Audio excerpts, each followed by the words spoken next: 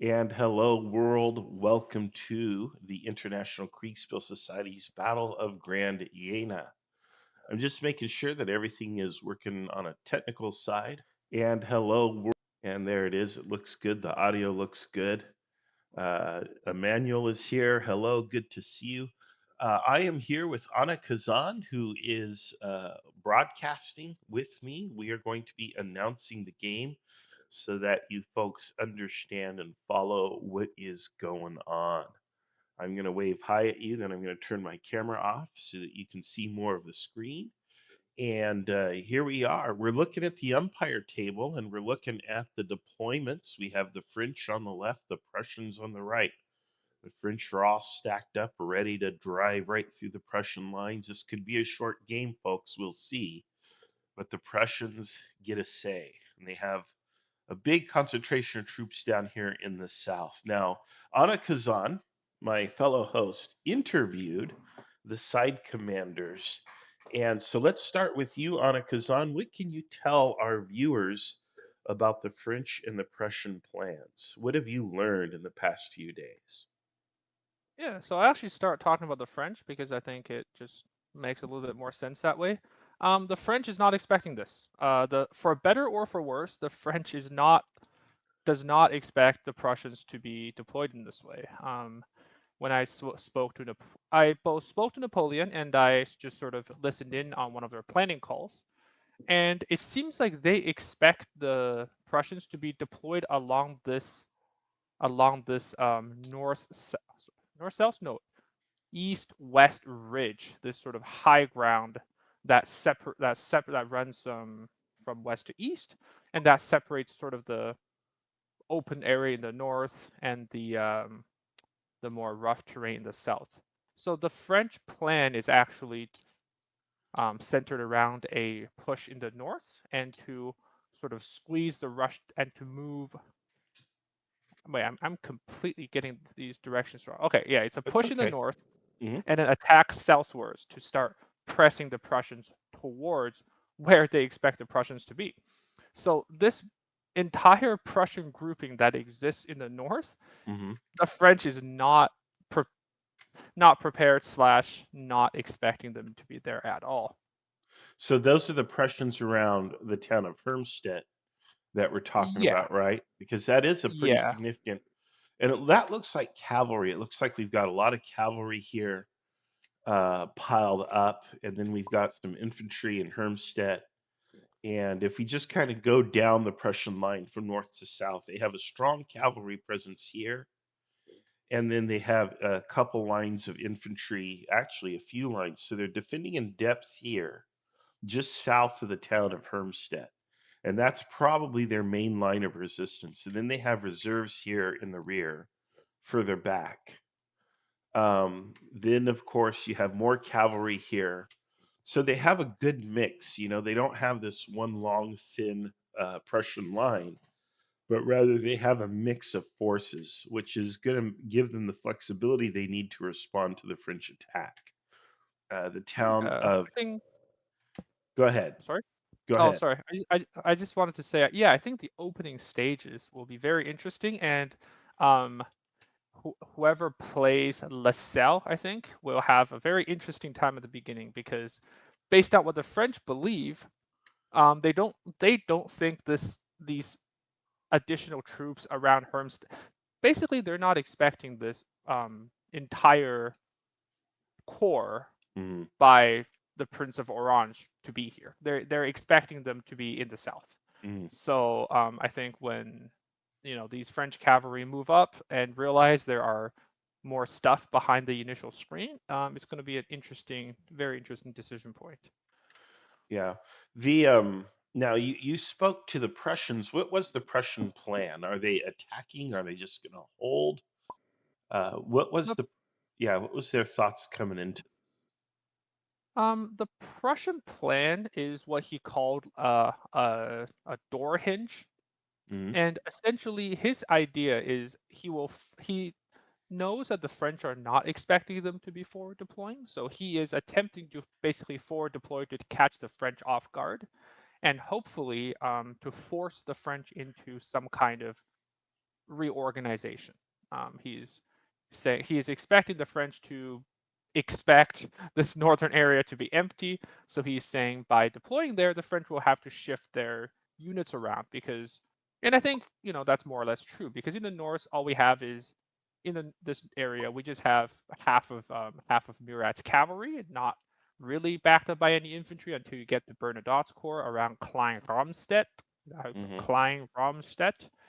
So yeah, the French will probably have to at least move some troops around if they want to take Hermstedt. So, and the idea is for Rochel's corps from this southern area Hmm.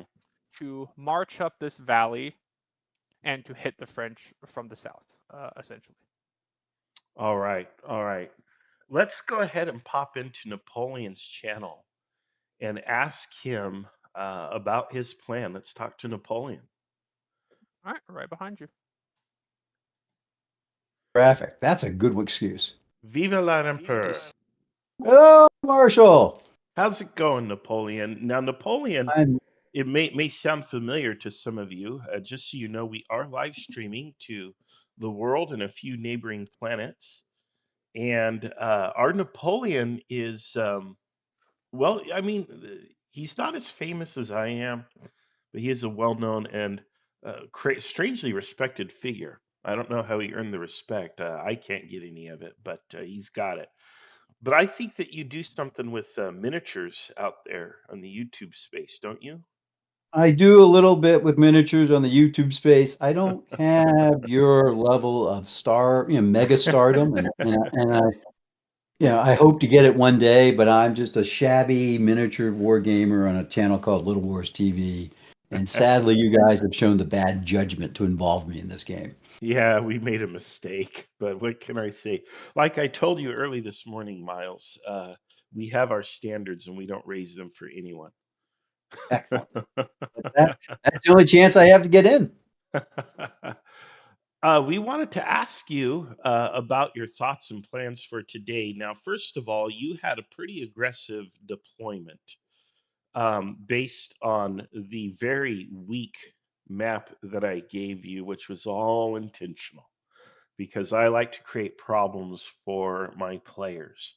And you ran into a problem. And so, what's your problem and what's the solution to the problem? And then, how does that fit into your overall strategy? Well, the problem we ran into was a bit of snow in October, which is quite, meteorologically unlikely, yet still happened. So Just a light dusting, and then it turned to rain, and now it's just foggy. yeah, so it's just a mess. So we don't know our actual deployment. As you said, Marshall, we're bunched up in a corner of the map, and we're going to be doing a bums rush. My solution is we're just going to go ahead with the plan as is, and as we figure out where our units really are, we may have to make some adjustments along the way. But the goal is to overwhelm the Prussians initially as we try to find out. We've got an idea. We've convinced ourselves where we think they are. We'll Hmm. find out if that's true or not. Where do you think they are? Where do you think the I Prussian main line of resistance is? I think the Prussian main line of resistance is going to be, and I'm just pulling my module up here, along the hills that are southeast of the villages of Versinghausen, Krippendorf, and Altenburg. And I know I'm going to butcher the names, so I apologize for people who are offended by that. It's where we would set up. Hmm. Now, where they set up, we don't know, but that's where we think we're going to go. So we're going to just do a wheel on our fourth corps and pull everything there and try to outflank them with our cavalry to the north. All right, all right. Well, I It think is a that simple plan. yeah, well, and I think that's the best plan to have on the day of a battle, assuming that your subordinates each know their role and their duty. But if they know all of that, a simple plan is best because a Well, complicated plan is not going to survive first contact with the enemy. I read that in a fortune cookie or something somewhere. uh, So it I've must be read that true. too, Yeah. and I'm very fortunate. I actually have a very experienced team. And so, if the battle goes well, it's because of them. If it doesn't go well, it's because they have an idiot at the head. Well, there you go. That's like me with this whole event. All right, guys. Thank you very much. I wish you the best of luck. We'll be back around as things transpire and develop. It looks like things should be starting already. It is already 6 a.m. Pacific time, and that is start time for this event. So Okay. you should be getting those reports real soon. All right. We look forward to it, Marshall. Thank you for running. You got it. Good luck. All right, let's go see the Prussians. Let's find. Can we come with you? Well, you are going to see them. You're going to see them up real close, pretty, in just a minute. I hope you like fireworks.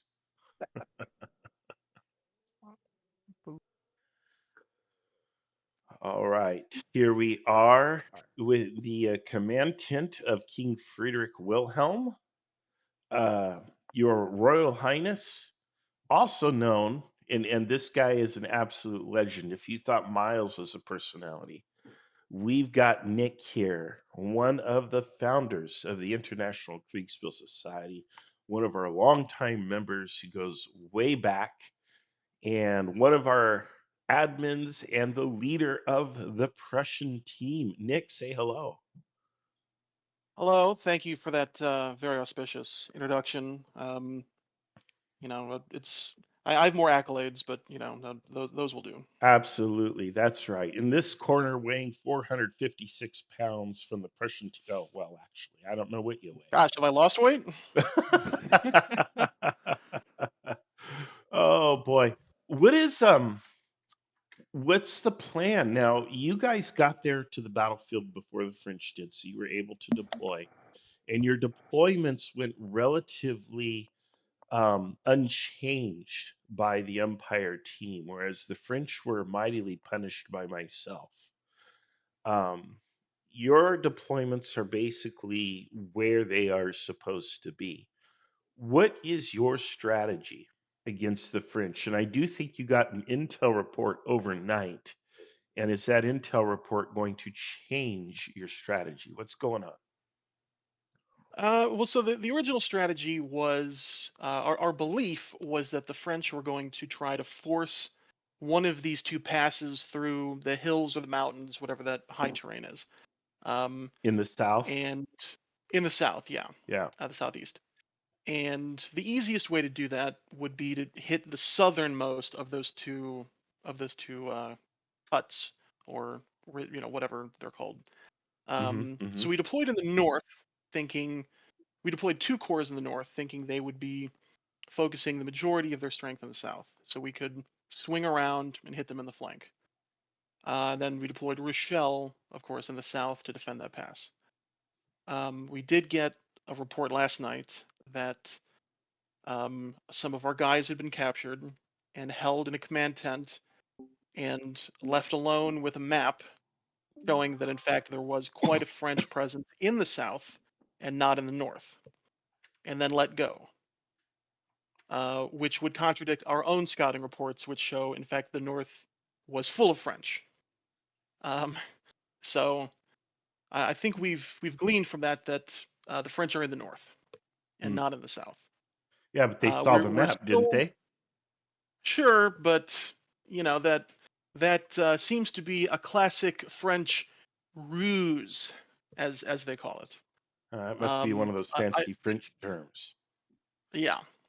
I've still directed Rochelle to do his due diligence and scout out the South, just to make absolutely certain we're not going to, just in case the French are doing a double ruse, um, just to make sure there's no French in the South. Ah, And the if that is ruse the case, double. yeah, the double ruse.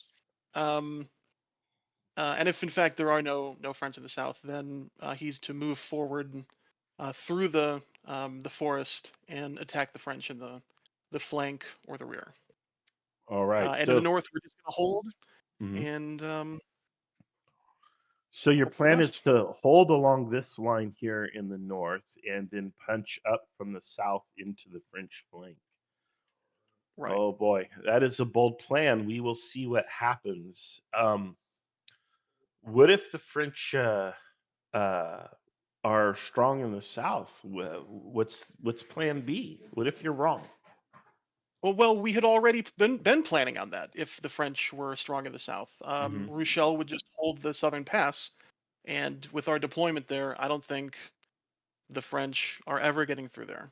Hmm. All If right, they're I if quickly they're have to strong in the interrupt south. you.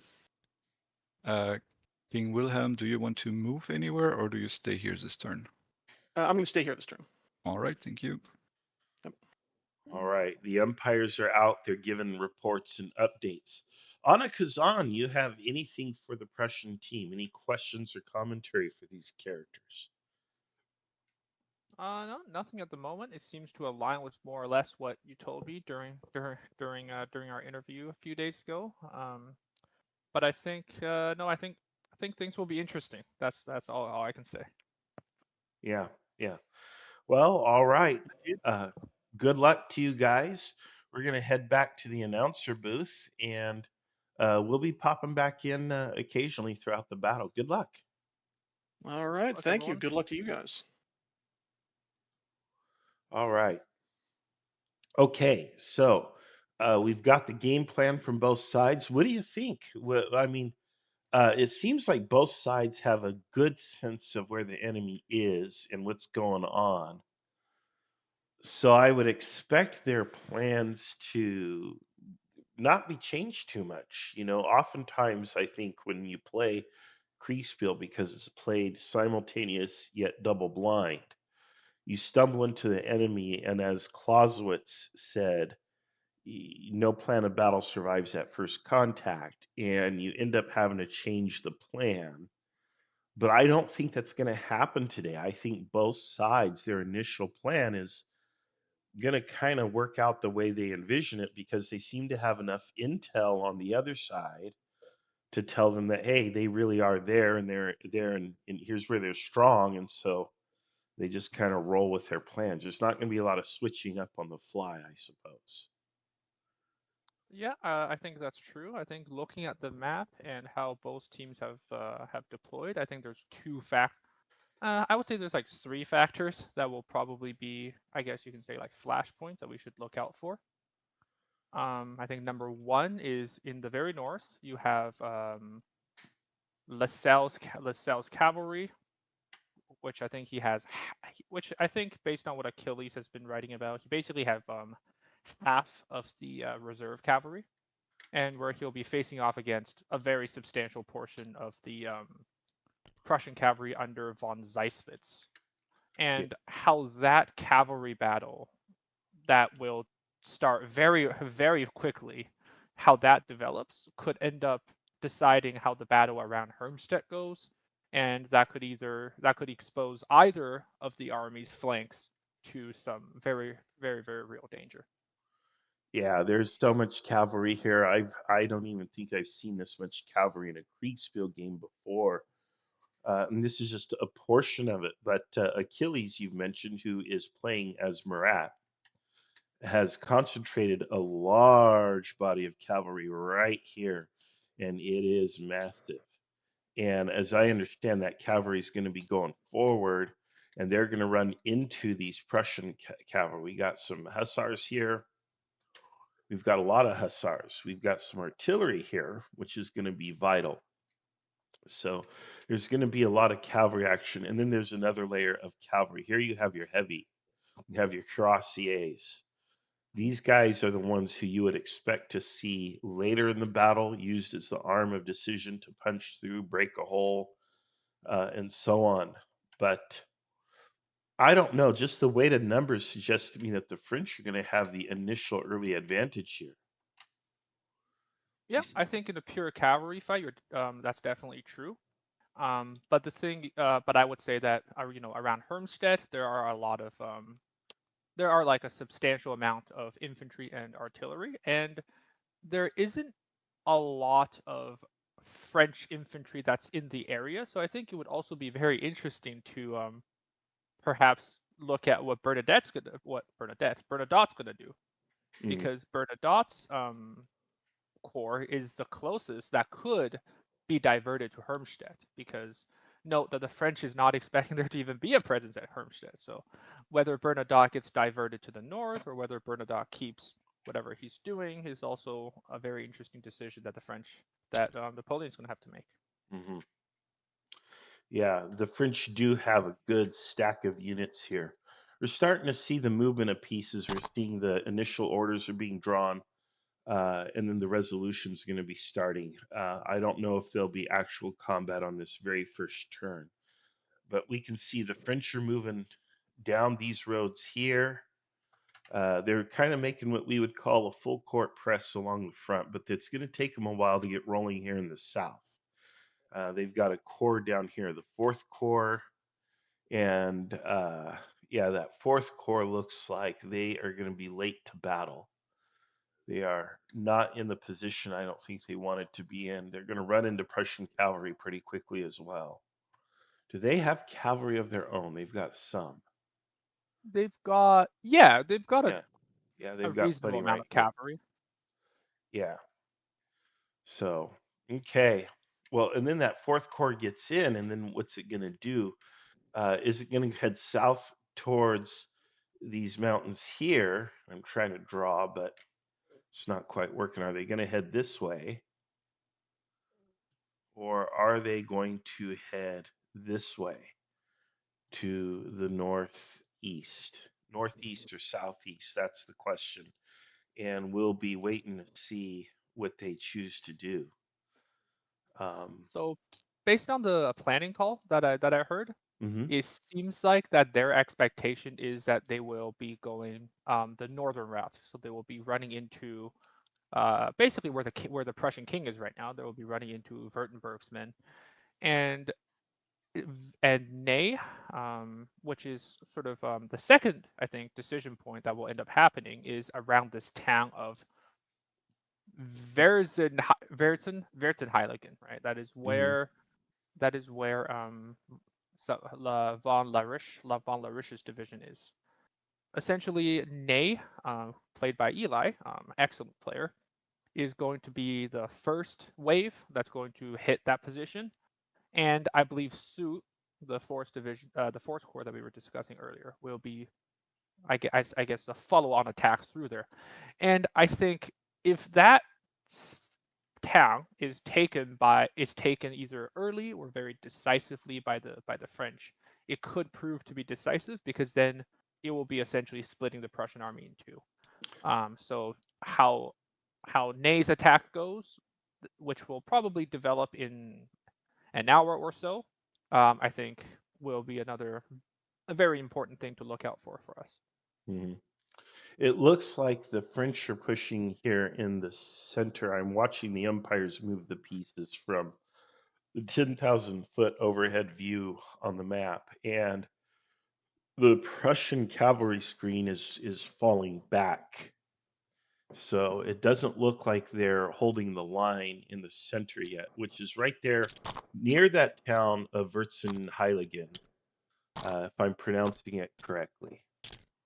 So it looks like there's a strong attack just north of that little town, and the Prussians, I mean, they are falling back. So it's going to be interesting. They're going to have to plug infantry or something in there to hold that ground north of the town. Yeah, it seems like the north there is a little bit thin. It's currently only held by some dragoons, hussars, and some artillery. Now Hmm. behind them there is some men from von Zeitlitz that I expect to be brought up, and Hmm. there are also additional cavalry that can be brought up. But currently, yeah, if that gap is not plugged in time, it could cause some problems in the long run. That's for sure. Yeah. All right. While things are moving here, I want to talk a little bit about the elements in the game. First of all, the map, and I've noticed the map has been getting some love already on the YouTube channel. And the map is a custom map that we have done, and it was put together by Sean Lambert, and then Damon also assisted with development of the map. The map is essentially hand done. We had some historic maps, but the resolution of the maps was unsatisfactory. And after going back and forth throughout the month of November, I think in December we settled on doing a custom job. And in a matter of a few weeks, this map was put together. It was turned into a 3D map overlaid on spatial ground data, whatever that is. And so we have a very beautiful 3D map, and it is absolutely gorgeous. And yeah, it is pretty. And I like how you can kind of zoom around the map and you can get a sense of the terrain, the nature of the terrain. I do think the features are slightly exaggerated, but that helps us with combat resolution because we can kind of see, where you have the elevation, where you have the valleys, and so on. It's working beautifully. Absolutely gorgeous map. What do you think of the map? The map, yeah, like you said, it's absolutely beautiful, and I think there are a lot of very, very nice details to it. First of all, the different terrain is very, very distinct. I Hmm. do find with a lot of the times with the historical, with the Arcana maps that gets used, those maps are obviously very, very gorgeous, but sometimes you could have trouble telling the difference between, Mm. hills, water, forests, and what have you. Where on this, it is extremely distinct. You can see what everything is, and just makes planning uh, that much more easier. And the difference in elevation is also one of my, I would say probably my favorite feature about this map is that you can easily see the elevation, and it's also not busy in a way that in a way that makes it look worse, I suppose. So it's just the right amount of detail, I think.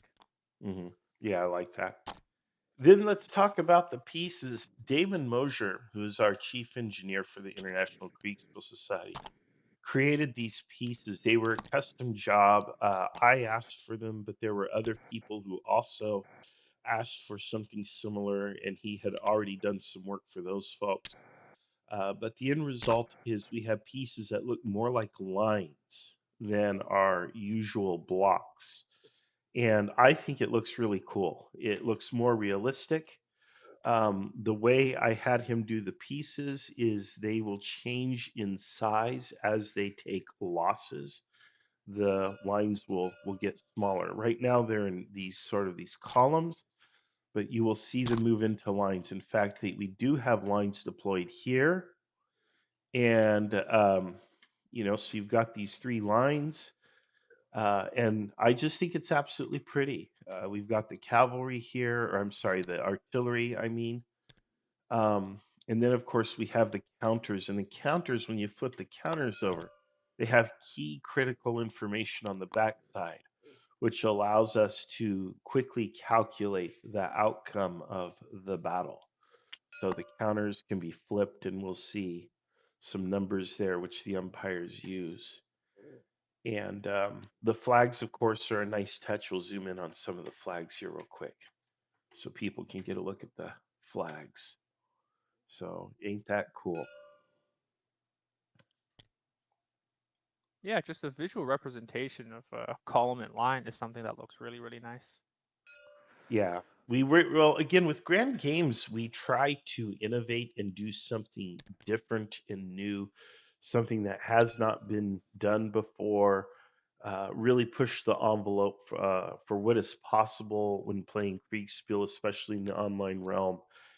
And we've accomplished that with this game. This is probably the biggest leap forward in Kriegsspiel technology, if that makes sense to people, that we've had in probably our 4 or 5 years now of running games online. So this is a big difference, and I predict that most of our future games are going to use these pieces or some version of these pieces. They're going to look a lot more like this than what they've looked like in the past, where we have blocks, and the blocks are quite pretty, but they don't look as realistic as these do.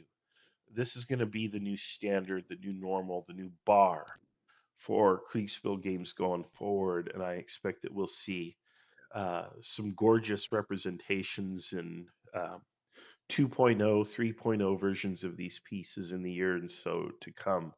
It's going to be really pretty nice. It's going to be very visually striking.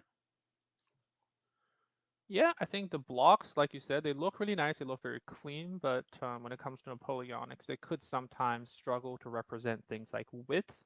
And with these, you can stretch them, you can line them up, there's just a little bit more flexibility when you deal with these ones. Yeah. Yeah, I like it a lot. They're beautiful. One of the things that people are going to be seeing are these blue rings, these sort of turquoise colored rings. And so that people know what those are, is those are an aid. They are a range tool that is spawned from the avatar piece where a commander is. So in this case, I think we were looking at Marat, and there is a button they can push on these pieces. And I don't know exactly what, actually, it's not a button, it's a toggle view range. And see there, I've turned it on for him. And it allows us to do a screenshot that is consistent for the player. One of the problems that we've had historically, and this has been a pretty significant problem, has been that different umpires will do screenshots that are generous, and other umpires will give screenshots that are very miserly, I suppose would be the term. So you could get a screenshot that shows you, all this whole area of the battlefield from one umpire, and then the next umpire will give you a screenshot that's zoomed in like so, and you can't see anything. What do you do with a screenshot this size? You know, so the Prussians worked out view ranges way back, and they actually appear in historic Kriegsspiel rules. The range at which you can discern an infantryman, cavalrymen, a mass of troops, a side affiliation, things like that. So we have simply incorporated that into our own range tool here so that now you highlight that. And then if there is, they can see to the edge of this turquoise circle unless there's terrain that intervenes or something that's blocking their view like woods. And if so when you draw the screenshot, in this case, it's a screenshot off this commander here. You would draw the screenshot, but then you would block out anything that is obscured by like trees or other formations of troops or something. So they would see these guys, but they wouldn't see what's beyond them. And you draw that screenshot, and then you get kind of a pretty accurate and fair representation of what they would see from their saddle. And of course, the best thing is it makes it consistent. We don't have this wild variation anymore. Everyone gets the same quality screenshots so they know what they're working with. I'm going to Yeah, show. actually, I did not know what that was. But Yeah. that's actually I think that might end up being one of the best things that we end up doing because obviously a Kriegsspiel exercise like this, there's going to be some like level of subjectivity in it, but Mhm. if you're able to eliminate the like having subjectivity is fine, but if you can eliminate like the arbitrariness of just of view ranges and the such, it just makes it that much better. Yeah, it makes it more fair. And just for the record, I just put up a sample screenshot just so people could see how those screenshots are made using that tool. And I think it works great. Now, you can argue that a commander would have more knowledge, especially like, let's say, a cavalry commander who has scouts out who are reporting back to make up that difference. For example, you might not see something, but your scouts might report an enemy formation over the next hill or behind a certain stand of trees. The umpire verbal report makes up for that. The umpire pops into your channel and says, hey, here's what you see, or this is what you've been told. And so they can still get information about what's outside of that screenshot. They're not playing entirely in a bubble, but as far as what they can see from the saddle, that is what's represented in the screenshot. Now that's consistent at least. So there you go. All right, it looks like actually the 6 o'clock turn has been processed. We're currently the people have been getting their screenshots for 6:15, and yeah, new arrows are being drawn. So it looks like we're into second turn. Yeah, it looks like the French have made their predicted push in the center north of uh Versen Heiligen.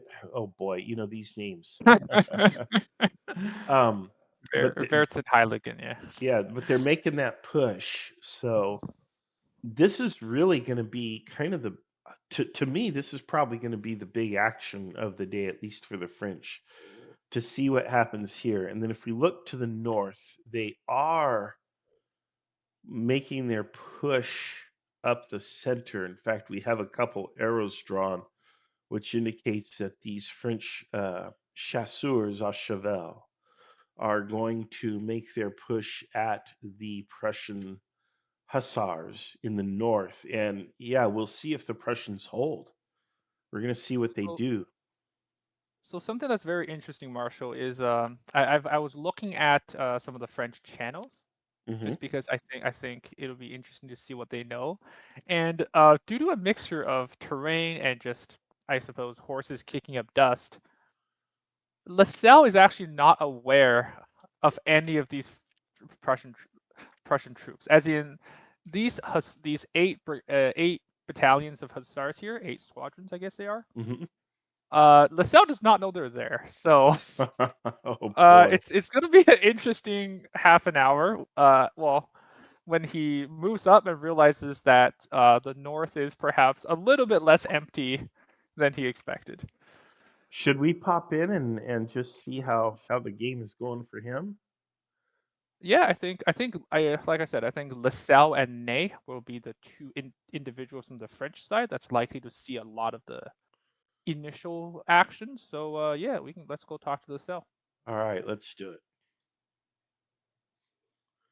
General LaSalle, how do you do, sir? Not bad. How are y'all doing? We're doing just fine. We are live streaming on YouTube to a few neighboring planets and so on.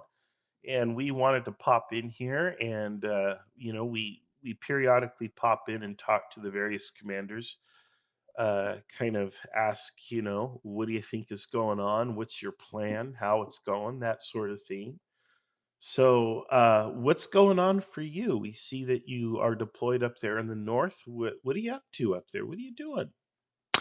So, my current objective for myself and then the two dragoon divisions that I have with me is to push towards Hermstedt to our east, Mm-hmm. where due to our fantastic scouting during the pregame, we know that there was at least one regiment of Prussian hussars. Sweep those aside, and then continue pushing east with the intent to first corps to my south, Bernadotte. One of those dragoon divisions will support his attack, while I basically cause havoc throughout the enemy's flank. That is assuming that there's not a sizable force to my east, which I still need to verify. Mm-hmm. And what if there's nothing there? What if it's just wide open? What are you gonna do? That's the ideal. If there's nothing there, one of those dragoon divisions will turn south, ideally east of Hermstedt. And then if there's nothing as far as Stobra, the other division and myself will ride cross country, most likely for La Heston, and basically look for the enemy, or look for signs that they are nearby. I fully expect there to be at least some Prussians in that river valley, or maybe the ridge south of that. Mm-hmm. And what if you get there and it is absolutely full of Prussians? At that point, I will try to find the best place to maneuver onto their flank, or just attempt to hold them in place and update their position for the heavy infantry corps that are ideally coming from the west. Mm. All right, that's the plan. What do you think, Anna Kazan? Any questions for Mr. LaSalle here? Well, what do you expect to find? I guess obviously you think there's like some hussars there to screen you, but what do you expect to find? Sounds like you have your plan no matter what, but which half of it do you think is happening? Just a quick moment. We have an umpire here, Yeah. and umpires have priority, so umpires are allowed to interrupt even the announcers when they pop in. Go ahead. Thank you very much. Thank you very much, Marshall. So it sounds like you've been having a conversation ahead of me. So you should have the screenshot. I do. Now, in front of you, you should be seeing some Prussian cavalry? I do not. Oh, okay. T2. So let me just check that screenshot.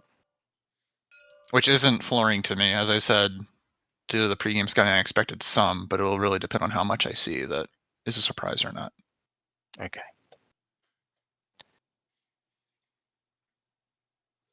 Let me just check that. Bear with me. Oh, no, it's fine.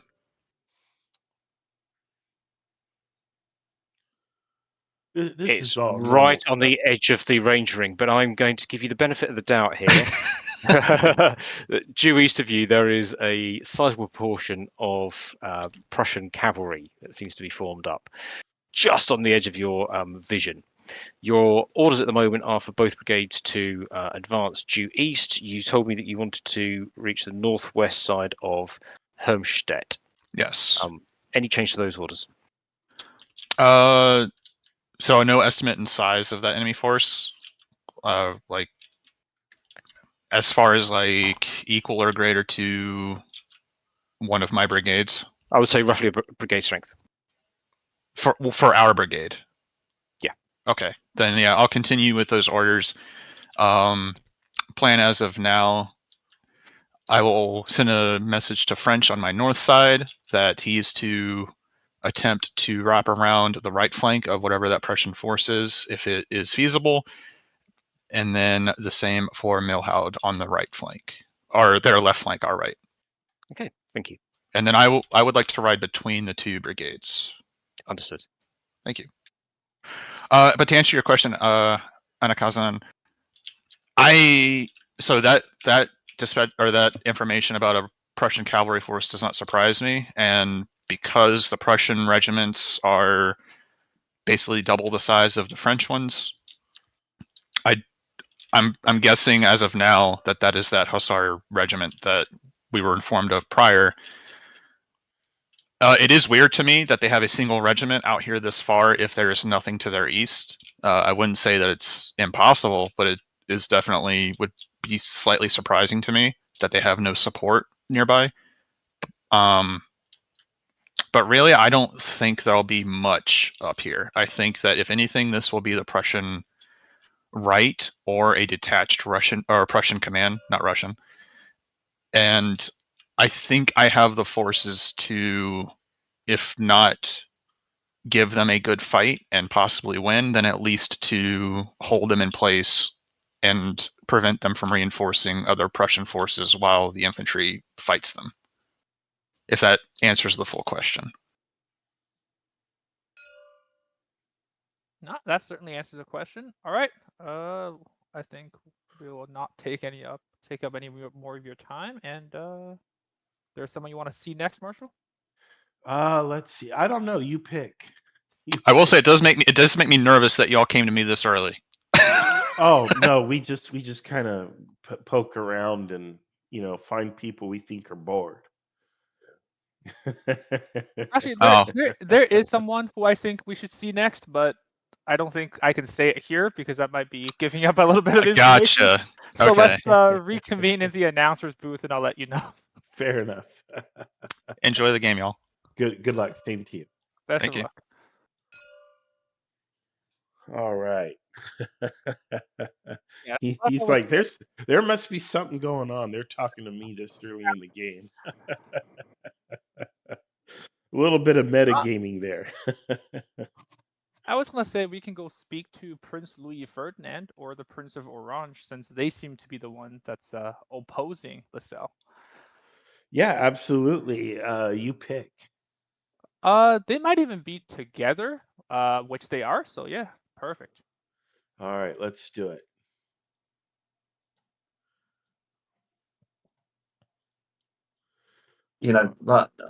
Oh, hi. Well, hello, Mr. Prince of Orange. Oh, welcome. I do like a good orange. I gotta tell you, you get a nice big Yeah. orange, and you're just the prince of all those, huh? Yeah, I'm even kind of wearing an orangey kind of brown turtleneck as well, just to kind of fit the motif. There you go. Anna Kazan has some questions for you, sir. Oh yeah, go ahead. So yeah, both. It seems like you are, in charge of the defense of Hermstead, and you're in the north. You're the Yeah. north wing of the Prussian army. What do you expect out of here? What do you think is going to happen? Well, we were asked to defend in depth. So, this is what we've done. I've tried to maybe keep our Grenadier division as like a mobile reserve. Initially, when we were setting up, I didn't think that perhaps they'd be deployed this far north in strength, but we had a scouting report this morning to suggest that maybe they are. So, I mean, we've been set up, the way I was thinking, to kind of have like a bit of a forward position that would cave in pretty quickly, and then a first line of resistance where Louis Ferdinand's division is kind of based off of Hermstedt, and then our main line of defense is Zeschwitz with the Saxons, really, with all that artillery. So, we're just going to be maybe playing for time and seeing if this whole kind of defense in depth and multiple lines can slow them down and maybe allow us to, either hold here or act in a way that kind of sees us fall back towards Alton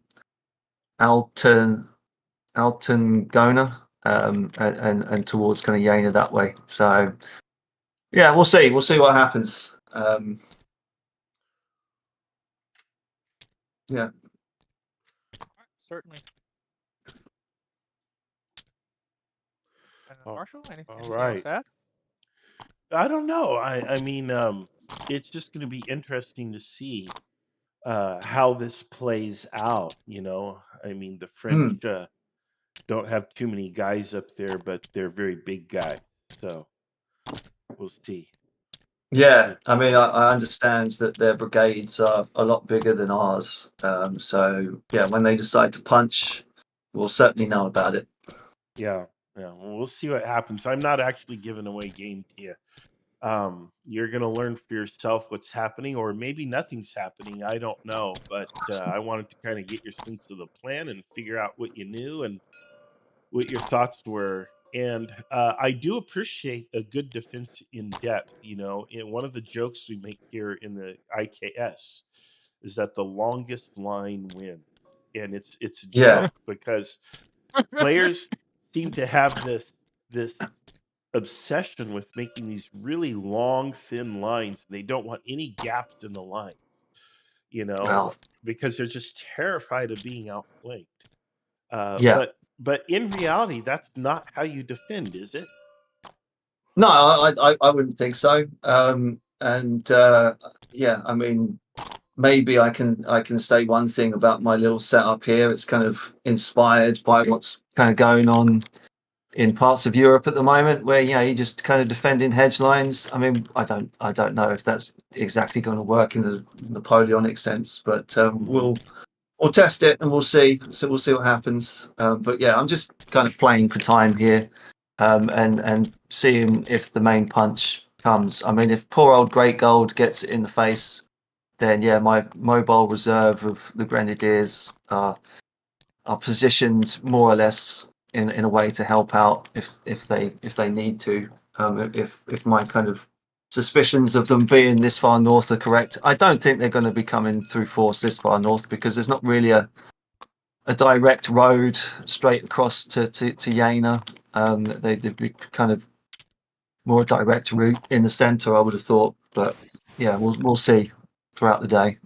And maybe in 2 hours I'll be screaming bloody murder and telling people to run for it. But we'll see. With a pint in your hand, sir. Run, Yes. run, but don't spill the pint. Yeah. All right, Dave. It's good to chat with you. Good And luck you. and enjoy the game, Thanks. sir. Oh, I will. I mean, if this is the first live one that I've done since the first Gettysburg. I've Oh my always gosh. been, yeah, and the other ones I've always been either commentating or helping umpire. So it's been a long while, and it's good to be back in the chair. Yes, it is. All right. Well, you deserve the game. So again, enjoy it, and we'll catch you soon. Thanks. All right. Okay, back in the announcer booth here. I've been wanting to talk to Murat. I'm not sure exactly where he is on the field. Where is? He is in the rear of Nay. He's immediately behind Nay. Oh, there he is. Yeah. Okay. Yeah. Let's give him a visit and see what's going on. Now, this is my friend Achilles, and he's actually playing from halfway across the world. He's in Taiwan, and he has the flu. And here he is showing up to play today. So we're going to check in with him and What time see. is it in Taiwan right now? It's 9 p.m., isn't it? It's like night. Yeah, it is. Yeah. So let's. Did you say you're visiting Taiwan right now? No, I was saying, what time is it? Because Oh, it's 12 hours on us, right? So it's night now. yeah. All right. Okay, let's check in with him. And he's got a couple other fellows with him. Let's check in. All right. Let's see. Hey, here. Marshall. Hey, how's it going, guys? It's Hey. going well. Remember, sir, I am the storm. You don't sound like Achilles. Oh, I'm sure I don't. That's the flu. That's the flu for you. That's the flu. That's right. Well, hey, you are the storm, sir, but right now the storm looks like it is sitting firmly in reserve. Yes. What's the We're a plan? brewing storm. What's the plan? What's your plan for today? Our plan for today, as part of the overall operational plan, is we are following Nay's Corps, and hopefully Nay is going to be the breakthrough point. And at some point or another, when he's made good solid contact and the opportunity arises, we will come in with the heavy cavalry and engage whatever he's got in front of him in combination with the infantry, so that we have a combined force and we will get a breakthrough, and then we can exploit that breakthrough with the heavy cavalry. All right. So that's how it is in the simplest form. Yeah.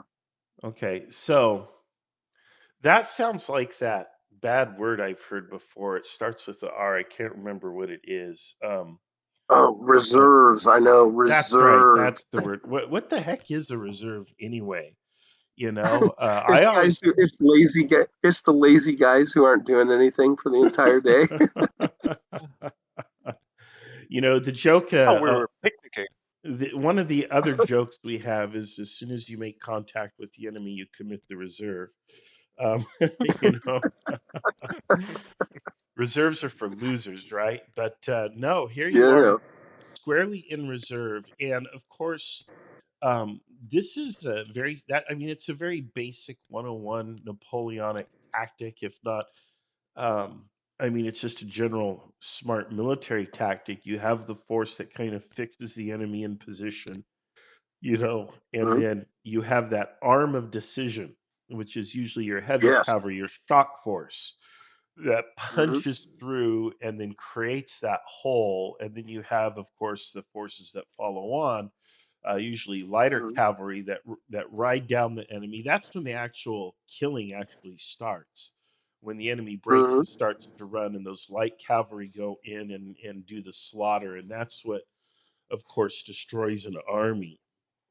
And it looks like you have that set up. But yeah, it just strikes me that people are trying to play historically. That's just, I'm so not used to that. Well, this is really going to throw you then, because we have the behind us. We actually have the Imperial Guard, which is going to help with that exploitation. So they're in reserve as well.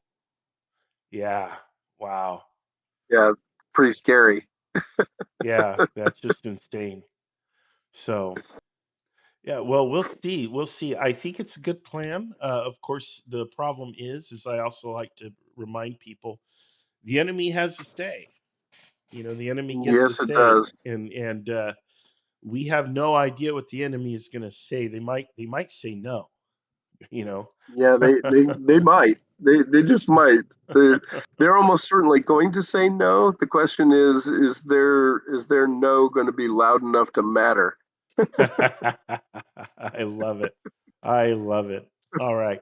Well, one of the things I do like, and I'm speaking in general, is I'm seeing what appears to be an emphasis on period historic tactics deployments so far. We're not seeing what I would call an IKS meme game take Hmm. form, where people are doing these long lines and they don't have reserves. Instead, we're seeing something that looks like a real Napoleonic battle.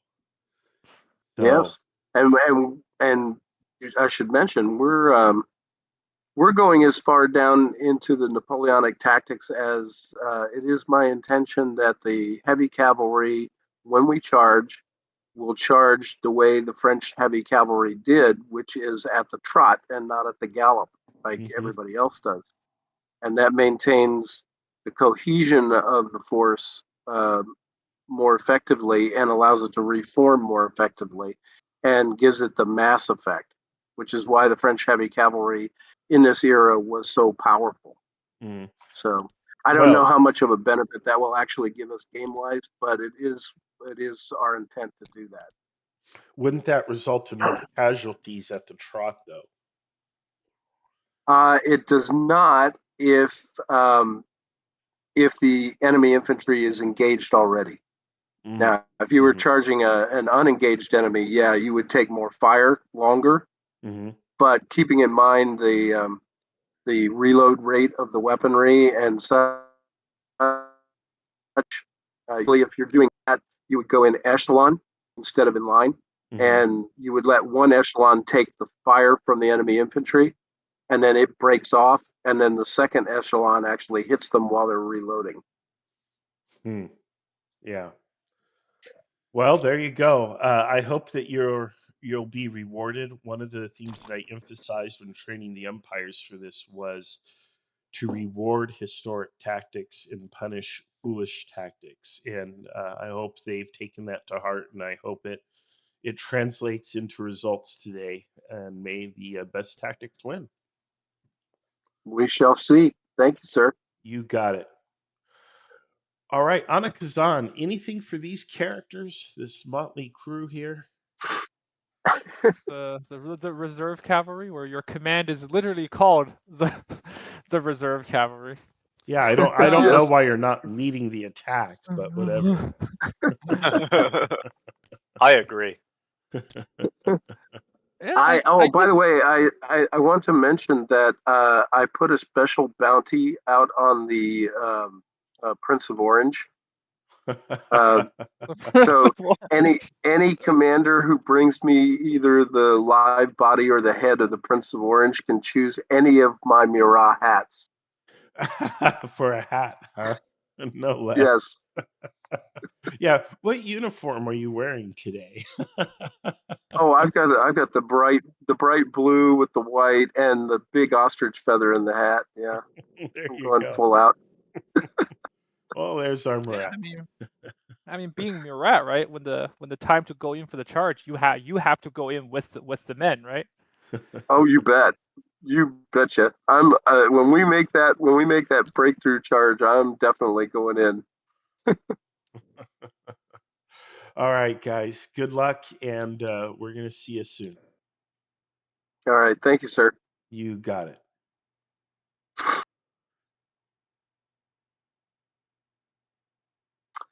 Do you It guys looks get a like screenshot? Okay, there we are. Oh my goodness! Look what the cat dragged in, Mr. Jan Heineman. our subject matter expert on Napoleonic warfare. We were just talking, Jan, and just say hello to the live stream, Hello, everybody. Jan. Are you able to stream this to your audience as well, Jan? You should. Yeah, but I don't have the time to stay like continuously, so I will drop in every now and then to chat with you guys, but it doesn't make much sense for me to stream if nobody's in front of my computer. Right. Fair enough. We were talking about some tactics. And you are a subject matter expert. You read the book that is being used as the Bible for this event, which is Battle Tactics of Napoleon and His Enemies by Brent Nosworthy. Right. And what strikes me as odd, and by the way, I didn't read the book, I just looked at the picture, which in America counts for reading a book. But what strikes me as odd is that they're keeping reserves. The French are keeping reserves. They've made contact with the enemy, but they have not yet committed the reserves. And they're doing everything in depth. Both sides have successive lines deployed. They're not just one big long line. So I don't know how anybody expects to win today. Okay. But I imagine you are looking at the battlefield. And you Yes. see that the French are making a very big attack in the north, and they're attacking in depth, whereas the Prussians are defending in several successive lines and have the ability to react or respond because they're not clustered up. Whereas the French, I think, are going to have their ability to maneuver really constrained by the units on either side. And I'm conflicted. I'm looking at this and I'm thinking, well, on one hand, you want to have that concentrated force, that what I call the big ball of anger to push through the enemy lines.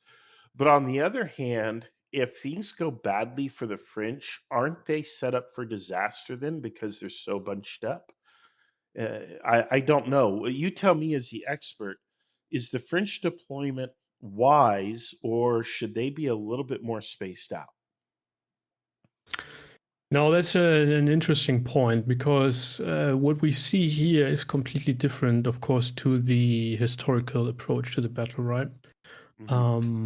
You've probably discussed that, but what the French did, so both sides had really bad recon in this period, and the French Napoleon decided to push on the quickest route to Berlin, basically from Thuringia. And concentrated his forces at Jena after some skirmishes with the cavalry and so forth. But he didn't really know what was going on, where the Prussian army was, and so forth. And thus, as we all know, believed then once he realized that there is a considerable force at Jena, north of Jena, that must be the Prussian army, which turned out wasn't the case, but it was just part of it. And what the French then did is, and that is the interesting thing about this battle, which we are not seeing today. I mean, there are a few units going up that road there from Jena to the northwest. But what the French did is basically climb the steep hills from the Saale River Valley up, and even dragged their artillery up, and then they stood like really concentrated on those hills. Close to the cliff, so to say, and nobody in the Prussian force would have believed that was possible. They had some I think Saxon battalions on those hills, which quickly pulled back once the first French showed up, but nobody believed that a concentrated push would be made there. Yeah. So it's interesting to see that now the French have decided to attack from the west rather. Which gives them enough space to bring their superior numbers to bear. No, the table is reloading. Okay. So they do have much more space than they historically did. And attacking in formations like we see here, I think is the right choice, because they, first of all, having most of your forces in assault columns or columns of waiting allow you to maneuver them relatively quickly. So you could shift the whole corps to the right, to the left, doesn't matter. They are in a position to do that quickly. And they do have the reserves, as you mentioned. There are whole corps in the reserve. I think the guard is part of it, but which corps is this over here? Let me have a look. That's the reserve cavalry. Nice. So they have like mobile reserves, which they could quickly shift to the flanks if the fighting there would go badly. But the way they are doing that, and that's also, I think, of course, because their battalions are much larger than the Prussian ones, which means their brigades are larger, which means the divisions might not, but the tactical elements which are necessary for the actual fighting, they are much more capable than the Prussians, number-wise and also training-wise. And they should be in a relatively good position, even though the Prussians have reserves. They don't have as many as the French have. And so they should be able to push through, and if they have prepared that initial attack, and push back the first sort of two lines there, then I think there is a way for a massed cavalry charge potentially. But I'm interested to see where this is going, and I'm wondering what exactly the Prussians hope to achieve by this deployment. I don't think that's particularly beneficial to them. Anna Kazan interviewed the Prussians and can speak to the Prussian plan. Okay. So it seems like the Prussians are not entirely sure of where the French may be attacking them from, and that's why they chose to deploy Okay. into both the north and the south. And what they've planned on doing, because I think by the eve of the battle, their assumption is that the French is in force in the north, which is correct, is that they're going to slowly attempt to fall back and use Rochel's corps in the south to march northwest through the valley and hit the French from the southern flank. I believe that is currently the Prussian plan. Now, whether or not Rochelle will make it in time to make a difference, whether Murat will have broken their center by then, all of that's obviously still in the balance, but I think the Prussian idea is to attempt to draw the French in and then use a flank attack. Interesting. Yeah. I'm not sure if that force will suffice though to actually turn the flank, but yeah. Yeah. It might be the morale shock might be sufficient. Who knows? So that our viewers understand, because there's probably somebody out there who is familiar with the Battle of Jena, and you're looking at this, and I wrote about this in the YouTube video description already. But I want to make sure that our viewers understand this is not the historic Battle of Jena. We started with the historic order of battle, and we are fighting on the historic battlefield, or the greater area of the battle. But we've allowed the players to make their own decisions regarding deployments, and specifically what from the order of battle is able to come in and where it comes in, and so on, and even the direction, so that the French are coming in from the west rather than the south or southwest.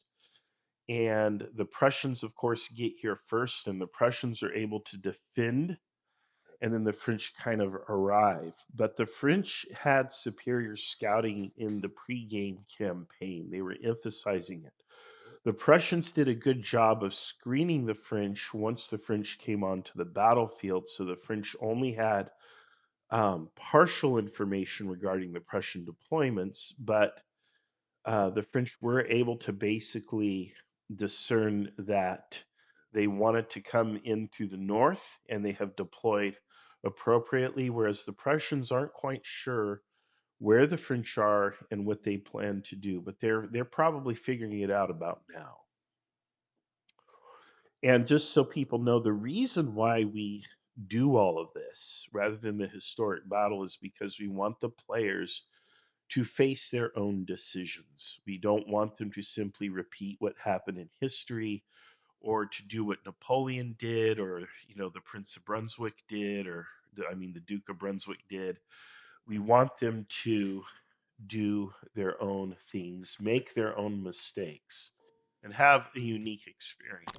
So, this is definitely not the historic battle, but it is heavily influenced and inspired by the historic battle. So, there we go. And it looks And now. what's Go ahead, what's Jan. what's the French plan then? Do they want to swing hard with their right, or I mean, they are obviously engaged in the north there, but what's their actual plan? So it's actually very interesting because I actually interviewed the Napoleon player, and I also listened into some of their planning calls. And the French is not expecting the Prince of Orange's court to even be here. The French expect a very light presence in the Hermstedt area, and the French expect the Prussians to be defending in a west-east line between Werzeheiligen, Krippendorf, Altengolen. They're expecting them to defend that ridge line, and then Jena, and then so on and so forth. So the French plan is for half of the cavalry plus Ney and Bernadotte's divisions, force rather, to attack in the north, press against the south, and then Forsooth's fourth to attack to attack east into their presumed flank. So the French has basically planned for a different deployment, but from what they've been talking about, it seems like they thought this deployment would actually be easier to fight against. So somewhat interesting.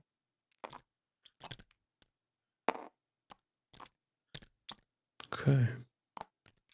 All right, it looks like we're getting a resolution on some cavalry combat here in the north, just immediately west of Hernstedt. And it looks like now they're tallying the numbers, and there is a whole procedure for cavalry combat, which Jan here helped to develop. They have to pass the morale check, and if the morale check works, then it goes in, and then it's just a matter of numbers. There are modifiers. There are modifiers for things like terrain and heavy versus light cavalry and so on. So it looks like they're doing the math right now. Ah, it's even LaSalle going in. So let's see if he survives.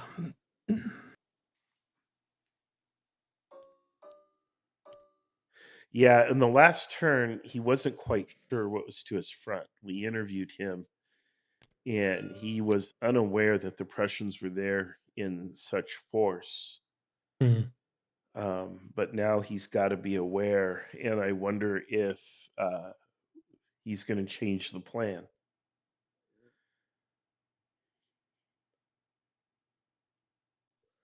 We're watching here.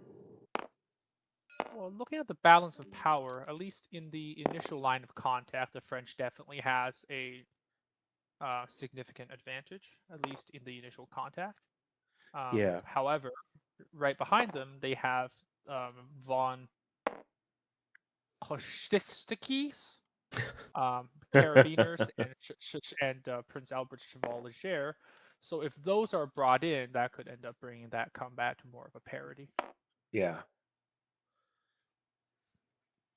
Well, and the Prussians have some artillery and they have infantry nearby, but they have those guns, and so those guns are going to go to work as well. Artillery generally modifies combat results, obviously, when it's firing at range. We'll see what happens here. We should almost pop into the umpire channel and follow the resolution from the umpire table. Why don't we do that? Let's pop into the umpire channel real quick.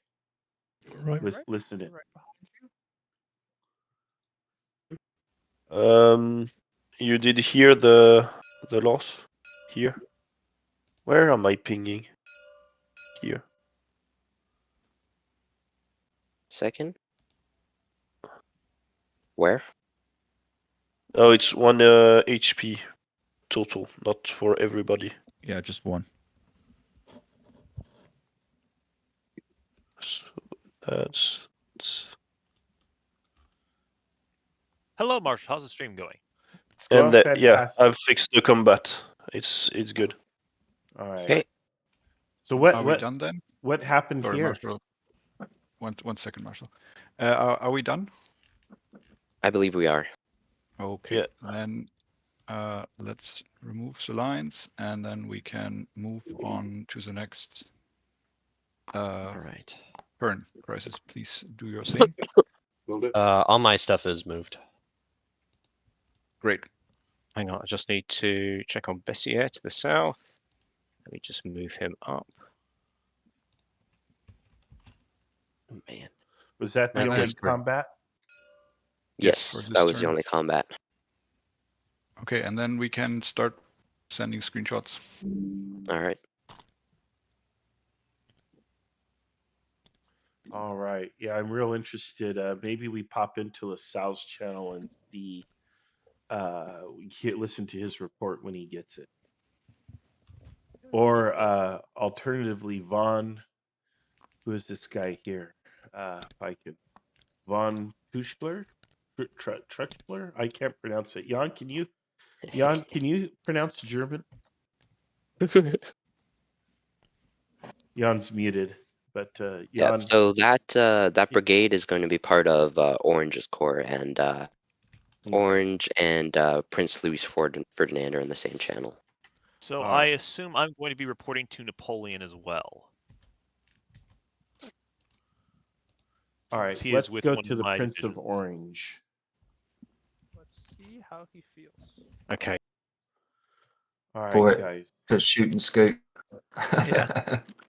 All right, you'll be getting a report here, and we are just here to listen in on the report. That sounds like an ominous sign, Marshall. Right? Well, I can't tell you if it's good or bad. I actually don't even know. Yeah.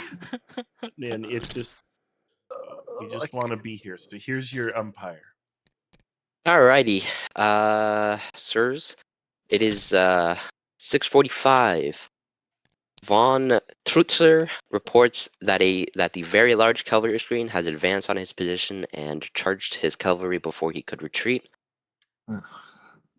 His Saxon hussars, the 5th, 6th, 7th, and 8th, successfully retreated and are protecting the right flank of your guard horse artillery, but the other half have been charged at and are in combat, and you can hear the sounds of combat.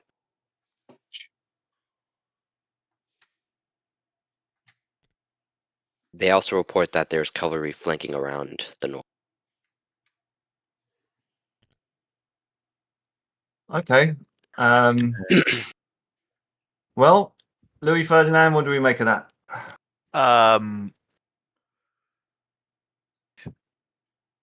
Suppose we don't want to abandon this position this early. I suppose we pull back slightly. Maybe sort of what's the set up some of our stuff facing north of Hermstad. I'd recommend that we send Schimmelfenning in to support Yeah. Von Truchler, and I'm going to order Von Kochitsky to assist in and around Schoten. I think. Yeah. If they've come at us in force on here, then they obviously think that we're weaker than we actually are. So let's do that. Yeah, send Schimmelfenning to support Von Truchler, and I'll ask Smoke to send Von Kitschke due west and try and check their movement from them cutting around north around Schoten. Yeah. Okay. Do So that. you want entire of Schimmelfenning to move forward and support Von Trutzer. I assume you want Von Trutzer to commit his cavalry that's not engaged. Yes. Schimmelfenning's going to leave his artillery behind. Yep. And who did you want to move and check them to the north? Von Kochititsky, which is in von Zeschwitz division. They are basically to the east. Yep. Of us. Yeah. Yeah. Just sent You want his. the entire. You want the entire force. Send him in. All right. All right. I can do that. Is that all? Yeah, that's all. Yeah. Fantastic.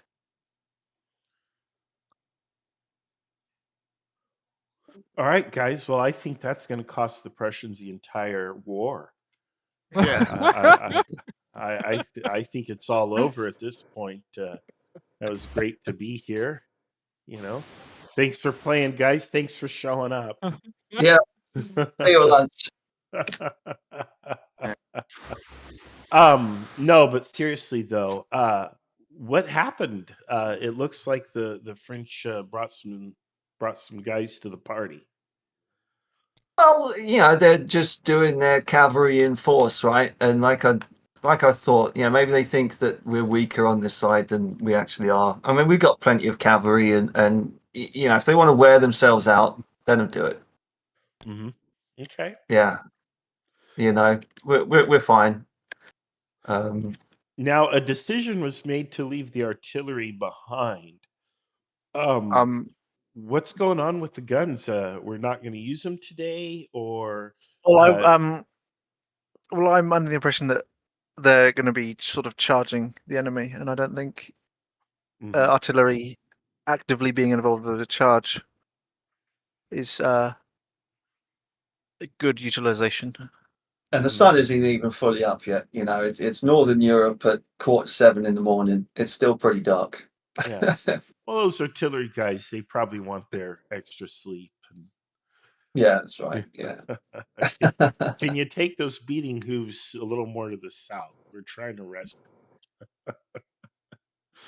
There you go. There you go. All right. Well, okay. It's going to be interesting to see how this develops.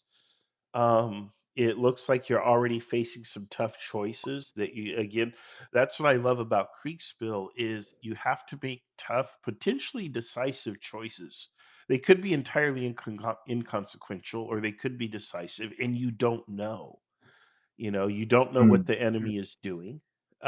You can make an educated guess, but you've got to keep your nerve and your wits, and you've got to make decisions based on spotty information and kind of hope that you're right. And playing Kriegsspiel has taught me to be a little bit less judgmental of historical commanders because when you're there on the spot and you've got a minute to make a snap decision and the information is not all together there, it takes a lot of courage to make those calls and stick with it. And I hope you guys are feeling that right now. Yeah. Yeah, I mean, we'll see what happens. And come back and see us as things develop, I suppose. But it's interesting that we haven't had much coming down the main road from Kleinrumstedt. Yeah, kinds of things. I mean, that's an interesting kind of thing, and they've actually just come through Schoten. So we'll see. Yeah. All right. Fair enough. Okay. Unless poor old Hoyer's artillery didn't even get a chance to shoot, and they were just overran. That would suck. But yeah. Well, we'll see what happens. Okay, guys. Good luck to you. Thank you. Cheers. All right. Yeah, so man, that's tough. They're having to make that call. I don't know how this is going to go. It looks like the Prussians have layers of troops here. They've got reserves that they can bring in. Although I'm looking at these lines that are drawn on the map, and it looks like those reserves, or some of them, are being pulled to the south for some reason. Now, maybe I don't know if that's a stray mark or what that is, but I'm looking at these blue arrows here. Yeah, I think the whole situation is a little bit weird. What we currently see is basically both sides throwing in a light cavalry division. So La Salle, that's all hussars, I think. Some chasseurs cheval. And then the brigade Trutschler and Schimmelpfennig, who's gonna be committed now. That's all hussar, so it's all light cavalry, and they go for frontal charge here. That's not really what they are supposed to do. Although we all know that LaSalle, of course, was a very sort of dandy hussar type officer, and that's also, I mean, that's the way he died, right, by charging the enemy. Like a good hussar should. Right. Was this a guy who said, like, if you're a hussar and you haven't died by 30, you're bad? Correct. Yes. This was LaSalle. Okay. Yeah. And now then in the north, it's interesting because the Kochtitsky brigade, which will be committed to screen the north of Schoten now, they have cuirassiers and carabiners and also light. So that's really a sort of mixed brigade of cavalry. They come with a battery of horse guns, which will probably do them good there, because there's only just one brigade of dragoons coming up there, and good old Grouchy might find that charging guns is not the wisest thing to do. And it depends on how this sort of plays out. If he's able to commit the charge at the right time before the artillery is deployed, then it might pay off in the end. Who knows? But then again, he's facing off against cuirassiers and carabiniers, so that's not the easiest fight. However, south of Schoten there, the French will be bringing several brigades of dragoons, and that is, if you are a little bit familiar with Napoleonic Wars, the French dragoons are basically battle cavalry, similar to cuirassiers and carabiniers. So they are meant to charge, and they should easily, if they are not sort of flanked by the lighter cavalry, should easily be in a position to fend off this commitment of hussars, which the Prussians are currently sending in against LaSalle. So if LaSalle is able to sort of open a little window for them to move through, then this whole dragoon division, I guess they are all part of LaSalle's division, right? But these dragoons should be able to push through, and then there might be little that Kochtitsky can do against all of those cavalrymen. Yeah, it's going to be. It's also a bit weird that they are unsupported, right? The French that's cavalry, the one thing that I'm struck sort by. of one single battery or even a half battery here of artillery, which is far in the rear. And then the Prussians have decided, even though they only have light cavalry here, that, oh, well, we leave the guns in the rear and then charge in. And I don't know what the guns are supposed to do when the cavalry sort of comes routing back and there are dragoons all over them. But yeah, we see how that plays out. Yeah, that was my comment there. I was like, well, I guess we don't need the guns after all. Yeah. They can get some extra sleep.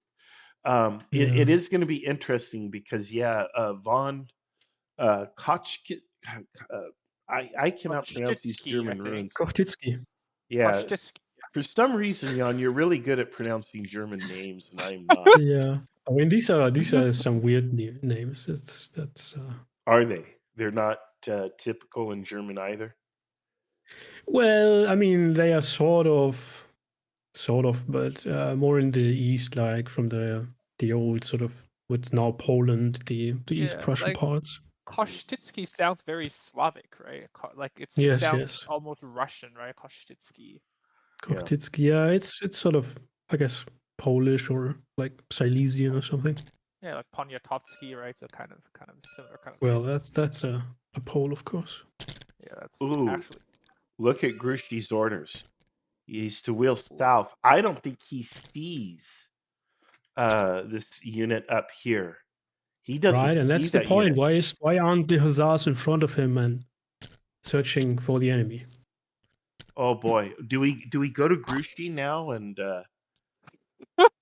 interview him? But don't tell him nothing. Do we just say, hey, what's the plan? I mean, he's got to be riding high with confidence. He's got to believe. He's expecting to destroy a substantial amount of Prussians here. Yeah. Right. when that order came out, he's expecting to destroy a lot of Prussians. Whether or not that works out for him. Just his movements might have, and that depends on the on the umpires, of course, but might have a significant sort of morale impact on the forces of Schimmelfällig and Trutschler. If they see enemy cavalry in their rear, they might just bugger away. I mean, even if Kortitsky sort of does the countercharge against Grouchy, then that might still happen. Yeah. Well, let's go. Oh man, there's some fighting in our rear. Ooh. Let's go see Grouchy, and then let's go see von Kitschke. Yeah, you think? Okay. I do not believe von Kitschke is a player. I think only the squares are players. But well, who's running his unit? He is just being directly ran by Prince Ferdinand, I believe. Okay. All right. Well, let's start with Grouchy. Let me find where his channel is. Holy cow! Where is Grouchy? Yeah, that's a famous question, right? Where is Grouchy? Yeah, right. Believe it or not. One of the very famous questions of all time. Well, he's actually here today, despite history, but his channel is immediately below Murat, like very, a few channels beneath Murat. Now I'm looking for the Murat token. There it is. There he is. All right. Oh my gosh, Grouchy, we had the hardest time finding you, bro. Oh man, you're muted, of course. I don't know if you can hear.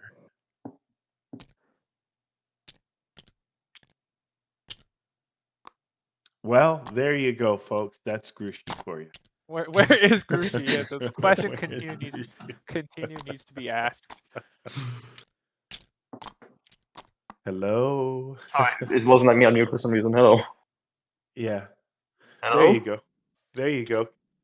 Yeah, you keep muting and unmuting. It wasn't letting me unmute for some reason. Oh my goodness. Hey, you showed up. You made it to the battle. Hello there. All right. So Mr. Grouchy, what's the plan? What's going on?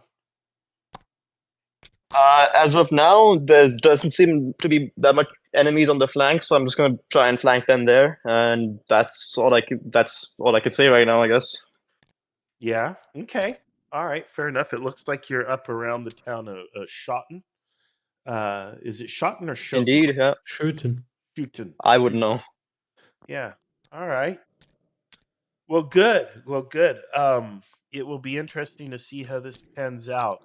Did you get a report or anything on the enemy, or why are you making this move? Well, essentially, the flank just looked wide open, so I was like, all right, I might as well just begin charging through there. And yeah, that's what I'm doing right now. I did tell my men to be cautious in case there was some enemy hiding there. So if that happens, then that's worse. But if not, then that's best case scenario, I guess. We'll see. Mm-hmm. All right. All right. Well, good luck. If fortune is with me. All right. Thank you. Fair enough. You got it, guys. All right. Let's go to our next player. Find where that is. Let's see. Who do you want to talk to? Let's go to the announcer booth real quick. Yeah, let's go. If I can find that. There we go. All right. Yeah, I didn't want to tip off poor Grouchy. That's his nasty surprise. So we don't know who is running von Kitschke, or at least I don't. Yeah, I think actually it might be very interesting to speak to the umpires, because von Kitschke's order is to is to basically go to Schoten and stop the enemy.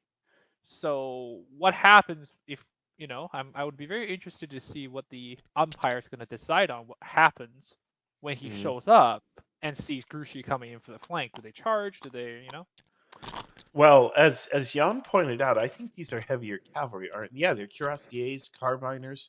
Were Prussian carabiners also battle cavalry? Yeah, absolutely. Yeah. Okay. So they were. Oh, it was the dragoons. I think you mentioned were also like battle cavalry. Right. Sorry, I got it confused. All of these fancy names. Okay. So, oh boy. I feel bad for the Grouchy player. It looks like he's not acting on a specific order or specific information other than the ground looks open. Nobody has called on him to do anything. He's just kind of acting on his own initiative. And initiative is certainly praiseworthy, but in this case, he's putting himself in a situation where he's going to be in a lot of danger. And it does, Yeah. yeah. The question is if or at which point, okay, so now we see Kotitsky being moved up. If he sort of gets information about what's going on to the south of him, I mean, even sending in 1 or 2 squadrons might do a whole lot of. Well, look at that battery. He could certainly put that battery to the flight. Make him run away, do something. Yes. If he just broke off a squadron, but oh boy! Now, if those guns were to turn around and support von Kitschke, fire onto Grouchy's flank, but I don't know if those guns will respond. I would imagine it looks to me like they're definitely in range. Yes, they are, but the question is, can they actually see the cavalry? So the light greenish areas here, that's sort of underbrush, and there might be light woods there. It's certainly not dense woods, but there might be trees in between. Who knows? Mm-hmm. It's a call for the umpires. Yeah. Yeah, I think Anna Kazan, like you suggested, maybe this is one where we go to the umpires. Right. To see whether they decide that, since Krzyzewski is not a player, do they decide that he charged? Do they decide that he just moves in? What does he do?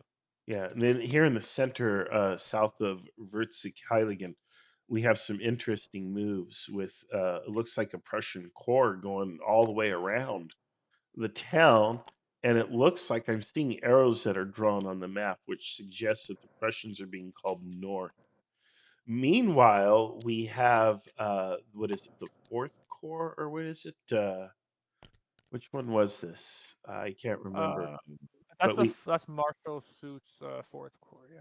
Yeah, we've got these guys here who are, yeah, it's the Fourth Corps. We've got the Fourth Corps. Well, it looks like it's still kind of sorting itself out or something. But if these Prussians pulled north to reinforce against what looks like the main French attack, the Fourth Corps will be coming in on a very weakened Prussian flank. But who knows? It looks like they've got a lot of forces, and it looks like they're coming out of this valley. They're in column here along the Rosenbach River there. Yeah, we can also see that 6th Corps is now under artillery fire by the Prussians, and they are shaking out into line. And they have some batteries with them for close range support. So I'm wondering, why exactly do they go in line now? What are they? Do they want to stay there and be shot at, and then sort of do the counter battery stuff, or what's going on? And they have sort of massed, crammed in between a whole big cavalry brigade, or 2 even. So do those charge the guns maybe, or what's their task? Yeah. All right. Looks like we've got a big slate of interviews here. Let's start with the umpires and take a look at what's going on with this cavalry, and then maybe pop down to these infantry fights, talk to the French commanders here, and see what's going through their mind. So let's go up to the umpires and see if they're too busy. All right, sounds good. Where's Rochelle? Where is Felix? He went down to Württemberg's channel, I believe. Hey guys, who's running von Kochkitzi, the Prussian cavalry in the north? Is that a botted unit, or is there a human commander giving them orders? What's going on with those characters? That's von Zeischwitz, one of my players. What's he doing there? It looks like he's about to square up with Grouchy. Yeah, he was not aware of the enemies up there, but said Kochitsky should move forwards and Zeischwitz would move forwards with them to just see what's going on. and they're sort of squared off. Yeah, they're stumbling into each other. So both of these look like they both just kind of got bored or saw open ground in front of them and like, let's move forward. And now they're going to run into each other, and we're going to have an unplanned, unintended engagement probably. And it looks like the Prussians have the advantage on that one, but we'll see what happens. I like how they left their artillery behind. You know, artillery's just dead weight, you know, in battle. So There is a von Pritzwitz now. Okay, Okay. nice. All right. Okay, talk to him. all right, guys. Don't let him like take one turn out, so we don't break for war totally. Yeah. Okay, guys. Let's announcers. Let's talk to. Let's pick one of these French guys here. Who's responsible for these lines? I will say here. Yeah. Yep. That's Gardan, and that's 6 Corps. Nay. Nay. The French. Marshall, there's a massive meeting between Napoleon, Bernadotte, and Ney right now. Oh, No, not right now. Once the update is out, we will move them, but not now. Yeah. Not right now, but yeah, just letting you know. We'll go there now and listen into their tea party. This is what I call it. There is no tea party as of now, just so you know. Okay. It'll be on the next update. Yep. Oh, it'll Tea be is on the British. next turn. Okay, then we'll Yes. just pop into Napoleon and hang out quietly. And then we'll let things shake out. Okay.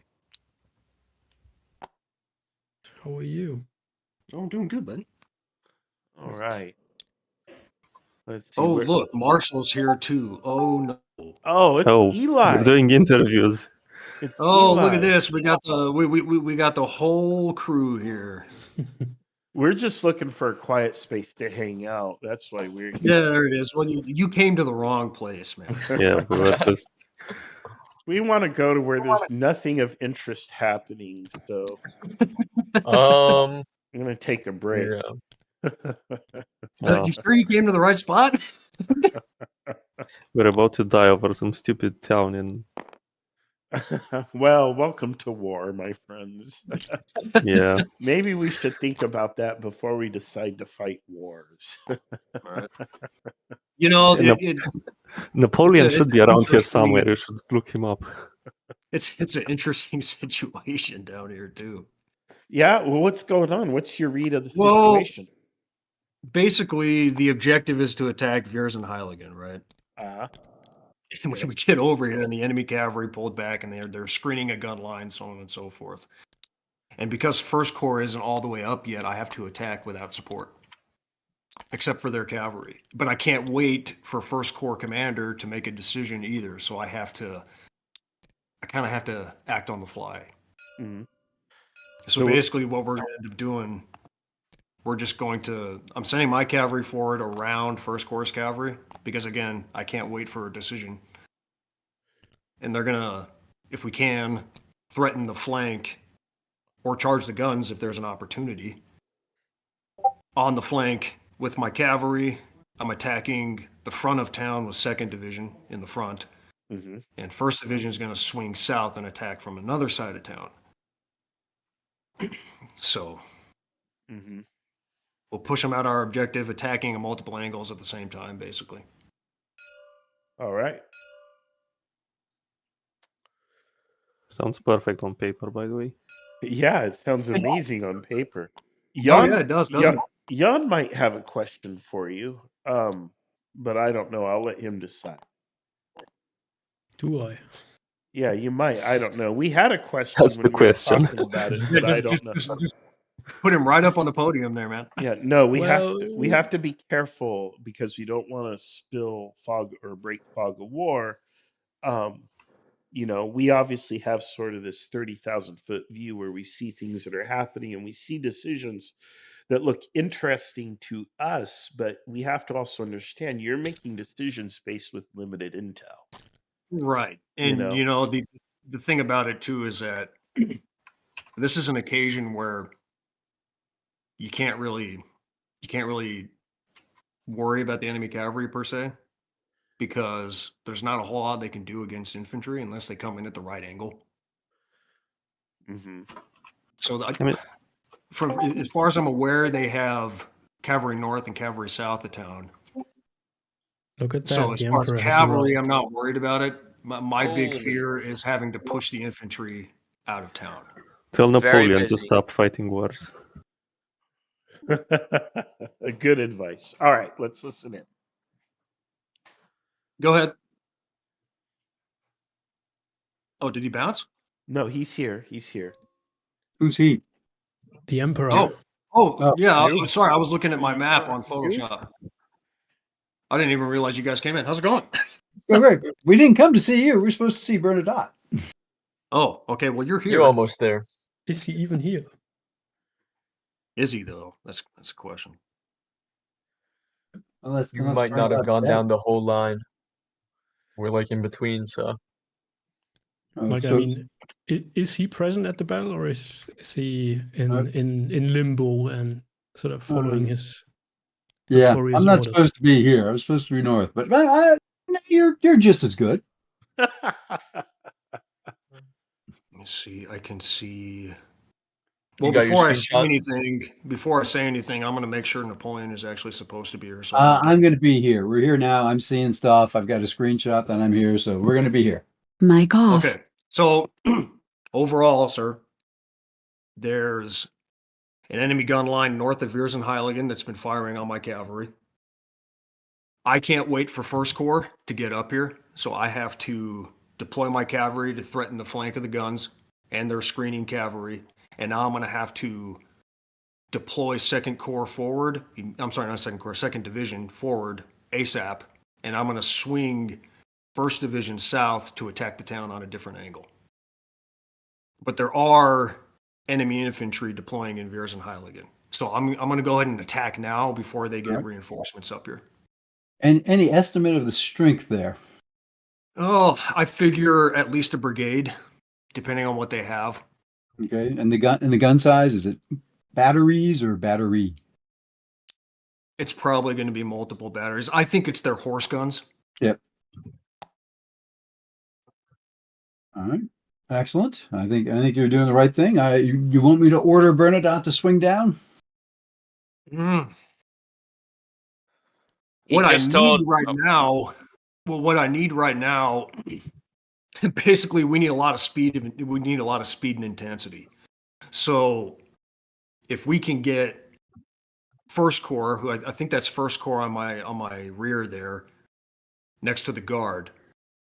If I can get all of our cavalry from 6th Corps and First Corps to go in right now and threaten that flank and start pushing those guns out, I won't be under artillery fire when I attack the town. All right. We will. Tilly is to your north. Bernadotte's here. Bernadotte's here. Yep. We're all here. We're all there. Okay, I guess we're all here. All right. Why don't you repeat for Bernadotte what you're seeing and bring him up to speed?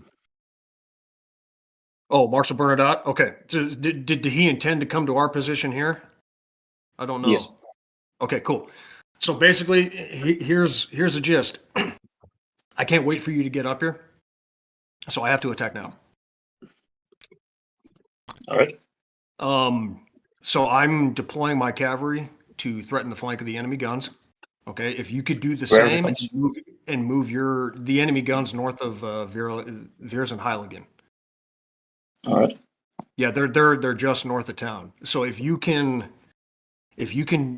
with my cavalry, take all of our cavalry of our 2 corps combined, and we threaten the north side of town to push the guns and the enemy cavalry out of there, my infantry won't be under fire when they go to attack.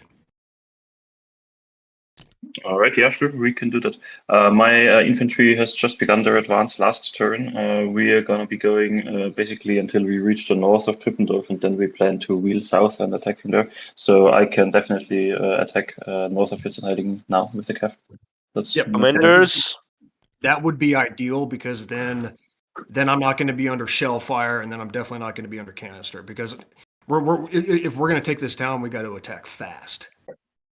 Yeah. All right. Yeah. All right. So, gentlemen, so you are now, Nay, you are in presence of the Emperor and his HQ, and there is also your fellow Marshal Bernadotte.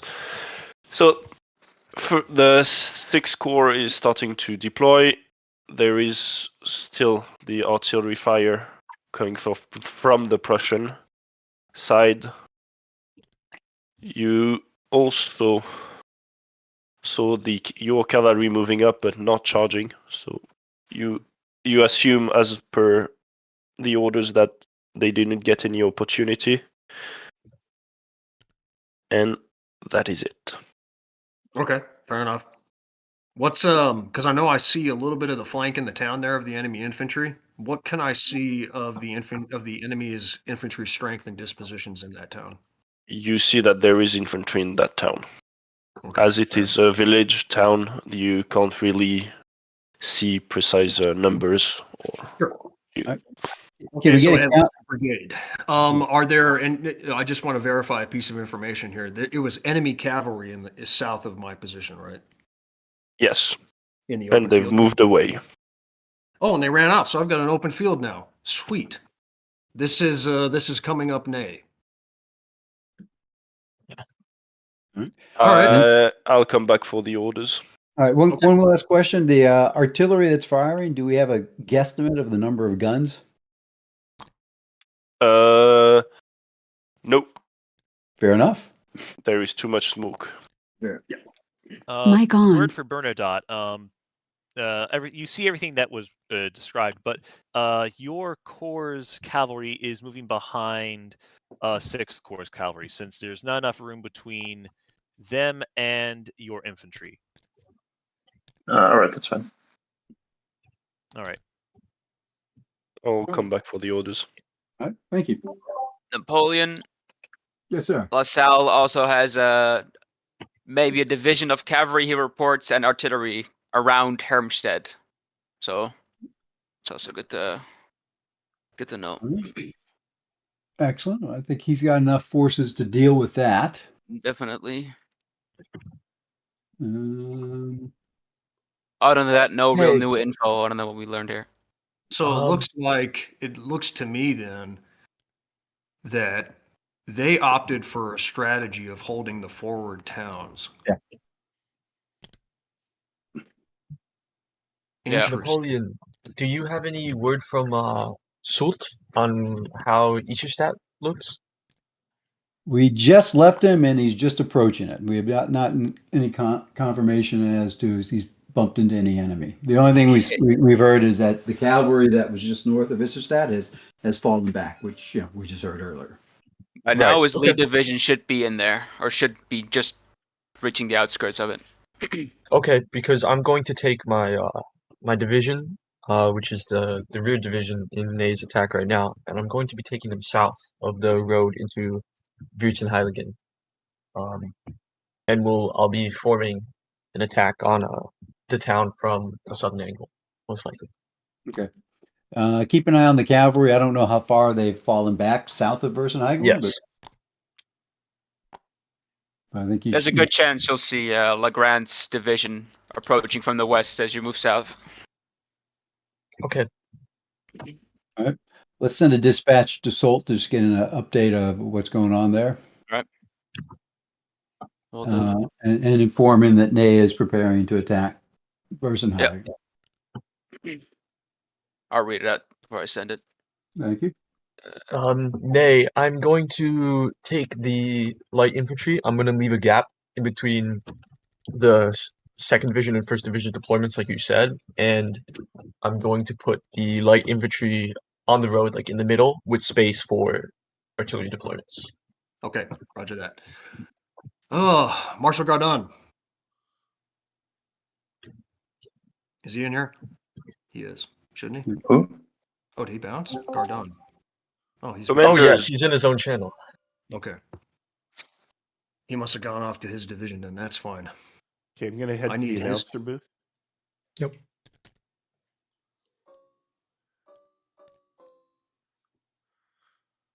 All right. Yeah, I want to listen in on the Prussians on the other side of this, actually. Wharton. Let's quickly. I mean, it's interesting that they have so little knowledge about what's in front of them. Yeah, you know there's the volume of smoke from the artillery should give Napoleon some kind of an estimate of the guns that he's facing. That's the one right, and I thing. mean they are so close by. They should also be sort of at least get an impression that there's more going on.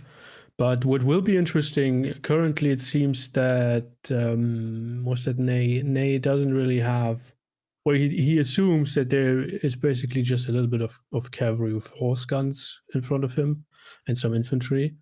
And what's actually happening that who's that? Württemberg is bringing up his whole corps basically. Several brigades of infantry are coming up. The whole corps artillery train is coming up with an additional, I don't know how many batteries there are, 3 at least. So this might be a tough fight here. And it seems to me that the French aren't really they don't really have a centralized plan of attack. It seems like they are probing forward everywhere, and then if they find an enemy, then oh yeah, okay, let's engage. Yeah. So that's Well, I think that's one thing I guess with Kriegsspiel. It's always a little bit difficult to simulate that, but what they usually would be doing is, of course, sort of deploy their guns, then blast at the enemy, and then go in with assault columns, especially if they are already so close by. And if they want to attack Vierzehnheiligen, this infantry in line here will do nothing about it. They can't get in there. So that's interesting to see. But the Prussians are giving ground south of Vierzehnheiligen, so I mean, they probably have some reports from Isserstedt that a whole big corps is advancing along that axis. And another interesting thing is that the corps that is supposed to flank the French from the south is sending some forces to Cospeda. Not quite sure why they do that. Oh, I see what you mean. Yeah. So well, I'm looking for that and I'm not seeing it. It's like where they drew this like big maroon colored circle.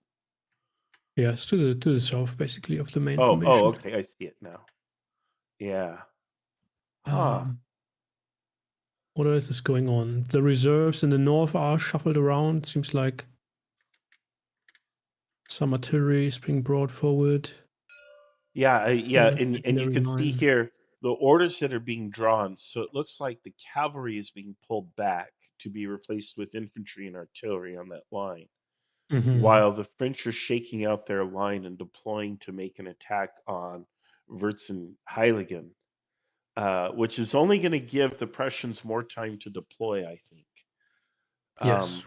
So yeah, this Ney is going to have a hard time. He is going to have a bad time. I mean, they might get lucky and whatever, but I don't know about that.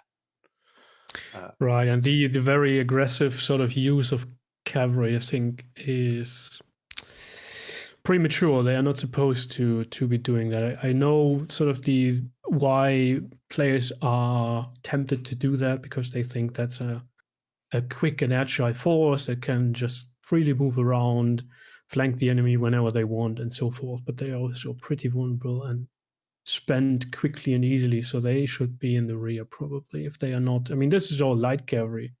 If they are not out to look for the enemy or screen the own advance, then they should be in the rear and waiting for their opportunity.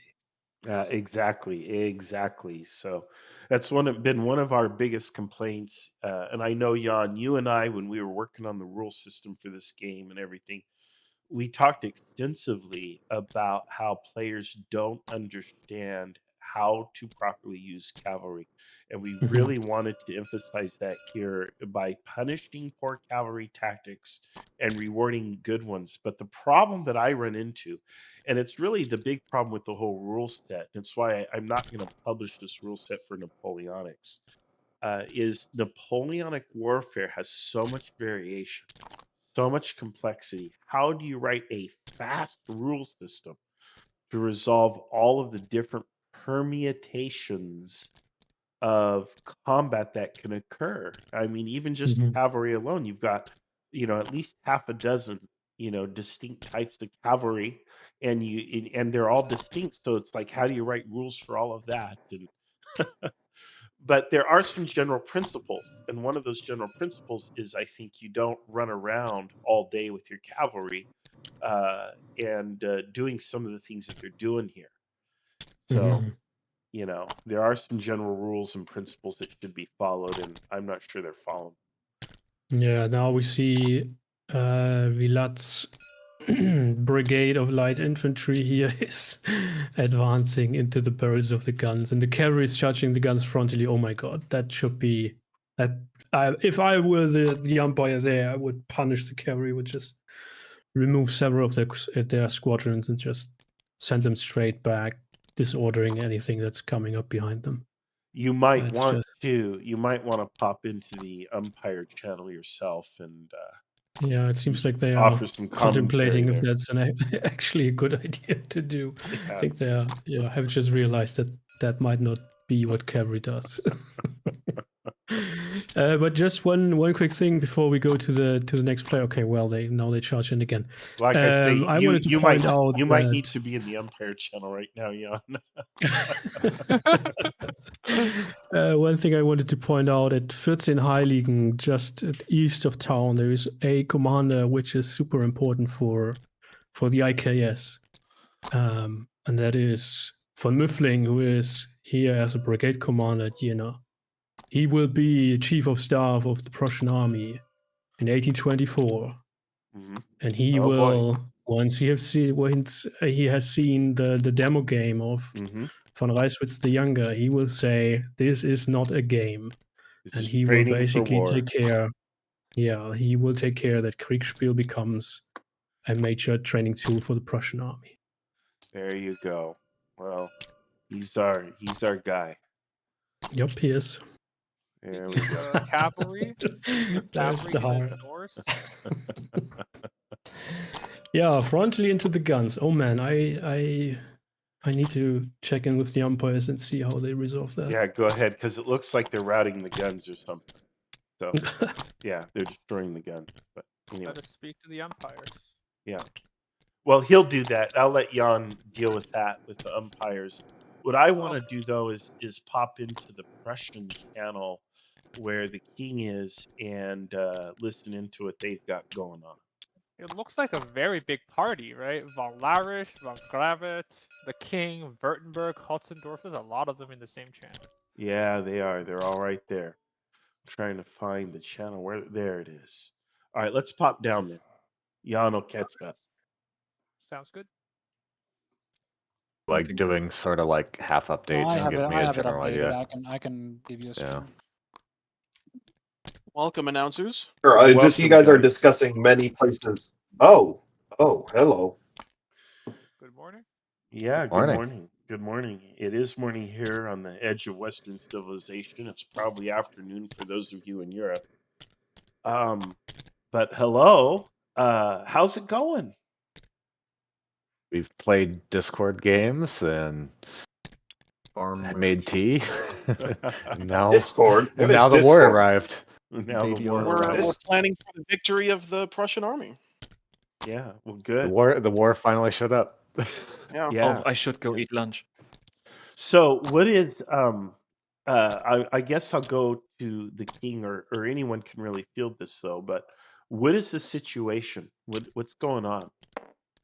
Particularly in this sector north of Heiligen, whatever, I can't pronounce it, but Here it's in Heiligen.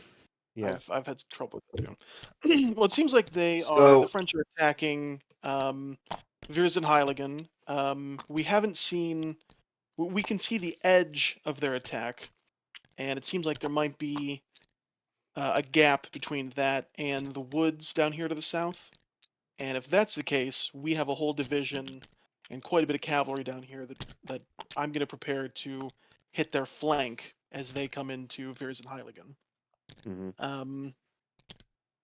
But we're just kind of preparing the defense here of this area. We're moving in quite a bit of artillery. We're moving in an additional division behind the division we have in Viersenheiligen, and just preparing for these French dogs to hit our line. All right. All right. Okay. Do you know who you're facing up against at all, or are these just? Well, I mean, in the grand scheme, the Corsican ogre. But in terms of on a local sense, no, I don't know. Okay. All right. All right. Yeah. All I was told. It's interesting just as we watch this develop here. And it looks like you're bringing up forces from the south. I see von Muffling and actually let's go up the chain of command. Whose unit is that? Whose division? That's mine. That's my division. Yeah. So you're coming in to reinforce the center, obviously. That's right. Yeah. All right. What are your plans for all these guys in the south? I see some of them appear to be moving. Maybe I don't know. Did you give orders to them? Is that Rochelle's corps? I can't really tell you, but I know that you have a lot of stuff in the south. What's the game plan for those units?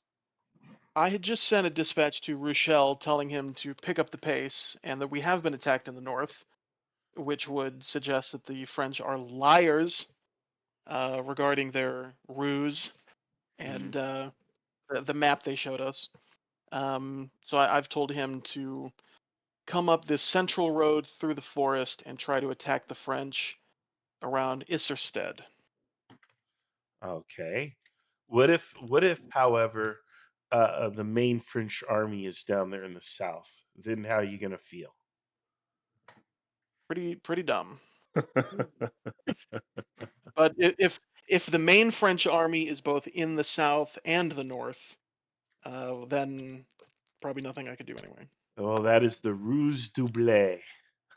They are in both. They are strong in both places at the same time. That's less of a ruse and more of just overwhelming having numbers. a big army. Yeah. Probably a problem with the space-time continuum, but we don't want to get into that. Any questions for these guys, Jan or Anna Kazan? I'm not sure how much they know about the situation here. Yeah. Well, we know that the artillery has been firing for a while, so there's something in front of them. Mm-hmm. There is something here. How much? that's to be I mean, decided. we see a pretty large portion of it. So. All I can say is that when I was positioned here, my umpire comes to me and says, "Oh, although you see XYZ in your screenshot, I can tell you further in the distance, there's nothing to your southwest, but there's a lot of stuff coming in from your northwest." And I was like, "What do you mean a lot?" And he just said, "A lot." Certainly feels like at least a core, doesn't it? Yeah. Yeah. So I sent a dispatch down saying, "Hey, guys, maybe come up here." Yeah. But well, that's the thing is umpires, we have the 30,000-foot view. We see everything that's happening in real time, whereas you're just getting a little slice of the battlefield in your screenshots, which, by the way, opinion on your screenshots. Are you getting pretty consistent screenshots? Are they a mess? Are they too small, too big? Any opinions on screenshots? They are good. They're very good, very consistent. Yeah. Good.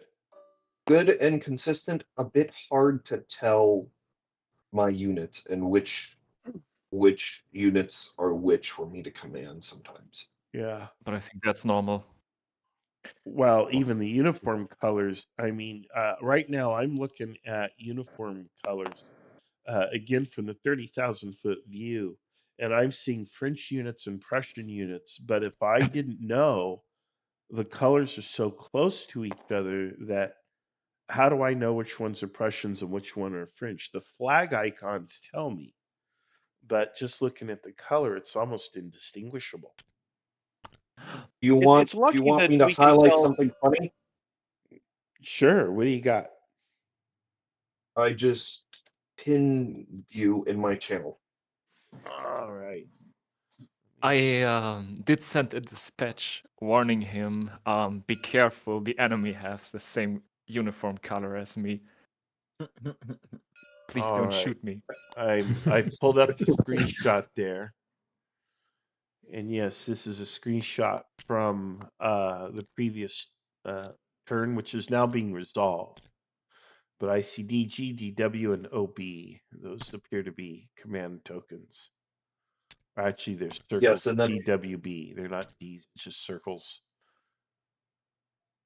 yes, but what I just wanted to highlight, which was funny, is if you see my reaction to that screenshot, I see green horses just to my north. I thought those were French, and I Oh, true to my okay. form, I kind of went into automatic panic of like, what the hell is going on? How am I already outflanked by French?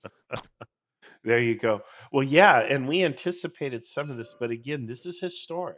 You know, we tried to give tint or color the units with historic uniform colors, and part of the fog of war and the challenge that you have to deal with is, yeah, some of these uniform colors may throw you off. We know famously this happened at Waterloo when the Prussians arrived. People weren't quite sure, was that Grouchy or are those Prussians? And you know, and so yeah, we're creating a little bit of that here as well. So nice to see it working. Well, luckily, if we have any issues telling the units apart, we can just smell them, and the ones that smell bad are clearly French. There you go. I just look at the flags, but there you go. That too.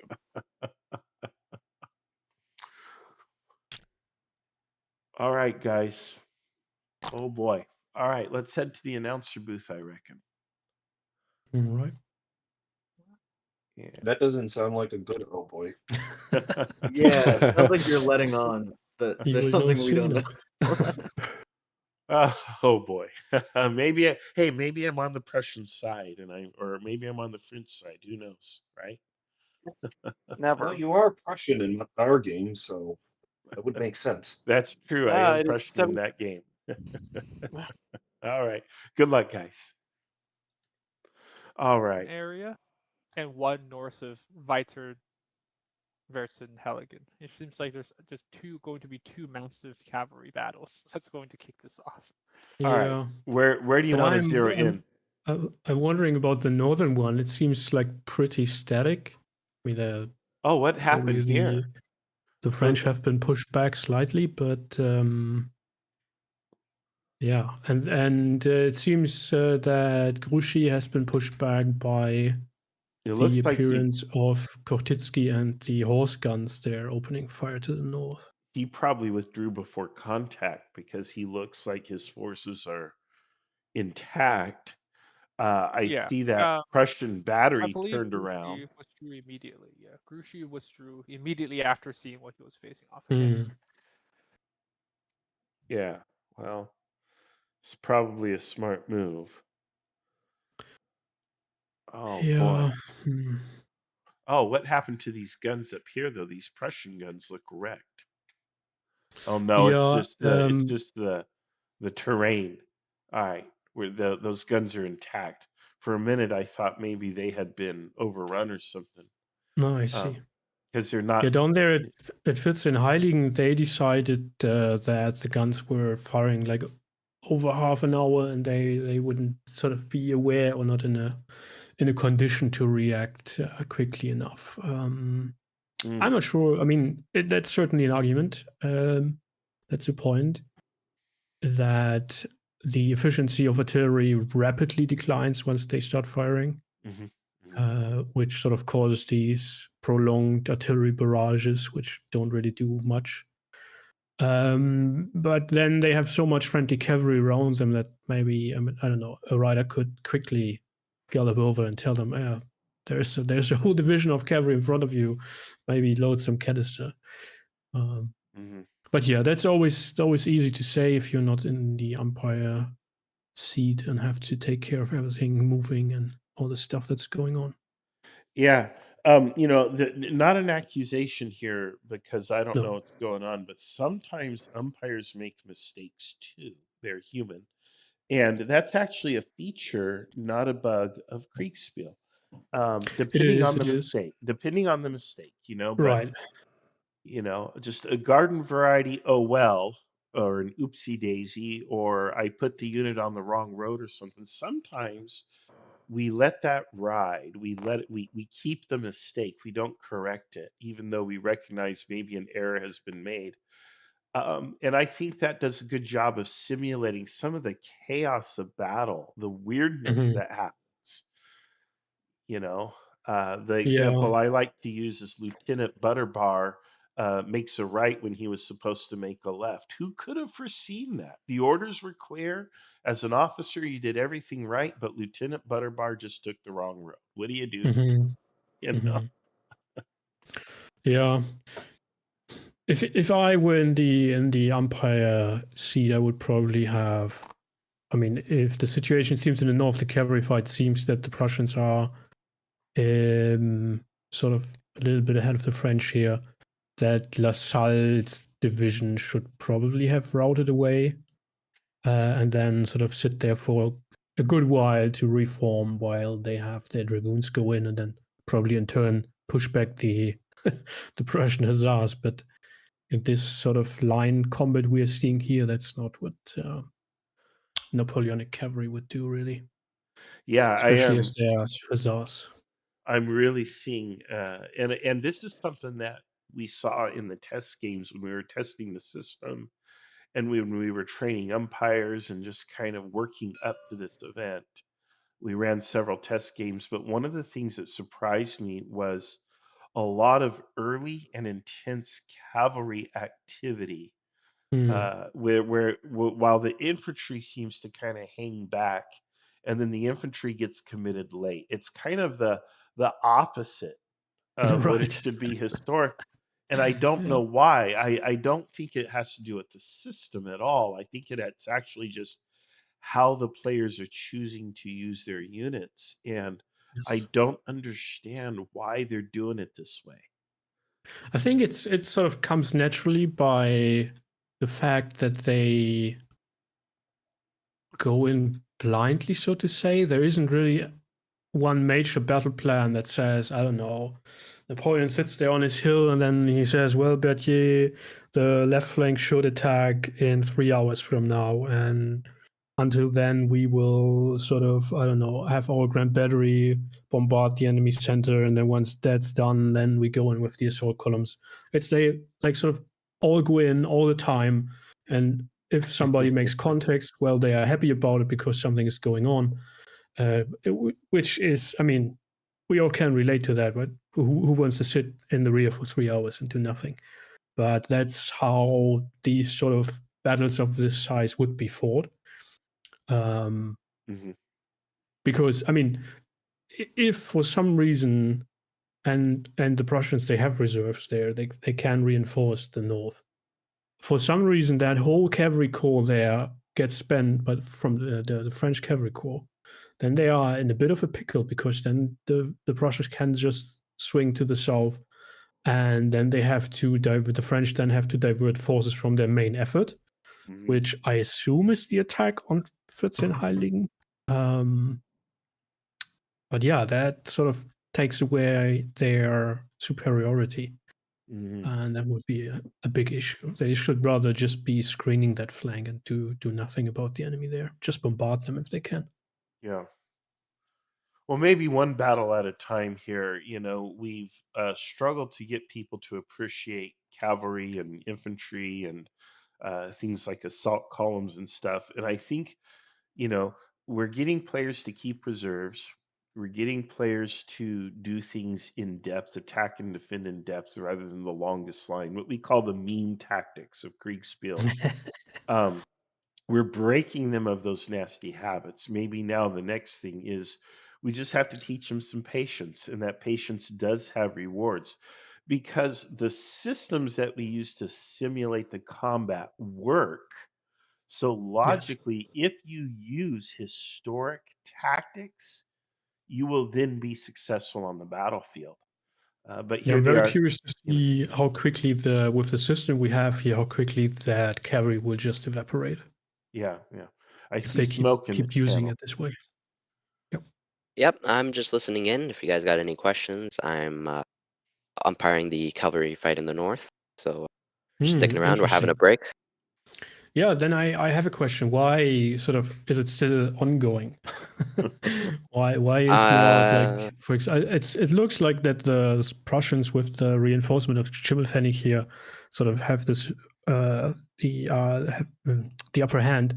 So I'm wondering why Lassalle's division is sort of still holding the line, so to say. Why aren't they riding So off to the west? there was a lull point last turn where there was no combat, so they were able to remain in their positions without getting charged. So they actually recovered an FX, and therefore the French then charged again.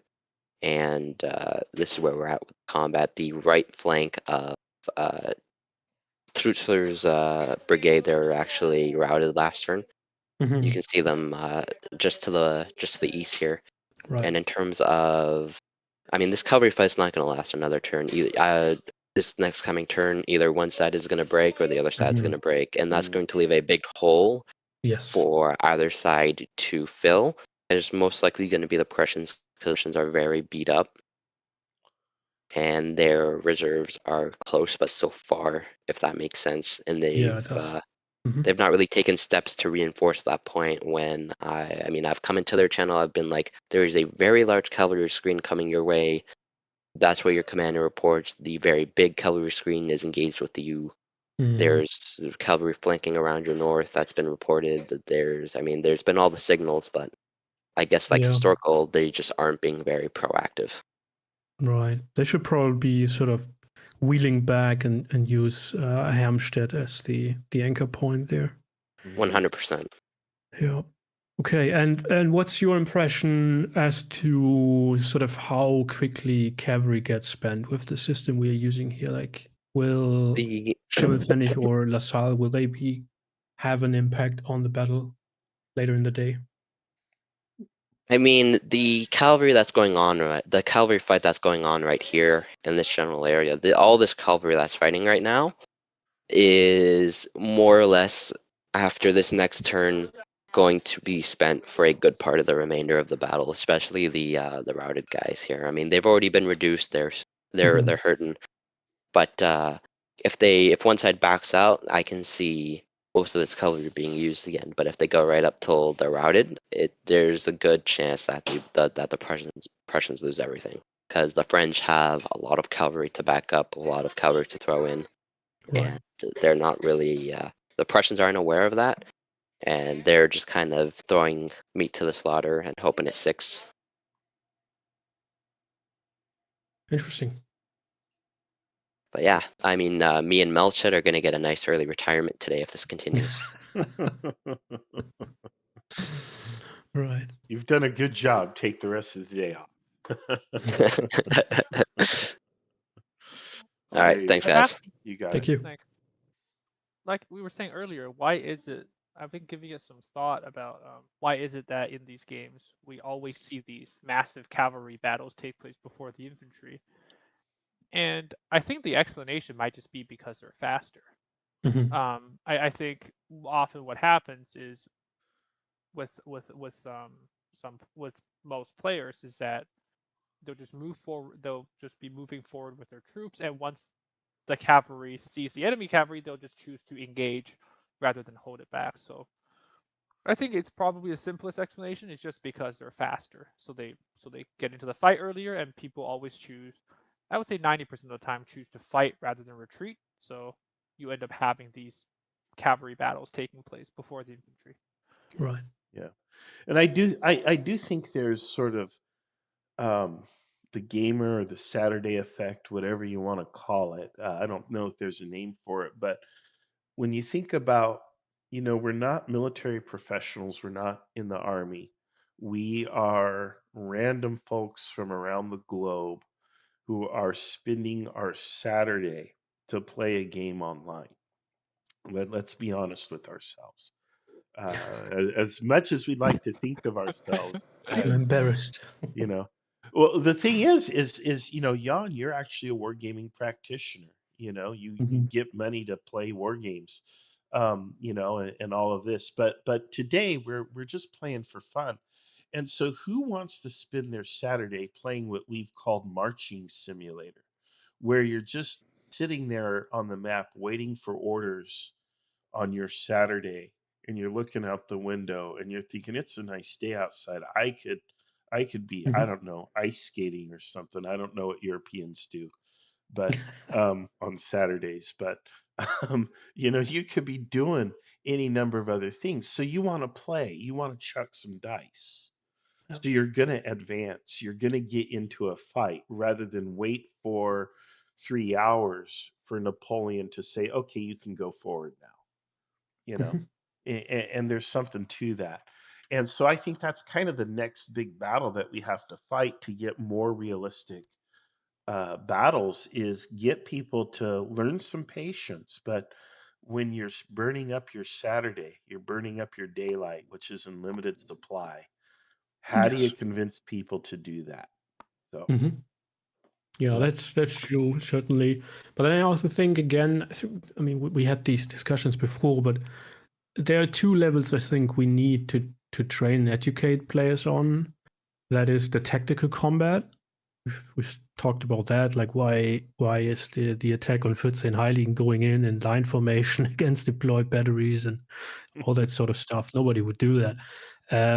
And then we also need to sort of educate like corps and army commanders as to how, like, understand axes of attack and timing, and how do you use combined arms not only on the tactical level but also sort of the I mean, it's not operational, but on the grand tactical and on the battle scale level. How do you create opportunities to actually exploit the kind of forces you have available? So maybe it's the perspective, like seeing the whole picture that's missing, because players see their pieces, or if we think of, I don't know, miniatures players and so forth. For example, Napoleon is it's Miles from Little Wars TV, and I know they are using like double blind and fog of war systems and all that stuff too. But then most of the games are without fog of war, and you see everything that's going on, like in a board game. And that, I think, is there's a cognitive sort of struggle to think outside the box and sort of operate with the limited information you have, and then it becomes much more important to actually time the operations that are going on all along, like all over the battlefield, because it becomes so important that they actually integrate and create synergies and opportunities to exploit. And I'm not sure if the players have that. Yeah. Well, I think we need to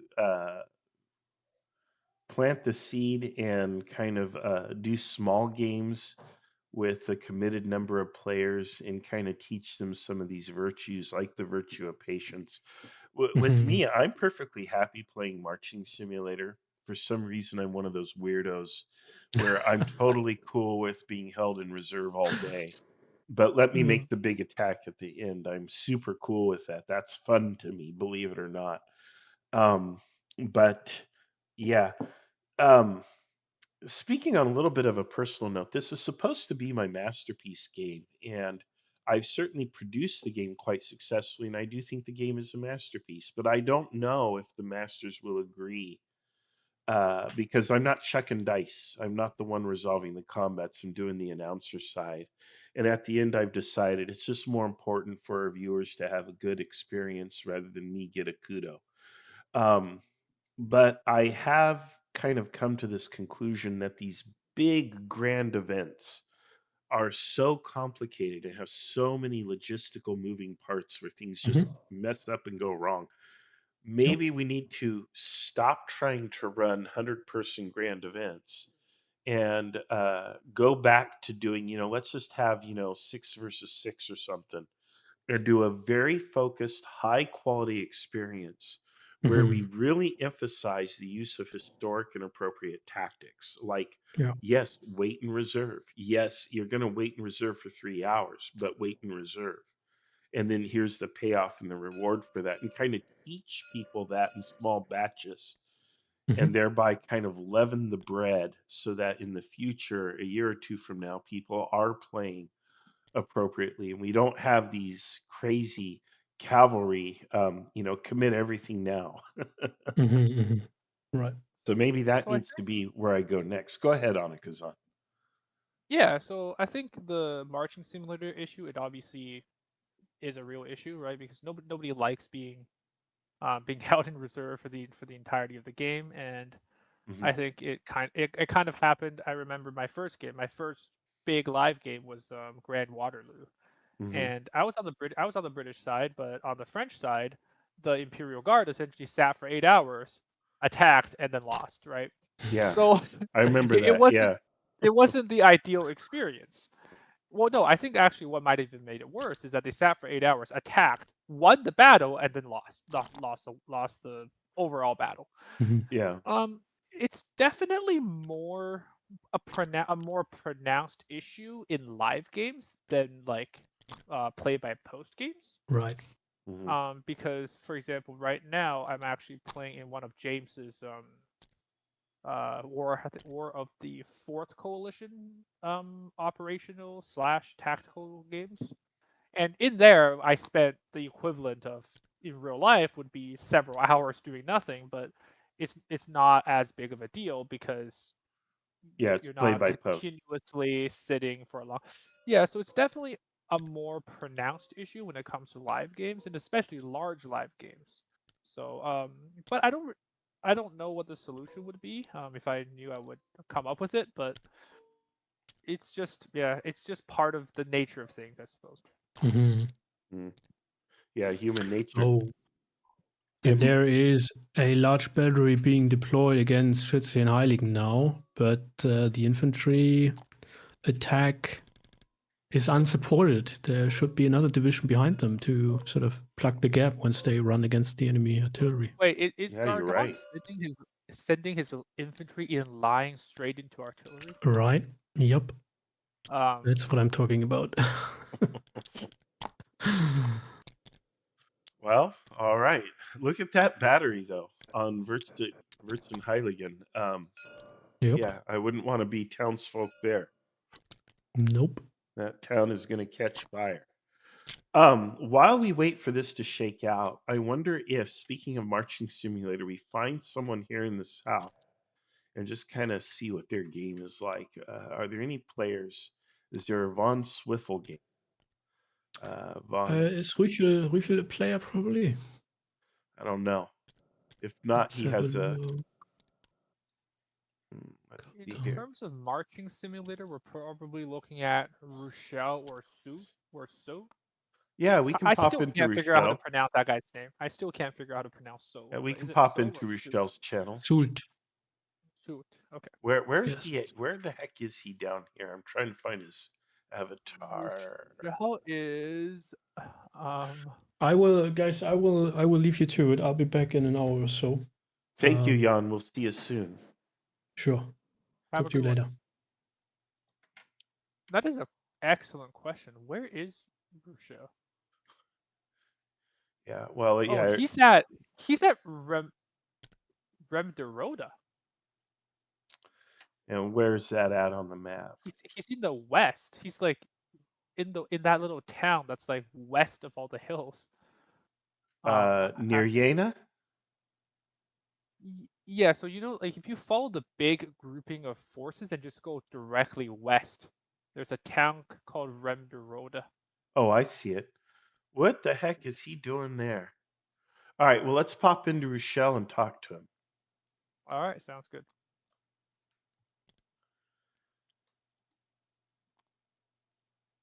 Hello, General Rochelle. Hello. Hello. All right, man. It all rides on you. How's it going today? It's going all right. We expected the French to try to press in this sector based on initial reports we got about their deployment, but it appears that that is not the case. And they didn't look like the look of the mountain pass that we would hold up at. So I'm now trying to find the enemy and fix them so I can bring up more forces to hit them in the flank. Okay. Have you made contact with the enemy at all? We just did this turn. We found some enemy cavalry. Okay. Still haven't seen any enemy infantry yet. Mm-hmm. Have you sent a dispatch to the king or anything, or up the chain of command? Any reports gone up? Yes, I have. Yeah, I sent it to the king. And are there any orders to you as of now? No, other than orders I was given pre-battle. If we weren't to find the enemy, to try to get to grips with them. Okay. All right. How do you feel about your initial deployment? That was a little borked. Because they reorganized the army while I was on vacation. And so I had to so in the process of doing that, I didn't realize that I had 3 divisions. So I was like, oh my god, I have so many core assets. And so I was kind of parceling them out to both divisions, and then I had to reorganize them when I realized I had 3 divisions for it to make any logical sense. And I missed some pieces, so it was a little bit of a mess, but most of that should have been resolved by now. Basically, nobody is commanding the brigades that they were originally commanding, but that's fine. All right. Anything, Anna Kazan, for General Rochelle? Yeah, I guess I'm kind of curious. Where do you think the main French attack is? Well, it's got to be in the north, because it's my scouts would have told me if there was a substantial push through the forest and the French were doing something really silly. I have it's probably overkill, but I have a whole regiment of light cavalry out there. So I haven't heard anything from them. So if the French have somehow managed to work their way around them, then well done to the French. And we're going to be screwed, but I have no reason to think that they have done that at this point. So. All right. All right. Well, good luck, sir. And we'll check back in with you in a while. All right. Best luck. I want to go to von Kuhnheit. And he's off on his own there. Do you see his channel, Anna Kazan? Von Kuhn. Where? Yeah, he's under Pressure William III General. I'll pop in. You'll see it. If I have to, I'll drag you up. I see it. I see it. All right. Hello. Hello. Hey. Well, we're live on YouTube, broadcasting to the world and a few neighboring planets, as I like to say. How are you doing today, sir? I am doing quite well. Just marching through the woods as a bunch of Jaegers. It's honestly the peak Krieging experience, you know? Yes, it is a typical Kriegsspiel experience, but you do have an elite formation that's rated very high. You are a special case today. I created your unit just for you. You took the day off, and then we canceled the Auerstedt portion of the game. And well, I appreciate your level of commitment, so I wanted to make sure you got to play. So I gave you a fun little formation to play with. So I Yeah, hope it proves as such. Oh yeah. Honestly, I'm very excited to mess around and get stuck in with it. It's actually kind of nice having a smaller formation to muck around with because I have none of the actual responsibility or like need Yeah. to communicate with the rest, so I can just kind of do my thing. It's been very entertaining. Yeah, I put you on an independent command, so there you go. So yeah, I hope you have fun with it. Just a fun fact: I was asked to work yesterday. So, oh, working life, it happens. It really does. But there you go. So, all right. Well, I appreciate you. We appreciate that you're in here. I hope you have fun with your unit. I hope that you don't have to play Marching Simulator all day. But definitely have a good time, and we'll check back with you after the battle. Absolutely. Thanks for stopping in to say hi. You got it, man. Take care. Thank you. You too. All right. Yeah, our player there, he was scheduled to command a unit at Auerstedt, and he took personal time off work. And then, of course, because we canceled that portion of the battle, and well, there went his day, right? So I wanted to make sure he was included. So there we are. All right, let's take a look at what's actually happening. We got a lot of stuff going on. First of all, here in the north, it does look like the French have pulled back. The French have been repulsed or pulled back. The Prussians hold the ground. The Prussians hold the ground around Schotten and Hermstedt. It appears that the French Go ahead. It appears that the French cavalry defeated the Saxon hussars in the north, but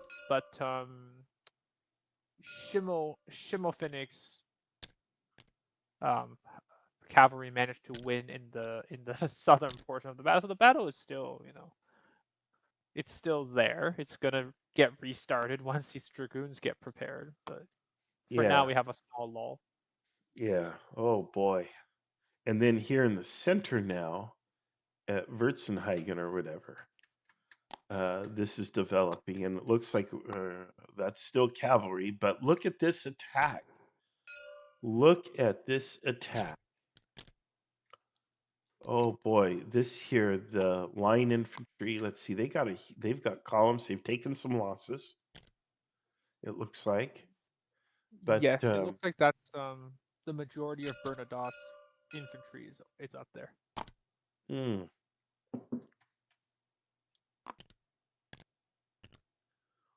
Wow. Yeah, the French are definitely making their big push now. This is it. It's not the final push, but they are pushing hard, and they are hoping to punch through.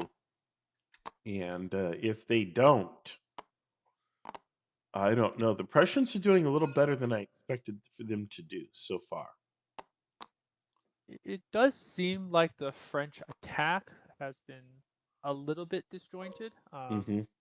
Ney went in first. Like, it seems like LaSalle went in about an hour before Ney, and then Ney went in roughly half an hour before Bernadotte.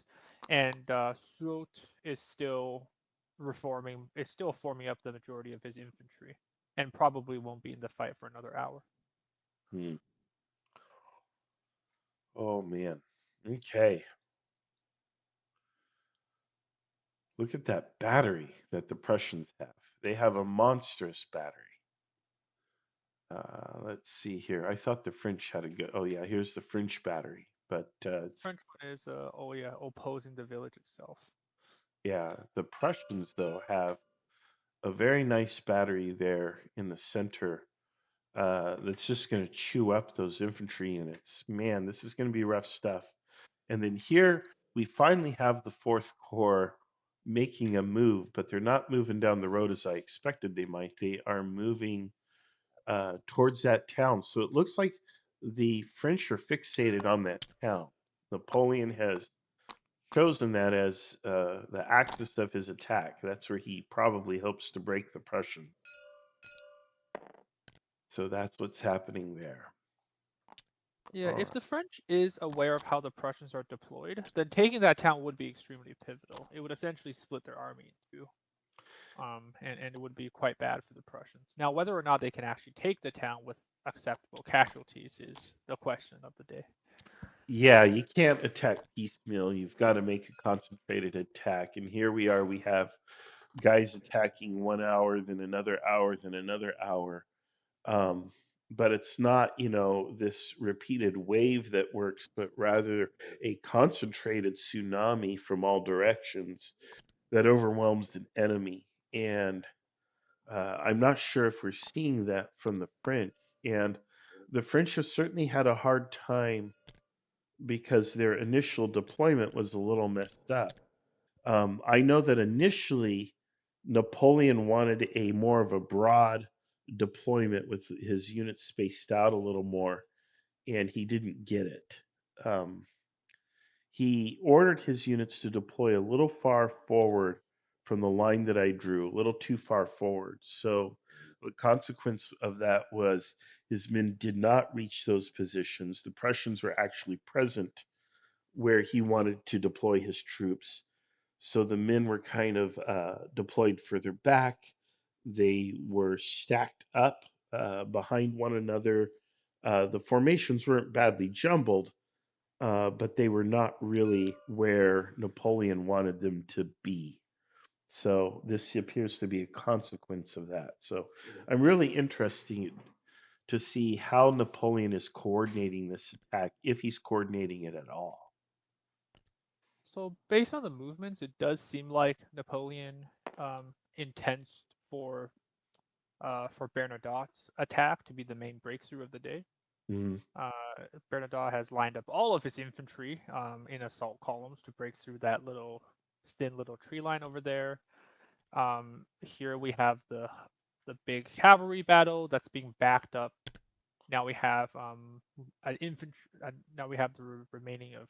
Behind that, we have Revolt's infantry. Behind that, we have the entirety of Murat's reserve cavalry with all of the cuirassiers that the French have. And then behind that, they have the Guard artillery and the Imperial Guard. So all of the meaningful reserve is being concentrated on this this flat area north of Wetzerheligen. And it seems like that's where Napoleon wants to make the big breakthrough. Yeah. Man, I don't know if the Prussians are going to get enough forces. I don't see any Prussian reserves that are handy other than what's here just south of Hermstedt. This is going to be a tough fight for the Prussians. They need to be bringing up the Ruchel's Corps or Rudel's Corps, whatever, Ruchel. They need to be bringing up that formation, and they're just not. That unit is just kind of hanging out. And he is just, like, well, we see some French cavalry up here, so I've sent a squadron or so, or a regiment forward. Yeah, I don't know. That's just not. A corps commander should have more in his plate than a few beans. And right now he's got virtually nothing on his plate. He's just kind of sitting idle. and I don't know. I don't know if a dispatch has been sent to him to call him north or to put him into action. But if he continues to sit down here, I don't know. That's a lot of power that the Prussians are leaving on these hills. Yeah, I think you're right on that. If we look at what's happened so far, obviously the major French error has been the somewhat disjointed nature of the attack, whereas the major Prussian error has been. Now, this is not to obviously call out individuals. It's just overall the way the battle's developed. The major malice for the French has been the attack pacing, and the major malice for the Prussians is the fact that is Rochel's corps being out of the fight. I mean, if what I said earlier about Soult being like an hour away from making impact, Rochelle is probably somewhere in this 3 to 4 hour range. So, and all that's been really sent is this single brigade and a few units of cavalry up north. Yeah. Well, again, fog of war. That's the difference in Kriegsspiel. If this were a board game, Rochelle would already be on his way north. If this were a miniatures game and you could see all the miniatures displayed on the map, he would be on his way to the battle. Napoleon would be making different choices. It would be a completely different game. But because of the fog of war aspect of Kriegsspiel, because the players can only see what's in their little radius and it isn't blocked by terrain or troops or smoke, the calculus that you perform is you get a different result. And often it's a zero. And so you end up sitting there. You don't want to wander around aimlessly. So you just kind of sit there. And unfortunately, that can have dire consequences. So the commander who can kind of figure out what the enemy is doing, what's happening first, and then get those units in motion and get them there is usually the one who's going to be more successful. I guess that goes to Nathaniel Bedford Forrest, right? Who said, "Get there firstest with the mostest." You know, get there first with the most men, and they're, that's period combat. That's period warfare. You don't have radios. You don't have drones. I think that's Frederick the Great too, right? Where he just said if you can find the enemy first and fight him, you're probably doing better. Yeah, yeah, yeah. To cope with this kind of gameplay, this kind of warfare, there are some, I call them heuristics, but I don't know if that's the correct word. A heuristic is Yeah, like the heuristics. It's heuristics. I play Magic the Gathering, and we talk about heuristics a lot in that context. Yeah, little rules of thumb are things that you can follow to help you make decisions. And in this case, one of the big ones that people need to think about, and I think it may be the most useful one, is you look at reserves. If you want to know how the battle is going, look at your reserves. Do you have reserves? If you have reserves, you're probably doing well. If you do not have reserves, you're probably doing poorly. Um, and it kind of cross applies to life. It's like, do you have a savings account? Does the savings account have money in it? If you are living paycheck to paycheck, you don't have a reserve in savings. And I don't want anyone to feel attacked. But if Well, you it's just don't, like, do you have a fallback? If the current right? thing does not work, do you have a second thing? Exactly. So in life as well, these Kriegsspiel lessons often cross apply to life. Do you have reserves? Do you have a second car that runs if the first one breaks down so you can get to work? I mean, things like that. That's important. Um, there are other things. One of the things I learned about was cohesion. If you're actually on the battlefield, the Napoleonic battlefield, and you look through your spyglass at the enemy forces, one of the things you're going to look at to get a measure of enemy cohesion and morale is you look at whether the muskets are waving around or if they're in uniform lines. If the muskets are waving around in the distance, that means the men are disorganized. They're not cohesive. They're not ready to attack or resist. If, however, the muskets are all straight and going the same direction and they look uniform, that means the enemy's in pretty good shape. And that can help you make a decision. Do I go forward? Do I hold? Do I fall back? What do I do?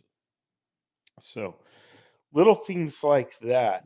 And it's the same thing in Kriegsspiel. Anytime there's a fog of war, you fall back on these little heuristics or rules or decision things, whatever you want to call it, to help you determine what you should do.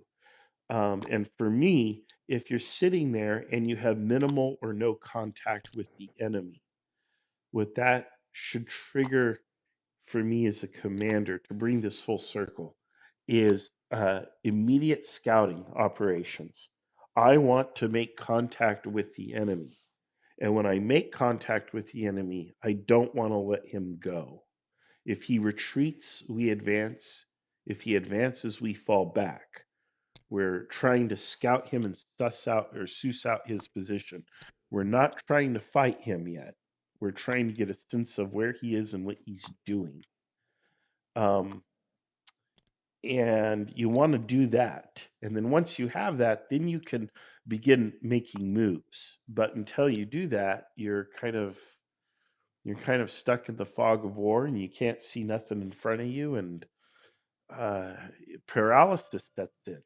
You get command paralysis. That's another thing that happens. So that's just Yeah, how to play Kriegsspiel.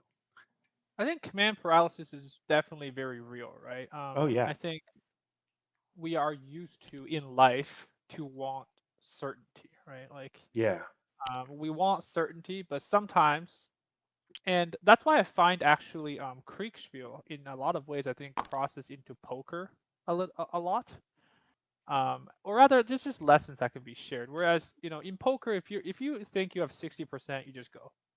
And I think that's true for a lot of the times. If you think you have like a decent odds, like a set like 65, 35 odds, it's probably good enough to commit. You're not going to find out fights where you are 100% certain to win because they just don't exist in reality. Mm-hmm. Yeah, it is. You're always only playing odds, and again, like poker or whatever, you go ahead and roll the odds. It's not to say that these sorts of things are resolved by luck or by chance. And in fact, when Jan comes back, we can talk about the role of luck or chance in warfare. One of the things I like about Kriegsspiel is it minimizes that. Most games have a heavy luck component to them, which I hate. I like a battle of wits.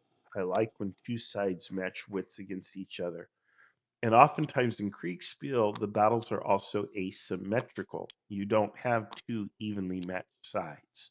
The terrain, the unit type, number, quality, it's always going to be different between the two sides. So one side will almost always have a natural inherent advantage that the other side does not have.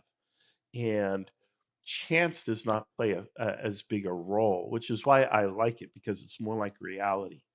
But a lot of games use luck or chance. I kind of like to use it just as a little bit of spice, like maybe 5 or 10% luck or chance. But otherwise, it should all be pure strategy, like an actual game of chess, which may be the ultimate strategy game on the planet. But I kind of lost where I was going with that. But I don't like Strategy versus chance, yeah. chance. I really want to see people match wits and the better strategy win. That's just my preference in gaming in general and what I like about Kriegsspiel. No, I think that's certainly true, and I don't disagree with you, but I do think having a little bit of chance is useful to attract new players. Mm-hmm. For example, if I play chess against someone who's even just a little bit better than me, I'm probably going to lose every game. Whereas if it's a board game with die rolls, right, I could beat the best player in the world. Probably not, but I can beat someone who's better than me. But no, certainly I think chance, you could have chance be part of it because it is real. But yeah, I agree as far as chance should not be the primary deciding factor, because at that point, it just becomes not really something that's worth engaging with in the long run. Right. Yeah, I agree. All right, let's talk to some characters here. Let's talk to Bernadette. Is interesting. I see he's given an order to move his avatar clear across to where Nay is. So let's find out what Bernadette is thinking and doing. Yeah, Bernadotte is moving away from his core when his core is going in for a mass assault. That is interesting. All right, let's go talk to him. Yeah, okay. All right, let's find him. Bernadotte. He is... Where is Bernadotte? Yeah, I know. Oh, Bernadotte is by himself. All the way at the near the top. Near the top. It's under. There he is. Yep, I see him. Yeah. All right, here we go. Greetings, sir. Oh, hello. Hello. All right. We just wanted to check in and see how it's going. What's the situation as you understand it, and what are you up to? Well, this turn I just got an interesting update because, as you probably know, our plan, the basis for our planning was that the Prussian line would extend from Vierzehnheiligen to Krippendorf, Altengönner, so basically towards the east, and also from Vierzehnheiligen south. It appears now that that is not the case. Instead, I have just spotted infantry north of Vierzehnheiligen facing west. So my assumption is now that the enemy has formed an infantry defensive line going from Vierzehnheiligen north towards Hermstedt, approximately. So that's what I'm gonna have to deal with now. My infantry divisions are currently advancing from Klein Rumstedt eastwards, and the original plan was to attack Krippendorf, so they should probably be already upon that line if it exists there. Or they should be coming on it very, very soon. So we'll have to adapt to that new situation and either deploy in response to them or attempt to break the line at this point here. All right, so you're hoping to break through the line. All right. I'm gonna have to have a look at that. I mean, I did lead a cavalry charge just now, so I was expecting only cavalry north of Vierzehnheiligen, so I was leading a cavalry charge to destroy the enemy guns and also maybe to break through the cavalry screen. But now there is infantry there, so I aborted that cavalry charge. So yeah, next turn, this turn, I'm gonna go to Ney to tell him about this changing situation, and afterwards I'm gonna go back to my infantry divisions to see what we can achieve up there. All right. Any questions, Anna-Kazan, for Bernadette? Yeah. In terms of the whole battle, how do you feel? How do you feel it's going? I really can't say. I have no idea. I did speak to Napoleon very briefly 2 turns ago, but my understanding is very, very limited to only this area of the battlefield. I mean, I'm not inconfident, you know. So I mean, we're gonna have to change our plans because obviously the Prussians are not deployed as we expected. But I don't really think that's bad for us because if the Prussians were deployed as we expected, then I would have to had marched around the entire way of the battlefield. You know, I would have to, from Klein Rumstedt where I started, I would have to march east. What's the distance here? That's 2.5 miles before turning south and then attacking Krippendorf.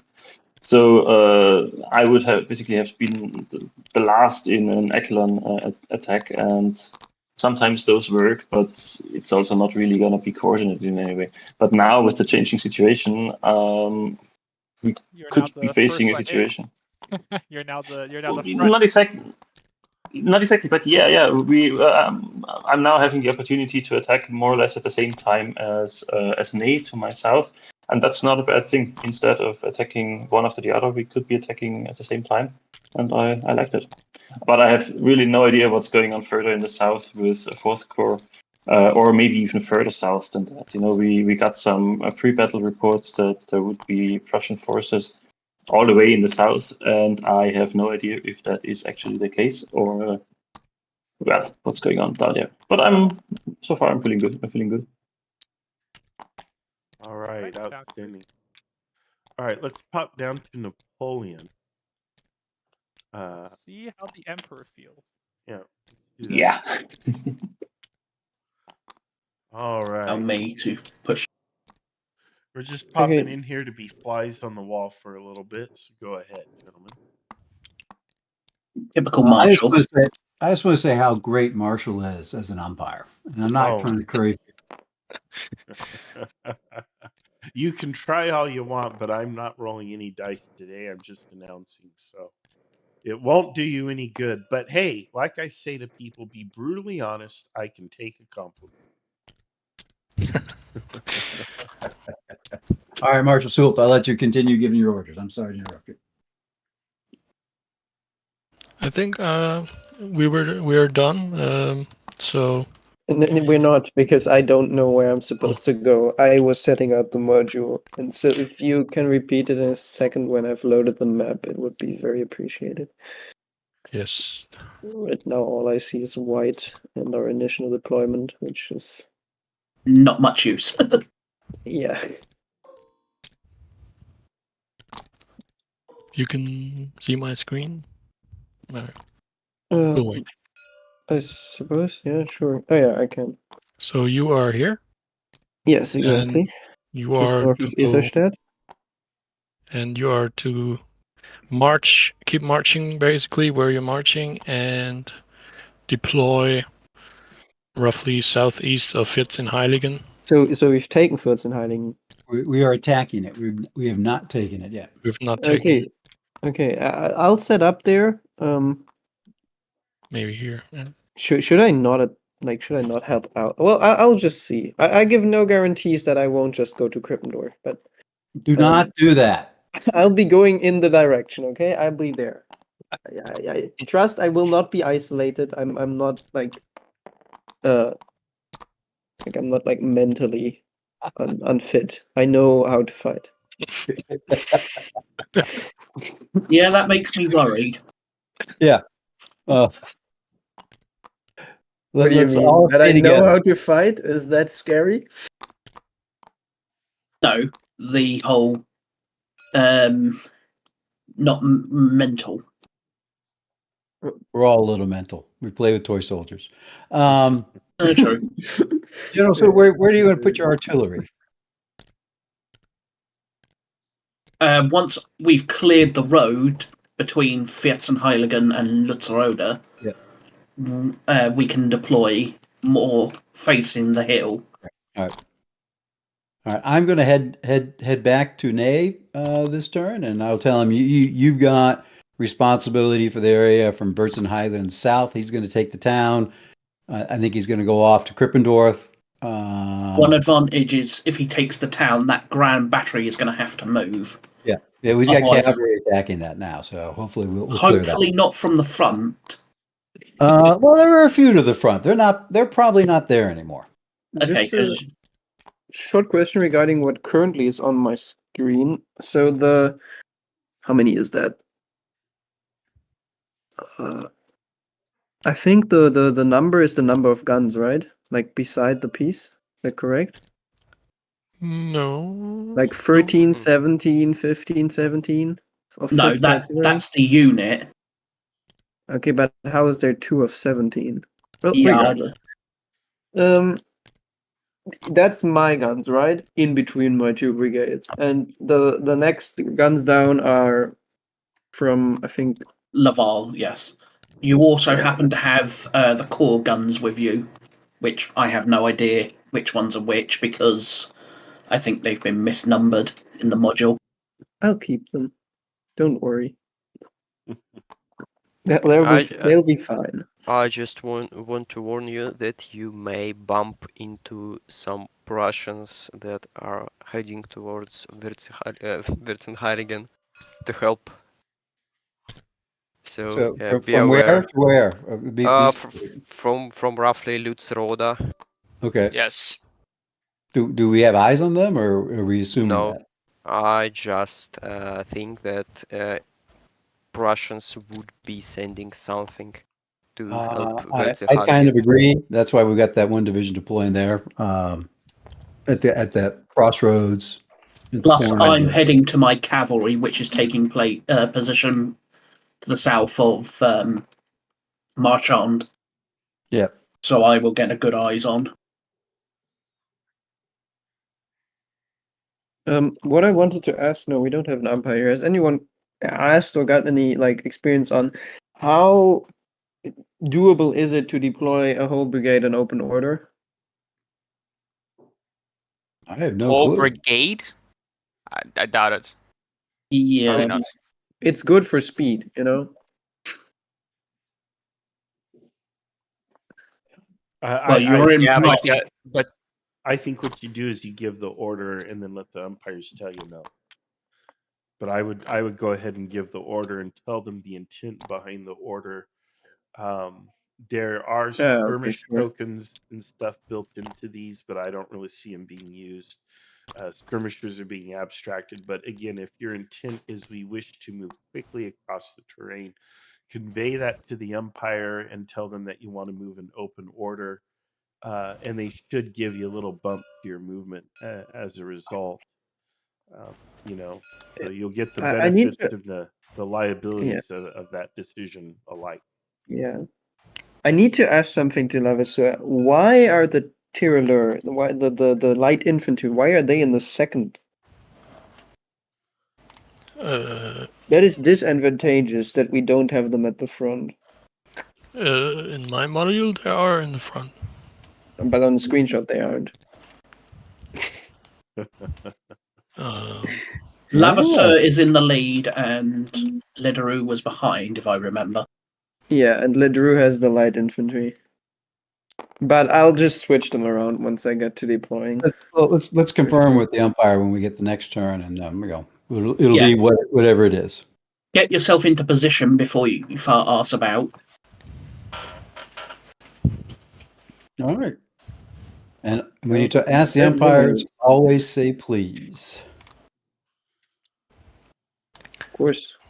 Le Grand, I think open order is not necessary. I mean, judging from how much in marching column we've done in the last 15 minutes, I think you can reach Ney's lines. If you look at the screenshot, I think you can reach them in just 15 minutes or 30 at most. So I don't think any risky open order having to reorganize again is necessary.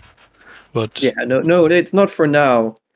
Oh. It's for if there's town fighting, if there's a forest or such. It could be very good to just put a few units up to a brigade into the especially because I have a light infantry brigade. All divisions have a light infantry brigade. Okay. Or at least a single regiment. Yeah, they should have a skirmish company as well. Each. Yeah, they each have a light company, and each division has at least a light regiment. Yeah. So, no. Mr. Napoleon, at the start of the day, you didn't get quite the deployment that you expected. How much of a complication has that been on today's operation? I don't think it's been that big a complication because other than Versenheigelen, the Prussians don't seem to be, forward. So we've been able to move up roughly in the line of battle that we had planned.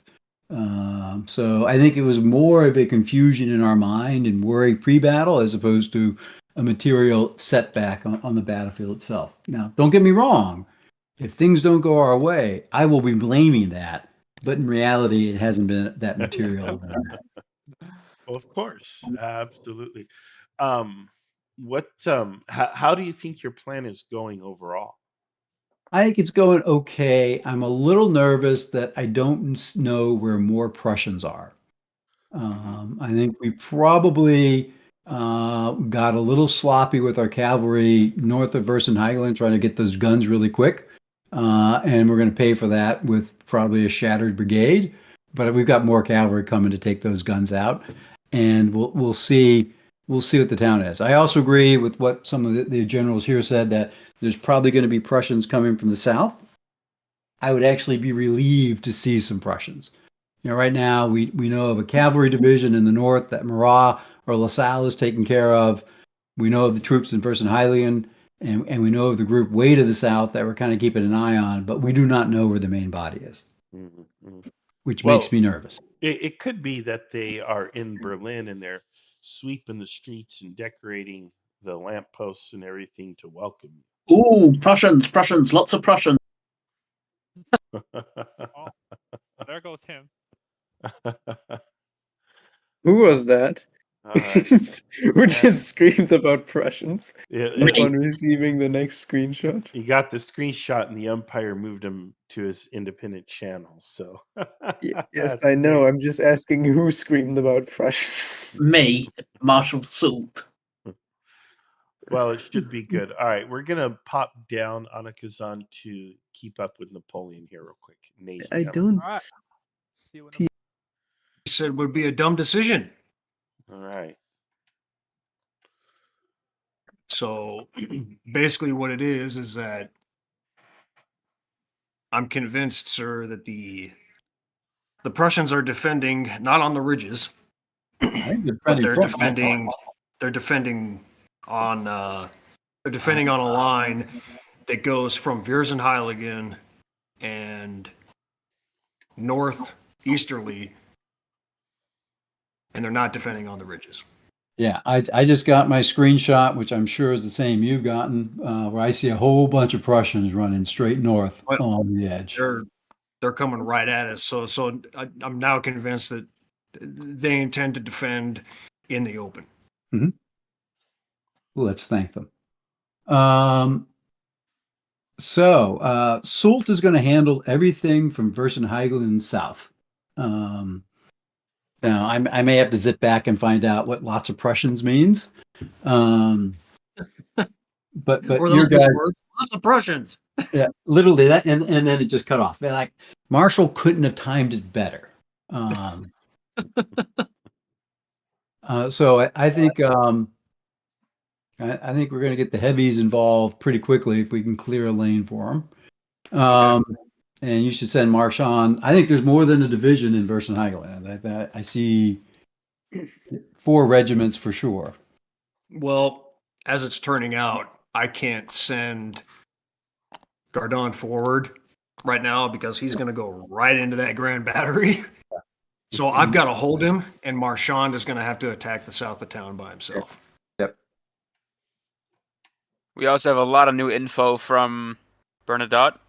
Mm-hmm. What did he just say? Give me a second. The line north of Versenheiligen we know about. Yep. And he also said, sorry, there's a lot of shit to read through. There is a lot coming in. Yeah, I'm getting the impression that the enemy may have formed a line north to south. North of Versenheiligen. He's here. He's here. Oh. Hello, welcome. That's the same message I got from him, too. Right. Yes, I will have to correct it, but I think, do we need to give you some time to the umpire first? Okay, well, I guess I'll give Bernadotte's report. I don't really know much else of what's going on with Ney and yourself, Napoleon, but I will give Bernadotte your report. You ordered the withdrawal of the cavalry. It goes off mostly without a hitch. However, Prussians are coming to push you out and take the ground that you once held with infantry and horse. Yeah, Unfortunately, yeah. Okay, go ahead. Sorry, I'm All right. talking out. Go ahead. Oh yeah, don't worry. Yeah. There is artillery on your position, at least not this current. Well, yeah, I guess a little bit on this position, but so it's a bit hectic at the moment, as can clearly be seen. So I'll leave the orders to you. All right, thank you. Okay, Napoleon and Nate, please forget the dispatch that I wrote because things have already changed again. My current screenshot shows that it's apparently not a continuous line between Vierzehnheiligen and Hermstedt. The infantry that I was reporting in my dispatch is only slightly north of Vierzehnheiligen. So there is Vierzehnheiligen, then there is some artillery, including some that are destroyed, and then there is infantry, but it doesn't extend all the way.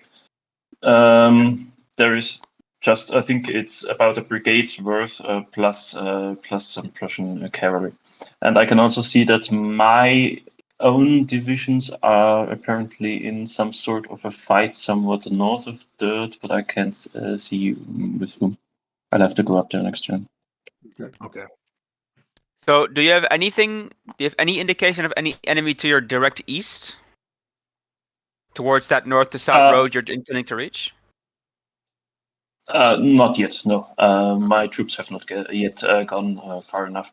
My lead division, so Troe, is right now. I would guess 1 second. I have to measure that.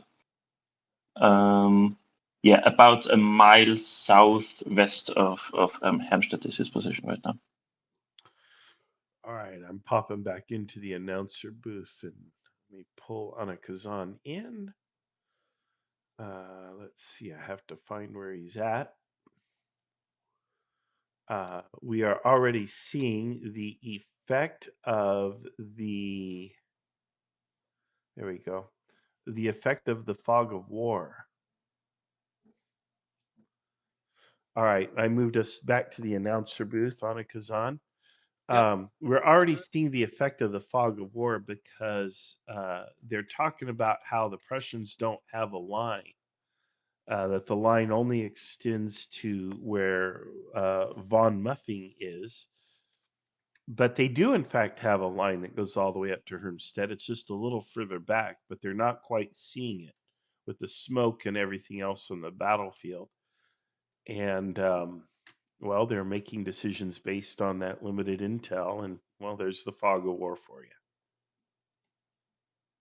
Yeah, well, I think I've actually, while I was listening to them, I was looking again back to the north. This big cavalry battle, and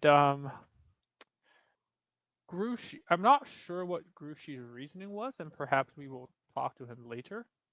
But he did choose to charge his dragoons, outnumbered, into cuirassiers that are backed up by artillery. That's suicidal. So currently what's happening is in the engagement below Schutzen, it's kind of like a lull with LaSalle trying to bring up dragoons. But in the north, Grouchy could be in some problems. Yeah. All right. Let's go ahead and pop in with him and see how he's doing. And then I want to, give the Prussians some love here. We've spent a lot of time in the French channels, but I'm just curious what's going through the Prussian mind. Let's start with Grouchy, and then we'll check in with the Prussian commanders in the center. So actually, I believe Grouchy has had some other commitments, which means he is only receiving and providing orders in text. So unfortunately, I don't think we'll be able to speak to him. Okay. All right. Well, then we'll just let that one go. The outcome is not in question. We've got the Prussian horse artillery who is supporting the attack. We have what looks like an overwhelming number of Prussian cavalry forces. This is battle cavalry versus light cavalry, although these are dragoons, French dragoons. But ultimately, I think the weight of numbers will favor the Prussians, and they are probably going to push through here, which means they will gain a little bit of a flank on Schotten. But they don't have anything to really follow this up. And there is a massive number of French cavalry to the south of Schotten. So I kind of think this is going to be fought to an inconsequential conclusion. It'll be consequential for Grouchy, but for everybody else, it's just going to kind of be like, okay, everybody's spent, it's kind of over, and there's not much anyone can do. I think if LaSalle here chooses to try to punch through again, I don't know. We'll see what happens. But it looks like a lot of spent cavalry here in the north. And I don't know that any of this action in the north is going to ultimately prove decisive. Looks like it's just going to be a big sideshow, and then that's going to be the end of it. Yeah, I don't think ultimately this battle, even if one side comes out ahead, I don't think it will be concluded in a sufficiently early manner that whoever wins that battle gets to reform, rest, and actually exploit their gains. Yeah, I think it's just going to be a sideshow at this point now. But in the center, let's tune into the Prussians. Find an interesting Prussian situation. Here's the king up here just south of Hernstedt. How about Hotzendorf? He is currently the in the what we would call the heart of the eye of the storm. All right, let's do that. Let's see, where's he at? He is. If you go to where Bernadotte has his 2 brigades lined up, he's immediately to the southeast of that. Oh, okay. Von Hotzendorf. Okay, I see him. All right, let's go there. He's right there. All right, let's go to him. Let me see. Wait, where is he, anyways? Yeah, I'm looking. Larish von Gratz. Von Hotzendorf, found him. He's at the very bottom. Okay. Oh, there he is. I see him. Okay. Hello.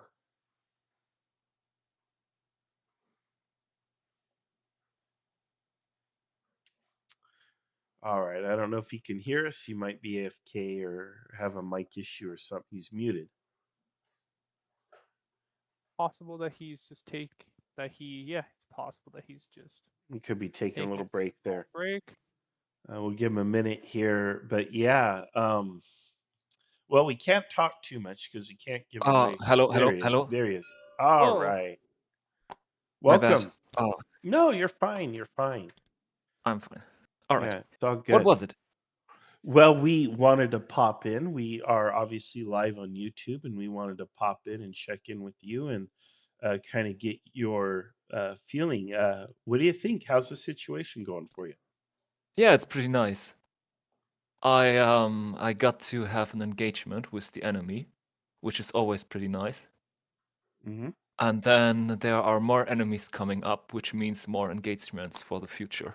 I even see that our friends in the north were moving back, so that they are leaving space for even more enemies to approach me, which means even more engagements for me. There you go. What we call a target-rich environment. Yeah. So everything's looking quite well for me. Yeah. All right. All right. That's awesome. Anna Kazan, you got any questions for our fellow here? No, nothing in particular. We've just been making the rounds of different generals and asking them how their day's been going. All right. My day is pretty bright. All right. That's what we like to hear. All right. Well, good luck to you. Thank you very much. Best of luck. All right. Where do we want to go next? Well, how about the king? Yeah, let's go up there. And found him. Yeah, there he is. All right. The moment where they have to separate the leather from their shoes and boil that up. Mm-hmm. Yeah. Oh boy, are you guys cooking lunch? Yeah. I told you, yeah, come back at lunchtime, we'll be cooking up a storm. Having boiled leather. Yeah. Yeah. That's what the French are going to be having in their camps once we capture them all. Yeah, you think you're going to capture them all? I know we're going to capture them all. Outstanding. Now, why do you know Or that? a good portion of them anyway. I mean, I don't want to be unrealistic, but okay, so now you're just managing expectations. You're like, well, yeah, maybe I not realized all. I was a little overzealous. So what's your read of the situation? How do you think the battle's going? What do you know? It seems like the French have pushed our cavalry back a little bit in the north. Probably a good thing. We gave them a little bit of a victory, a little taste. Mm-hmm. So now they're vulnerable. Yeah, now you have them right where you want them, right? They completely surround me. I'm attacking. I have him right where I want him. Maybe we'll give them a few more tastes before we really pounce in for the kill. We're transferring a few brigades to Virzenheiligen, which appears to be where most of the fighting is. Those brigades are coming from where? There's one that's pretty far back in reserve. Mm-hmm. That's this Grenadier brigade. It's let's see. It will be von, Yeah, southeast of Harmstead. And von Sanitz, the other infantry brigade under my command. Yeah, so we're taking a little bit of infantry from Harmstead area and transferring it to Virzenheiligen. Okay. The cavalry is going to stay up by Harmstead and check any French advance. We're keeping quite a bit of artillery up by Harmstead. Our right flank is basically going to be anchored in the town of Harmstead, and we're going to be using artillery to sort of turn it into a fortress, basically. All right. And then keep the line reinforced. Okay. All right. How are the French doing? Oh, they're doing amazing. Like, I have never seen better performance out of a French team in any game. Like, I mean, the entire envelopment of your army is virtually complete, and as they come in from the rear, it's just going to be this amazing Kriegsspiel moment. Napoleon himself leading the charge, right at 180 degrees to your rear. It's just phenomenal. Wow, I know that's you are not where at all prone to exaggeration, so that's yeah. quite troubling to hear. I may be exaggerating a bit, right? Like I tell people, I don't smoke, drink, do drugs, or womanize, but I do lie a little bit. Yeah. So that's where the dispatch about the capture of Berlin comes from. Okay. Yeah. I see. Remember, guys, laugh at all the Empire's jokes. Laugh really hard. Best joke ever. Oh my gosh. It is actually a way to, win over Marshall. Yeah, I'm pretty cheap and easy. What about in the south? You've got a commander, von Ruschel or whatever. What's he doing? Well, I sent him. The fact that you keep asking me about him is troubling me. But I sent him a message about an hour in, about turn 2 or 3, telling him to just send his entire corps to Isserstedt to hit the French flank. I haven't heard from him at all, so I'm starting to think that I might personally have to ride down there and see what's going on. So that's metagaming, though. I could be messing with you here. Well, the fact that I haven't heard from him is actually what's troubling me. But I had decided to do that anyway. But after I hear from Württemberg, I'll make the decision to talk to Rochelle. All right. Anna Kazan, any questions for these characters? Virzenheiligen. How do you feel about the situation around this town specifically? I think it's going to hold. Do you think it might? We have a lot of artillery around Virzenheiligen and a lot of cavalry. the screenshots we've been seeing is just a field of French. So that kind of troubles me. But I'm hoping that our artillery at least checks their advance and saves us or gives us a little bit of time for us to move Rochelle in and anchor our flanks, so we can move these reserves in and kind of shore up our defenses around Viers and Heiligen. But I believe that's probably where most of the fighting is going to be for the rest of the day. All right. All right. Okay. Well, let's head up to the announcer booth. Yeah, let's reconvene back up there. Sounds good. All right. Yeah, the battle is starting to, it's getting real sticky here. The big decisions have been made. Now it's sort of like we're going to see the consequences of those decisions. A particular interest to me now is the French Fourth Corps, which is, I mean, heck, they're going to move through woods here. Even they're about to smash into Württemberg's corps, and we're going to see what happens there. That's probably somebody we need to talk to next. Talk to Legrand and see what Before his that, plan is. Go ahead. I'm just going to draw your attention to the very north. Yeah, Grouchy in this universe may or may not be getting his marshal's baton. If you can see, Mr. Grouchy is currently surrounded by by Prussian cuirassiers. Yeah, well, I don't know if he has. We can see if his voice channel's working. He said he's coming back. I think like in like 30 minutes, real lifetime, not in game like 30 minutes, real lifetime. That's what he's saying. Oh boy. Well, no need to bother. Would be my take on it.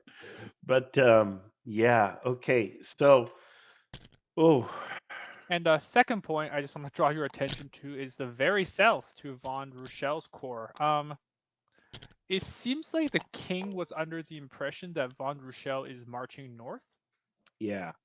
But it would appear that von Rochelle decided to recall the units that are already north to form up around this valley before moving back out again.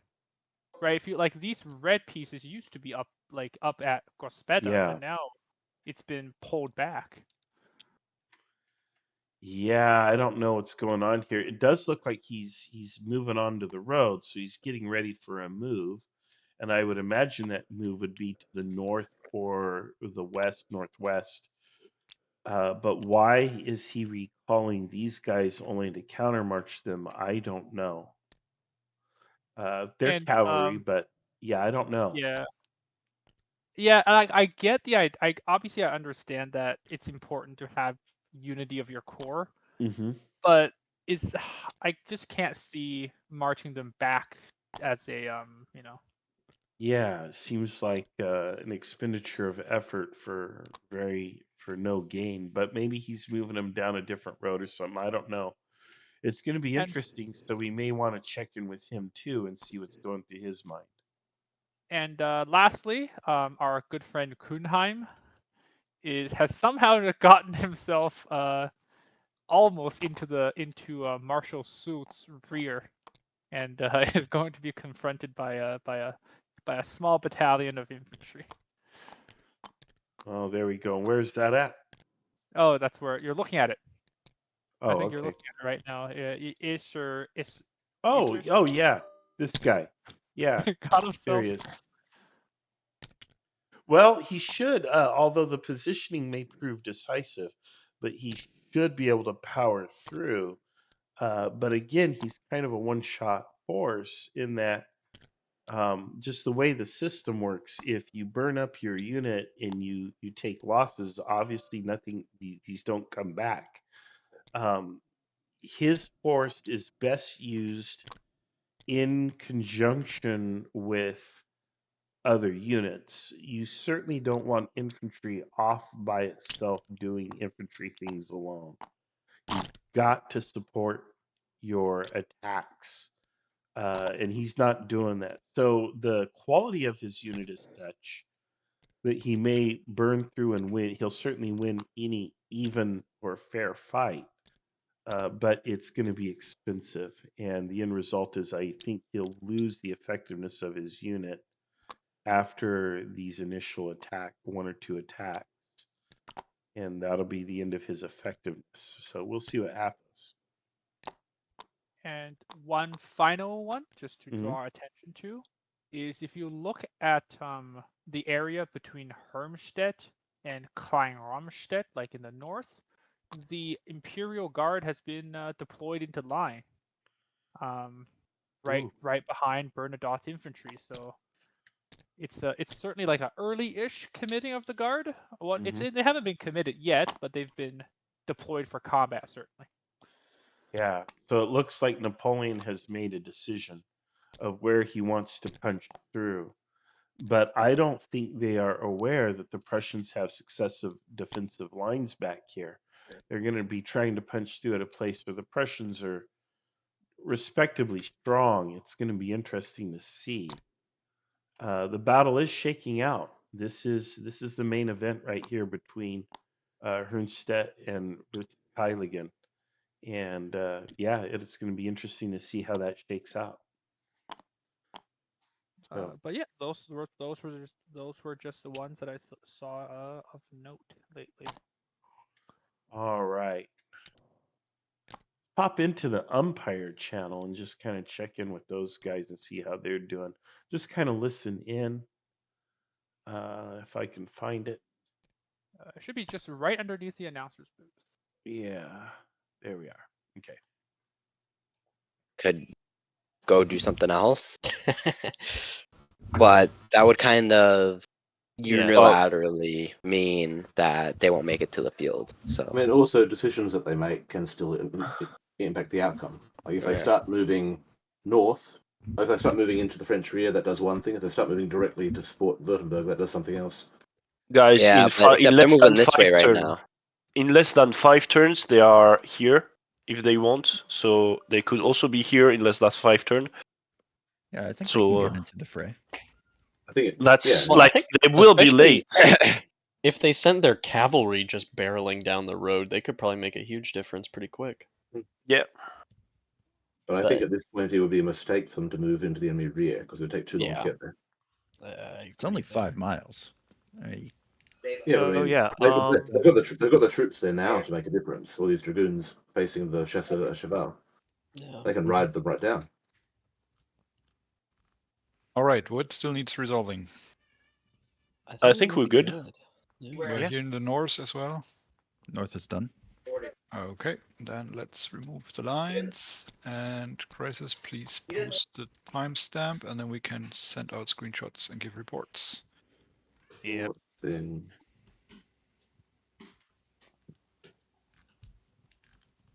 Desar, do you want to send your screenshot for Zeswish also to the Prince of Orange Corps Commander? Thank you. Are we doing screenshots now? Yeah. Yes, we are. Thank you. Where's Napoleon gone off to? Oh, there he is. Yeah, that's fine.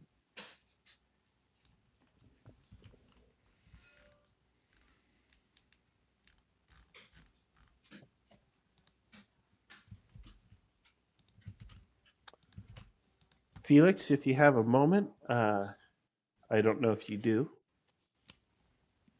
I'm just about to give reports. After that, I can. Perfect.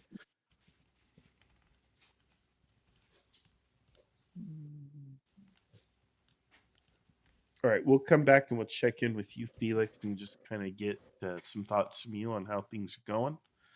In the meantime, let's drop down to, let's see here. Let's find something interesting. Grouchy is definitely having a rough day. Oh, it looks like Grouchy's back. Maybe he's back. Yep, he is. He just came back. Yeah. Okay. Let me give him his report, and then, or unless you want to come in while I give him his Yeah, report, Marshall. we'll do that. I just need to find. Okay. Perfect. He is below Murat. If you can see where Murat. You're very quiet. You're muted.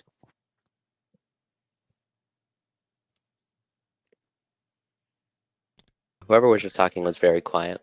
There we go. Yeah. All right.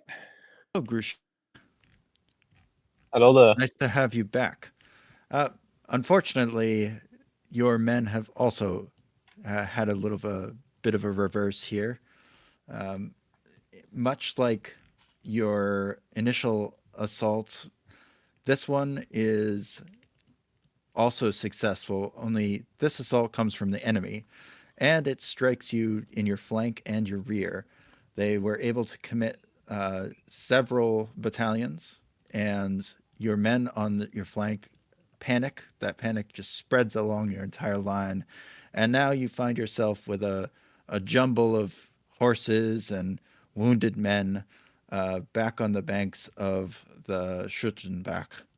And as for your communications with the rest of your division, they're extremely limited right now. The situation's very confused. You anticipate that Malay has not received your orders in this time, and you can see from your position that Malay is scrambling around trying to reform his brigade, which was previously routed only about a half hour ago. So the situation is dire, and you need to get your brigades back in order to survive the onslaught of Prussians. All right. And I will give you a moment to think about that. Yeah.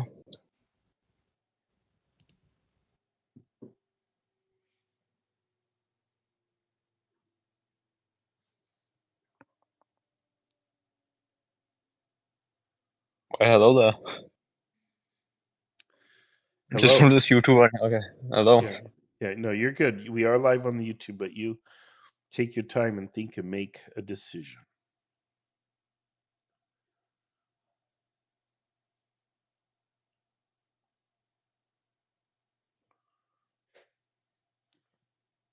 Well, I guess my only choice is to regroup with the rest of the thing and then make a desperate last charge. I'll have to send word to LaSalle that means though.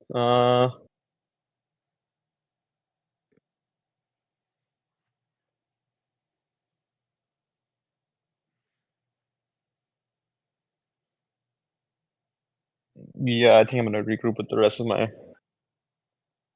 behind the river.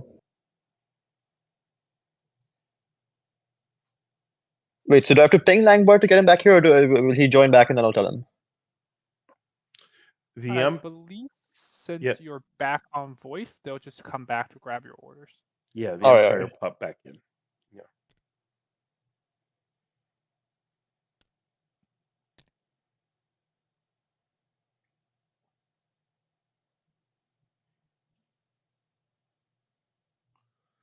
All right.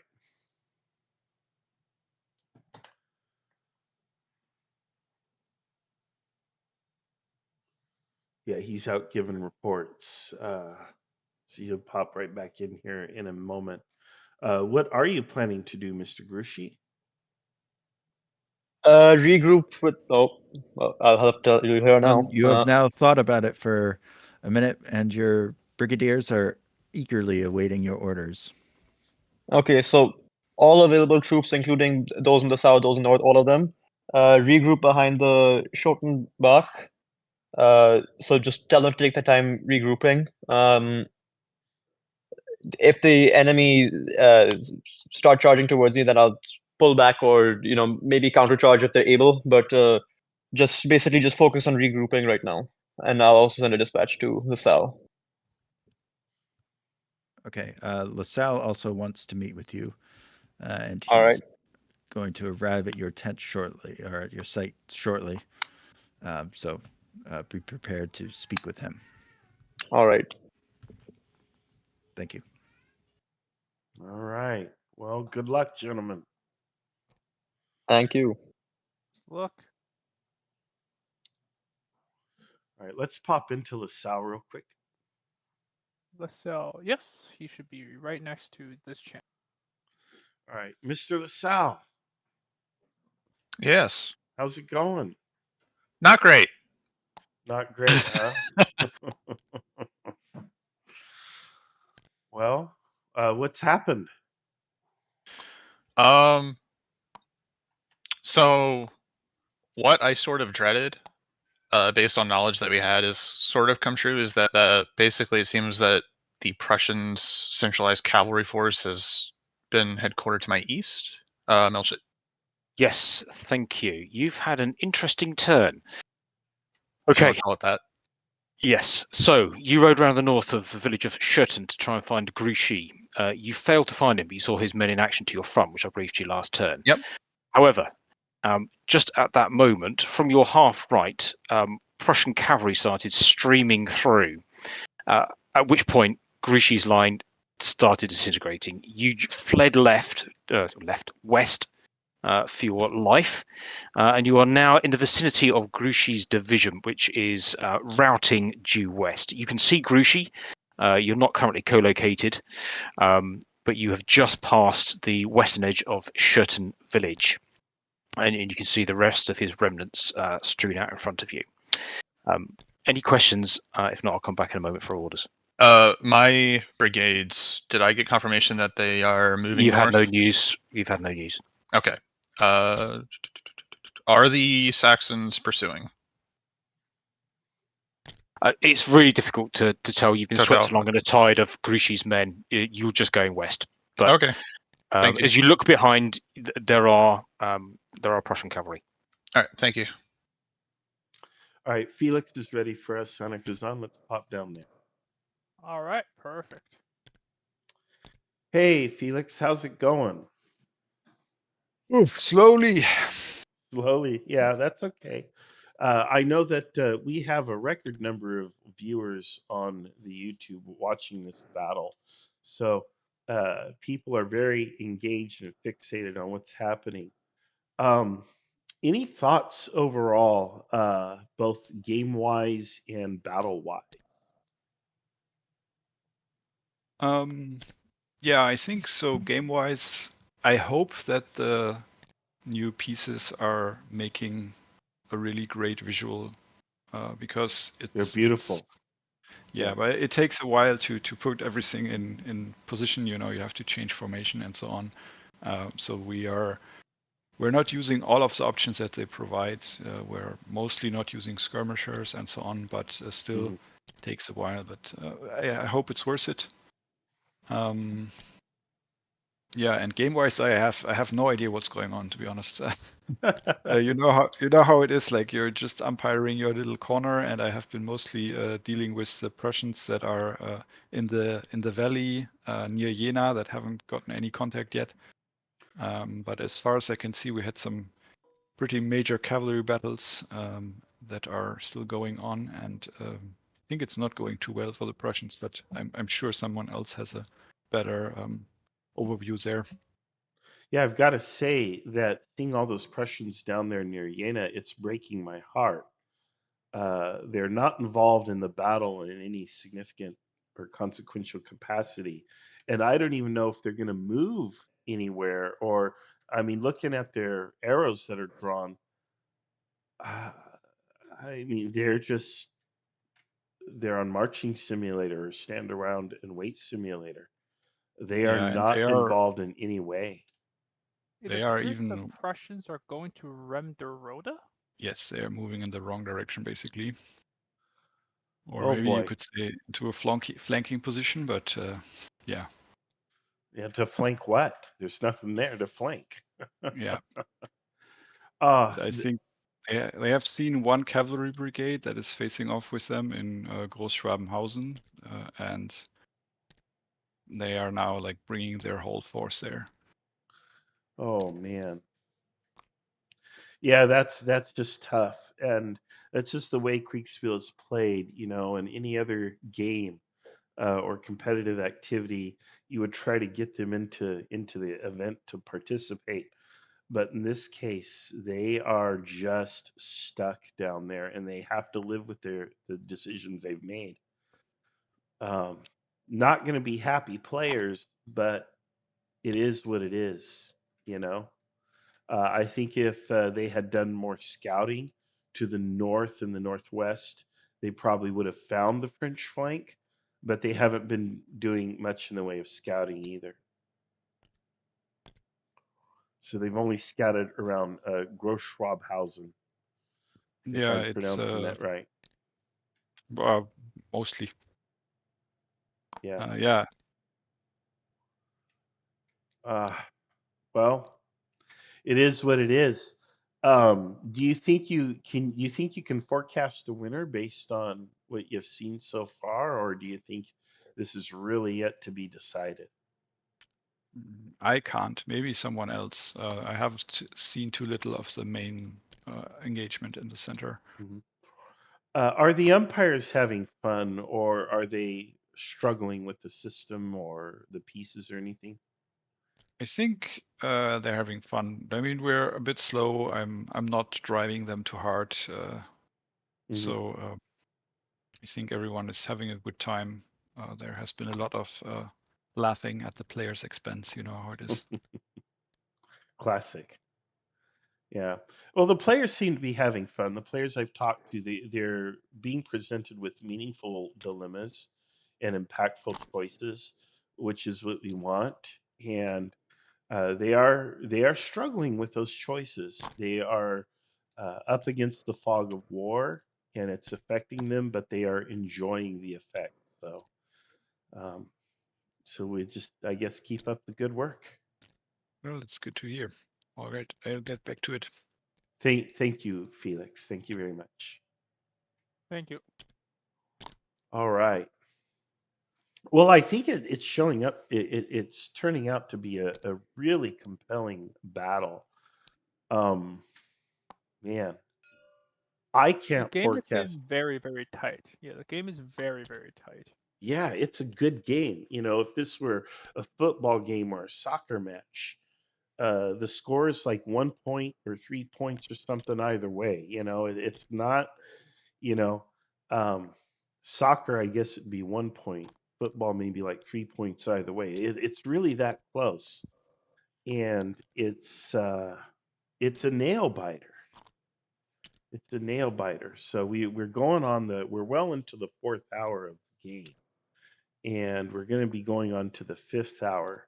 Most Kriegsspiels are decided by now. This one is definitely not decided. And what could be decisive is Ruchel's corps in the south. And man, those dudes have their hands in their pockets. Well, they're moving, but they've had their hands in their pockets. And you know, the problem with having your hands in your pockets is that it reduces by about 100% your lethality. Your lethality is reduced by 100%. So don't have your hands in your pockets, I guess. I wonder Yeah, how. I would. Go ahead. Go ahead.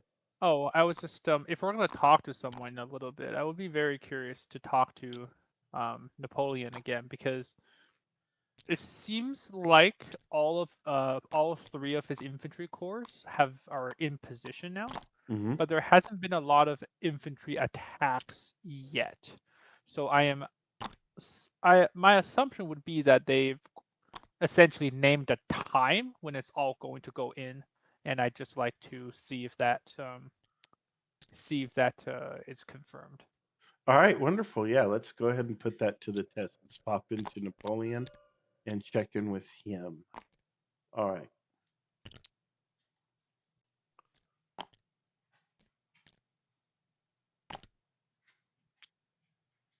Hello, Marshal. Hello. Waiting for Everybody little behave. Marshall's here. Yeah, I'm here. Anna Kazan Marshall's is back coming. again. The teacher's back. Yeah, and he has Dang a it. question, so I'm gonna let him ask. All right. I'm simply curious. what is your plan for the next stage? What is the next big move for the French army? Well, first, your question implies we had a plan at all. I think we are now finally starting to get a feel for where the Prussians are. We've got a Prussian garrison in Versailles, a grand battery to the north, some infantry, and I don't think the line extends too much further north of that. We're going to attempt to turn that with I Corps. We know we've run into Prussian cuirassiers and artillery to the south of Versailles, coming out of the road from the forest. I'm actually moving south with Soult to check on that situation. And LaSalle has got himself a cavalry fight. He should have the forces to handle it. But we're going to try to turn the Prussian flank north of Versailles and drive them down.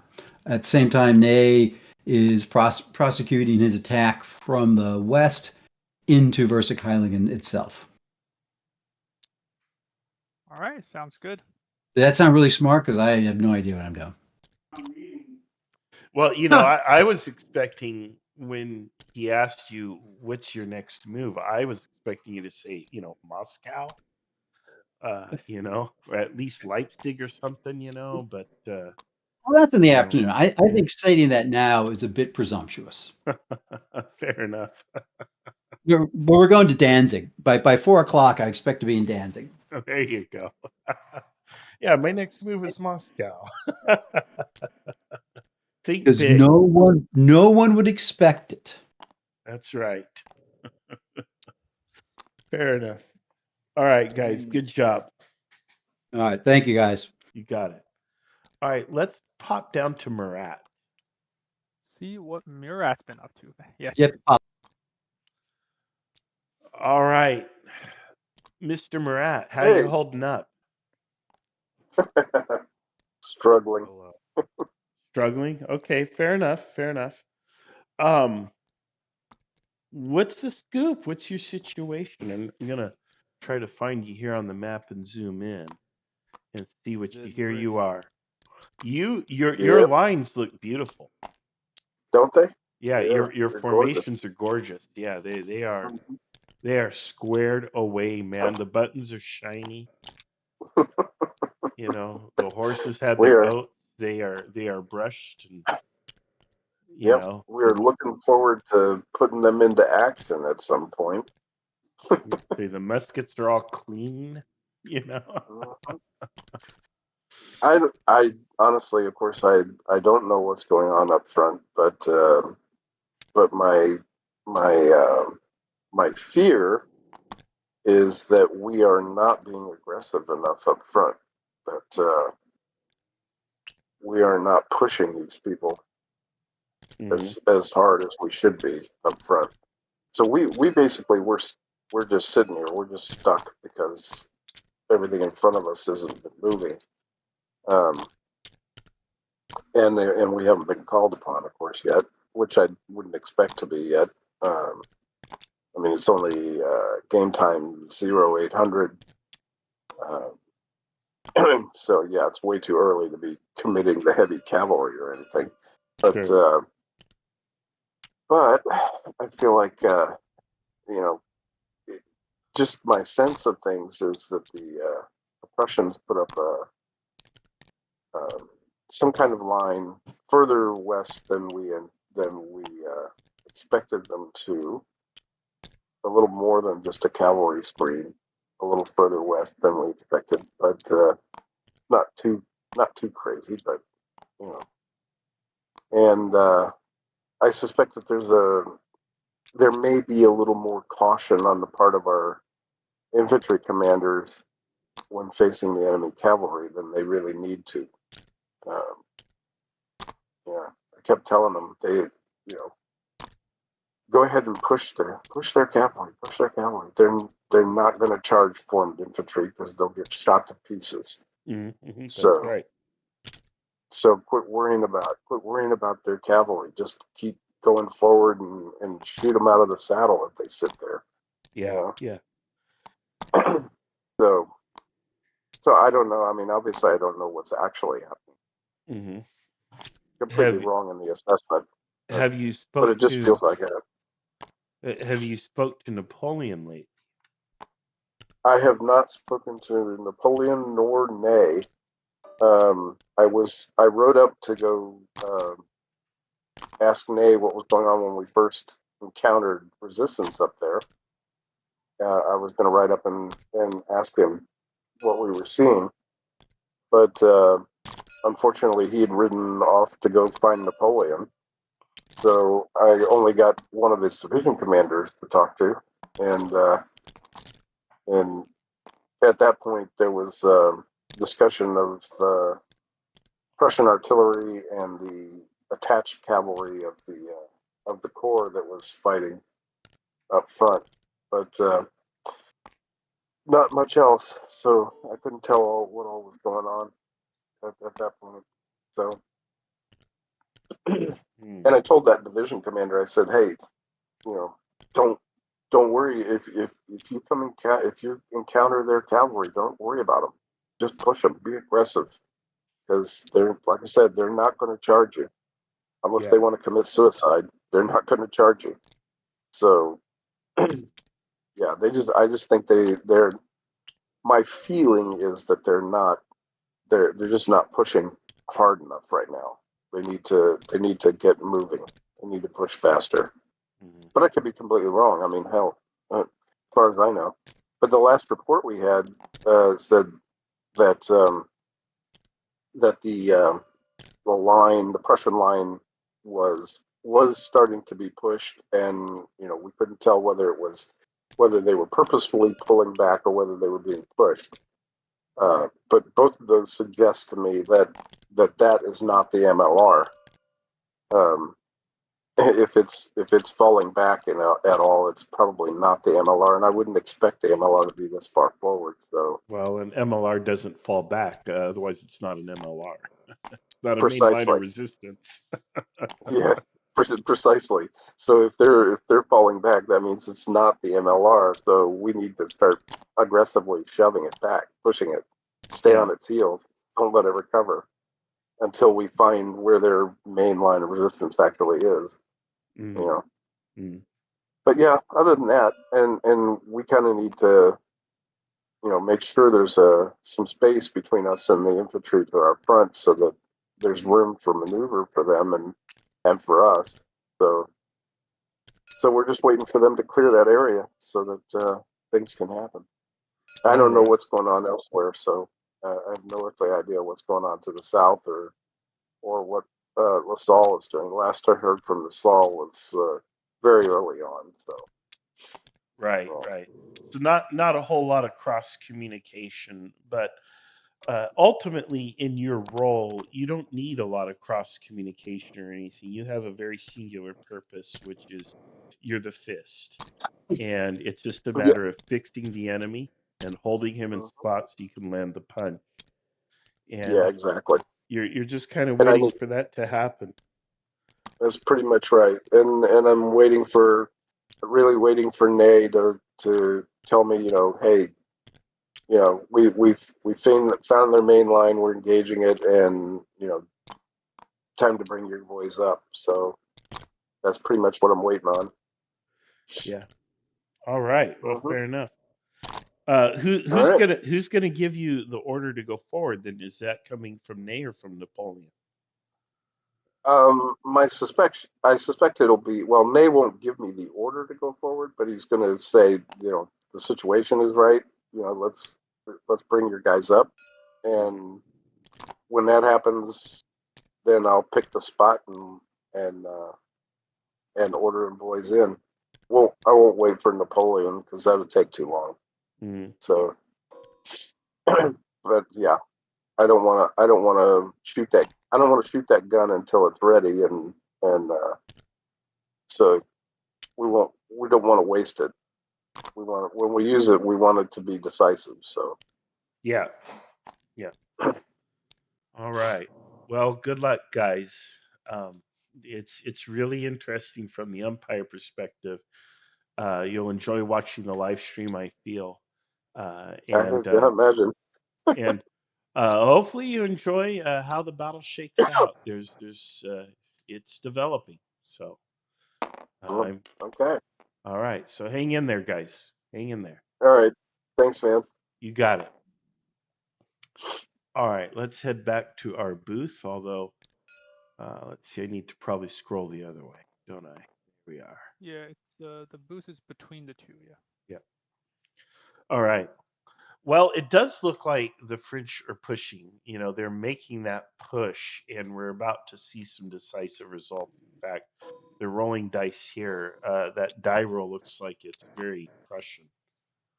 If that's the die roll, one versus 10. Jeez. Yeah. Yeah. I mean, there's a lot of artillery firing in support, though. I can't imagine that those Prussians are even standing against that, but they are in some cover. Um, hmm. Yeah. Well, here, you look here at this, at von Eichsen, von Erichsen. Uh, he's pulling Ericsson, I back. guess. Yeah. Yeah, he's pulling back, and yeah, I agree with Achilles, who is playing as Murat, that the French really need to be aggressive and they need to push. The problem that we're going to run into is that the Prussians have a second line. I think these are Saxon troops here, and Yeah, the Prussians have a second line. Yes. and Von Zeiswitz. Von Zeiswitz has most of the infantry, and then there is von Larisch's cavalry. yeah, it's going to be an interesting battle then to see what happens next, because oh boy. And look here, look, you've got infantry forming squares. Um, I'm kind of curious about this. Why are these guys in squares when they should be on the attack? They've gone into a defensive posture simply because they see cavalry rather than actually saying, you know what, let's push the cavalry as Murat / Achilles suggested they do. It seems like the French are very powerful here, and to see them in squares doesn't make a lot of sense unless they're just trying to protect their artillery and their other line infantry that they're forming up, and that's going to actually go forward. But if there they, really isn't a lot of French units in the Prussian units in the area that's truly a threat to Bernadotte's First Corps, right? It's right, there's some Prussian infantry, and behind them there's some more infantry and artillery, but these are just hussars, dragoons. Yeah, there's some cuirassiers way to the rear, but even cuirassiers charging formed up infantry yeah, head on with artillery backing, it's not like a good outcome gonna be. exactly. So, yeah, I would expect to see the French be a little bit more aggressive here. Maybe it's going to transpire. They're certainly pushing here at Wurzenhagen. This is Ney, who's being played by Eli, and Eli, from all my historical gaming experience, is actually fairly conservative as a Kriegsspieler in general. And to see him really push this attack is encouraging. I think it's good. I think it's the right call. I don't know if he's going to win, but he does need to make the attack. And like we've said, if the Prussians or the French can break through here, they'll be successful. But the Prussians do have some defenses. And look here behind him. I just saw this. He's got a whole formation of troops coming up to reinforce. Yeah, these are this is both Prussian grenadier brigades, so it will be a very, very stiff wall if they get there. Yeah. Oh boy. Oh boy. And then of course, Fourth Corps looks like it's finally committed. Fourth Corps is probably going to have some success. Yeah, I think this is probably where the French has the most advantage, because it looks like it's just von Henrich's single division that's trying to hold back the entire corps. The corps has far more artillery than what the Prussians have, and the Prussians do have like a probably like a brigade worth of reserves. But if the French makes a coordinated, like another turn or two of bombardment followed up with an infantry assault, will probably crack that line. Yeah. And then once they're through that, then we'll see what happens. But my heart kind of wants to see the French get a breakthrough somewhere, just to see how the Prussians respond to it, even if the French don't win the battle.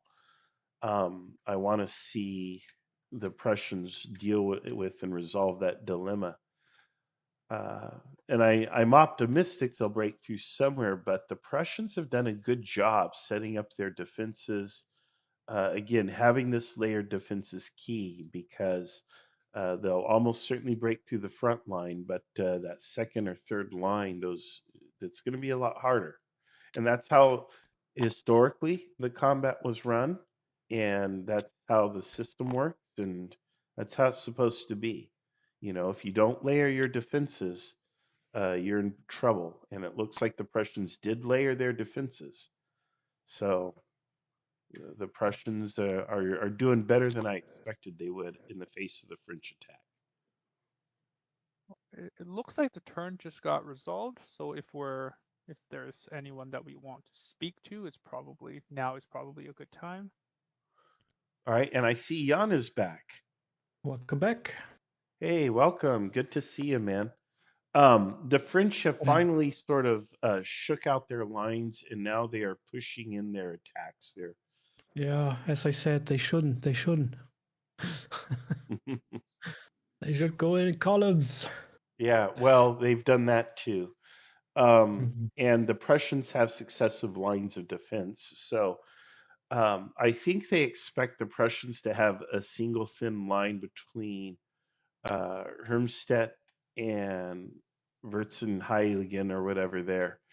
And they don't. They've got like two lines at least, and then a third line, or they've got reinforcements coming up. It's going to be tough to see. It's going to be tough to see what happens. The Imperial Guard has been deployed, but not yet committed. But they are in line. So, and Murat's cavalry is just still waiting. They're waiting for an opening, and there's not going to be an opening for a while, unfortunately.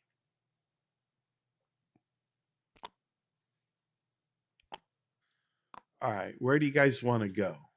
Want to talk to some of the empires? We can do whatever. I think they're taking a short break. I need a 5-minute little short comfort break. Yeah, that's probably for the best. Yeah. Why don't we take a 5 and then cycle back, and we'll pick some people to interview here. So, okay. All right, we'll take a 5-minute break here. Sounds good. You'll do that. I'll be here. All right. Have a look at the chat. What's going on? Perfect. And since you're on the live stream, Jan, you can just... If it wants to load on my end, let's see. And of course, feel free to narrate here because you are still live. I'm just going to be stepping away. Okay. Mic off.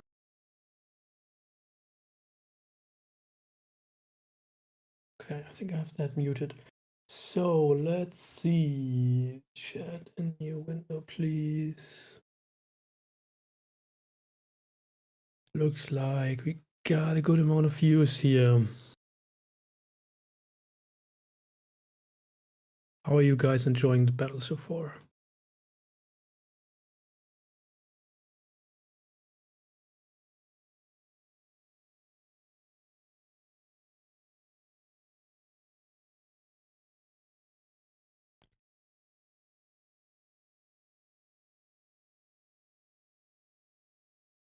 The more I think about the French left, the more upset I am at the Prussians that Grouchy was able to walk away. Okay. Did they engage? Let me see. Yeah, seems like they took a few hits there.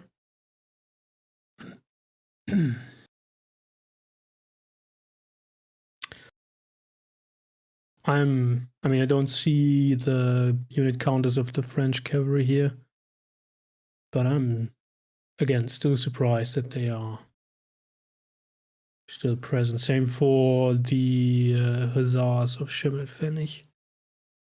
It seems they should probably be further to the rear. They were even enveloped. Oh, right. I see. Oh, well. Yeah, I think one big issue we tend to have with games is that we don't really we focus too much on combat resolution and don't take the morale factor appropriately into account. I think battles should usually be much more dynamic.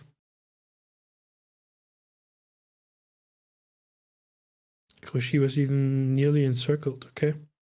Interesting. Mic on. Interesting. So, and then we have the guard here. Let's see. First Corps. Douai, Lefebvre. There they are. Dragoons. Dragon à pied. Okay. I'm not quite sure. Mic off. Makes sense. Mic Grenadier on. as well, but did the guard have dismounted dragoons? I'm not sure about that. Maybe they did. Regarding Grouchy, I agree. He got off light for the situation that he was in. I don't think he should have survived that myself, but the umpires in their wisdom said he could get away, and he did. Mm-hmm. So.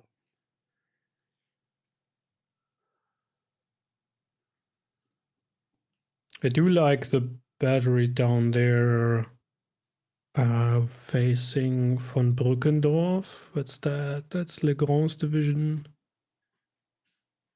That looks pretty neat. And we do have assault columns as well. They are in the woods. Yeah, down here in the south. That's, well. Yeah. Well, and I mean, at least they have deployed skirmishers, so. Yeah. There's that. Yeah, there's a good little fight that's going to happen down there. It's basically a corps versus a division, so that fourth corps, the French fourth corps, should plow through it if they are sufficiently aggressive. We'll see. What breaks my heart is seeing Ruchel's corps completely out of position in the valley down to the south, just hanging out. Yeah, but it looks like they are sort of concentrating their, converging onto the main road there. Yeah, they're getting ready to move, but the question is, will they arrive in time to have an impact on the battle, or are they going to be like Grouchy was historically, just showing up at the, after it's over? Yeah, it looks like that Rüchel is taking his corps directly to the west to Groß Schwabhausen, where he has some dragoons already in position, and then that's a long way to go. Certainly. I think his dragoons encountering the French light cav out that way made him think there is the enemy there. So I think he's actually taking his whole corps due west instead of north. Yeah, that's a case of not enough scouting. Yeah. I talked about this earlier, and I've said, look, if you're in a situation where you're just kind of sitting there and you don't have anything going on, you don't have contact with the enemy, send some scouts out in different directions, make contact with the enemy, and once you've made contact, don't let the enemy break contact. If he retreats, follow. If he pushes, fall back. Don't fight him, but maintain that contact. That way you kind of suss out his position. Then you can make a decision on how to position your corps, how to get into the fight. But if all you do is just kind of sit there and wait for orders, you could be waiting all day and the fight could be resolved and you played no part because you were a little too passive. Is there communication between Wilhelm and Rüchel? Allegedly so. We've talked to the king actually more than once, at least twice, about this particular topic. And yeah, the king has said that he even is thinking about going down there himself to find out what's going on, which I don't think is a wise move. The battle is in the north; it's not in the south. But um, yeah, he really does. He needs to direct that corps and get it into action. Otherwise, he's really left what could be a decisive formation out of the Mhm. fight. And well, yep, there'll be a consequence for that. So. Yeah, Damon puts it rightly in the chat. Ruchel is looking to claim Bernadotte's reputation here for the battle. Yep. Yeah. So.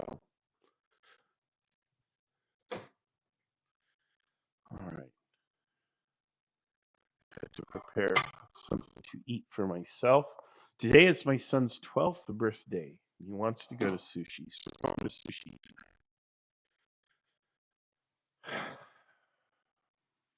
Okay. Well then, happy birthday to him. Yeah, happy birthday to the team. Yeah, happy birthday, Brendan. All right.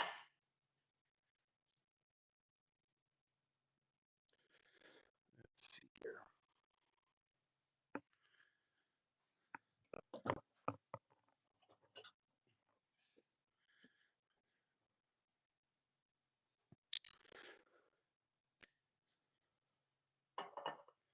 All right, I think the umpires are on a little break, or we're on a little break.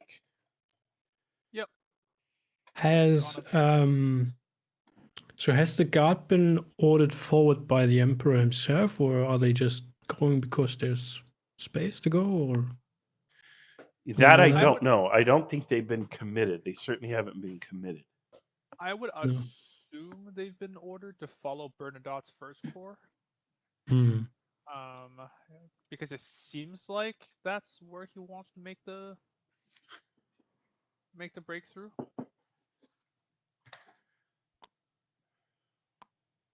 Interesting. Yeah. Zoom in on them.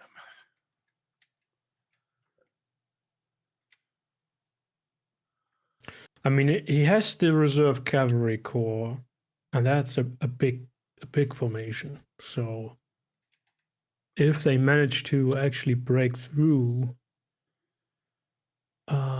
which I don't think it does look like they can at the moment, at least, given the Prussian formations, they could envelop like south and north.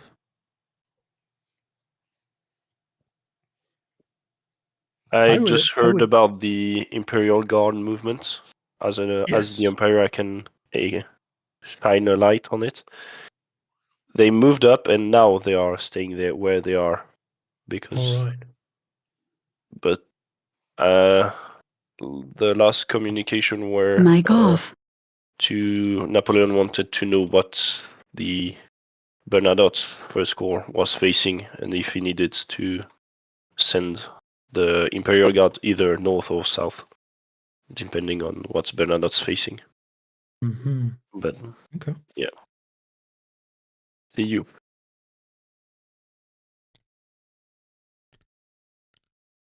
Seems like the answer to what Bernadotte is facing is like nothing. Right? Bernadotte is facing one Prussian brigade plus a few squadrons of cavalry. That's about it. Well.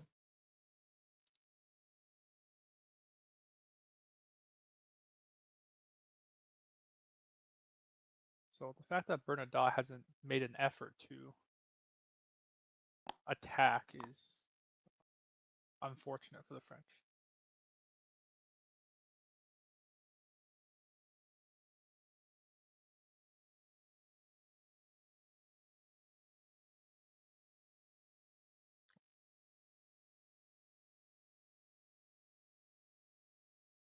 All right, I'm also just gonna pop out for about 10 minutes in that case, get some lunch. I will Sure. be right back.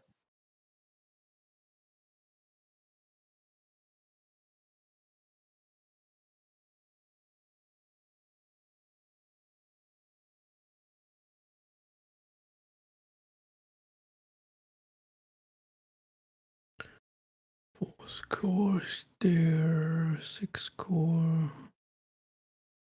Mm-hmm.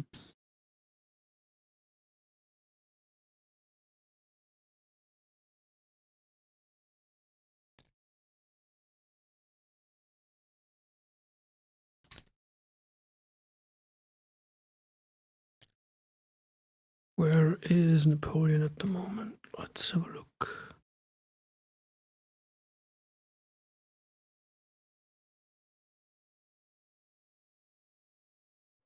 Mic on. Bessier down there. With the 4th Corps, or just north of the 4th Corps position. Right here. Ah, okay. Yep.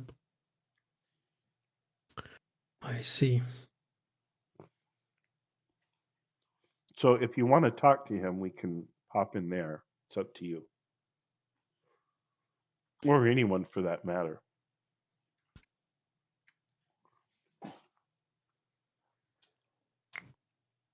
Who is reserve cavalry? Murat is that Achilles? Yes. Yes. Did you talk to him about the waiting game he has to play right now? Yeah, he wants the French to be more aggressive. He's concerned that they're not pushing hard enough. Hmm. And he's just kind of waiting. And yeah, it's a tough game to just be waiting. But we talked about this before you left when you were here previously. Okay. Yep.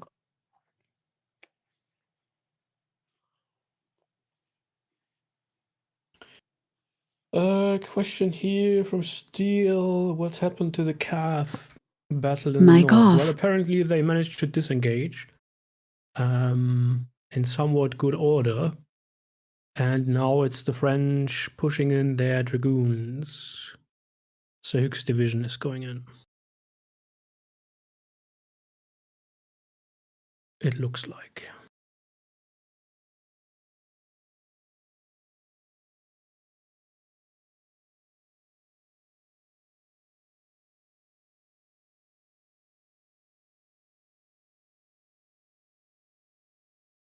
I mean, the Saxon Hussars, they have suffered quite some losses, as we can see here. But everybody else, at least from what I can see currently, well, the French took some losses as well, but not that much, it looks like.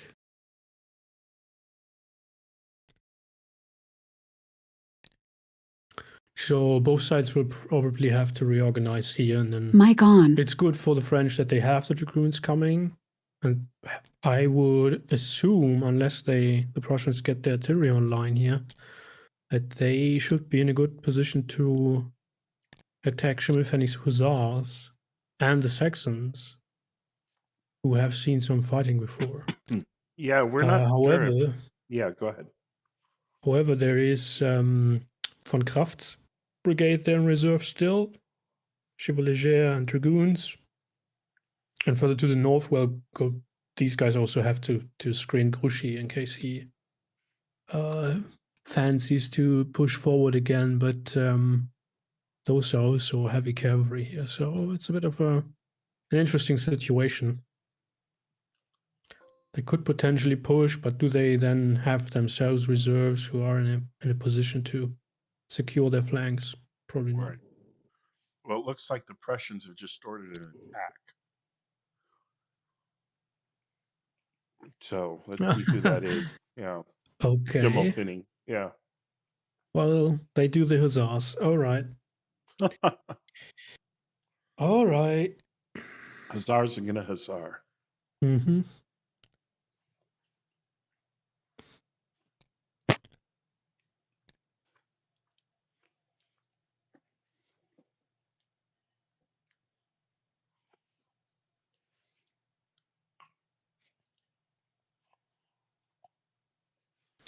If only they had like a brigade or a division of a division probably of infantry up there with some artillery to support them, then they could really exploit the situation. Take Helmstedt, push the enemy cavalry to the east, and then have their upcoming dragoons here. They even have more reserve dragoons coming up. they could then really swing around Helmstedt and then to the south. Of course, I mean, there are Prussians coming up, but the French based their strategy on the center, moving through the center, but I don't think they expected the Prussians to be deployed so far forward and in such numbers where they ended up being deployed. And they're barely starting to realize that, hey, the Prussians are really here in some number. And I don't think they appreciate the depth of the Prussian defense. That being said, I think Achilles is correct that if the French push through in a concentrated manner rather than spread out, they can absolutely poke through those Prussian defenses. But they're not doing that. At this point now, they appear to be spread out across the line, which favors the Prussian defense. Yes.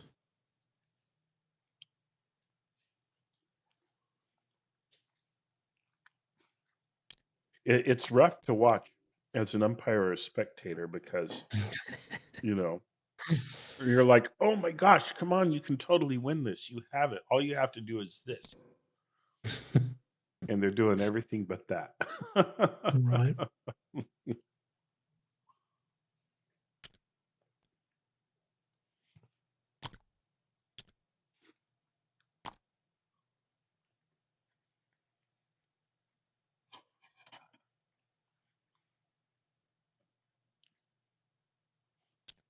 Has the overall perception of the two side commanders changed as to how the general situation is? Not a whole lot, I don't think.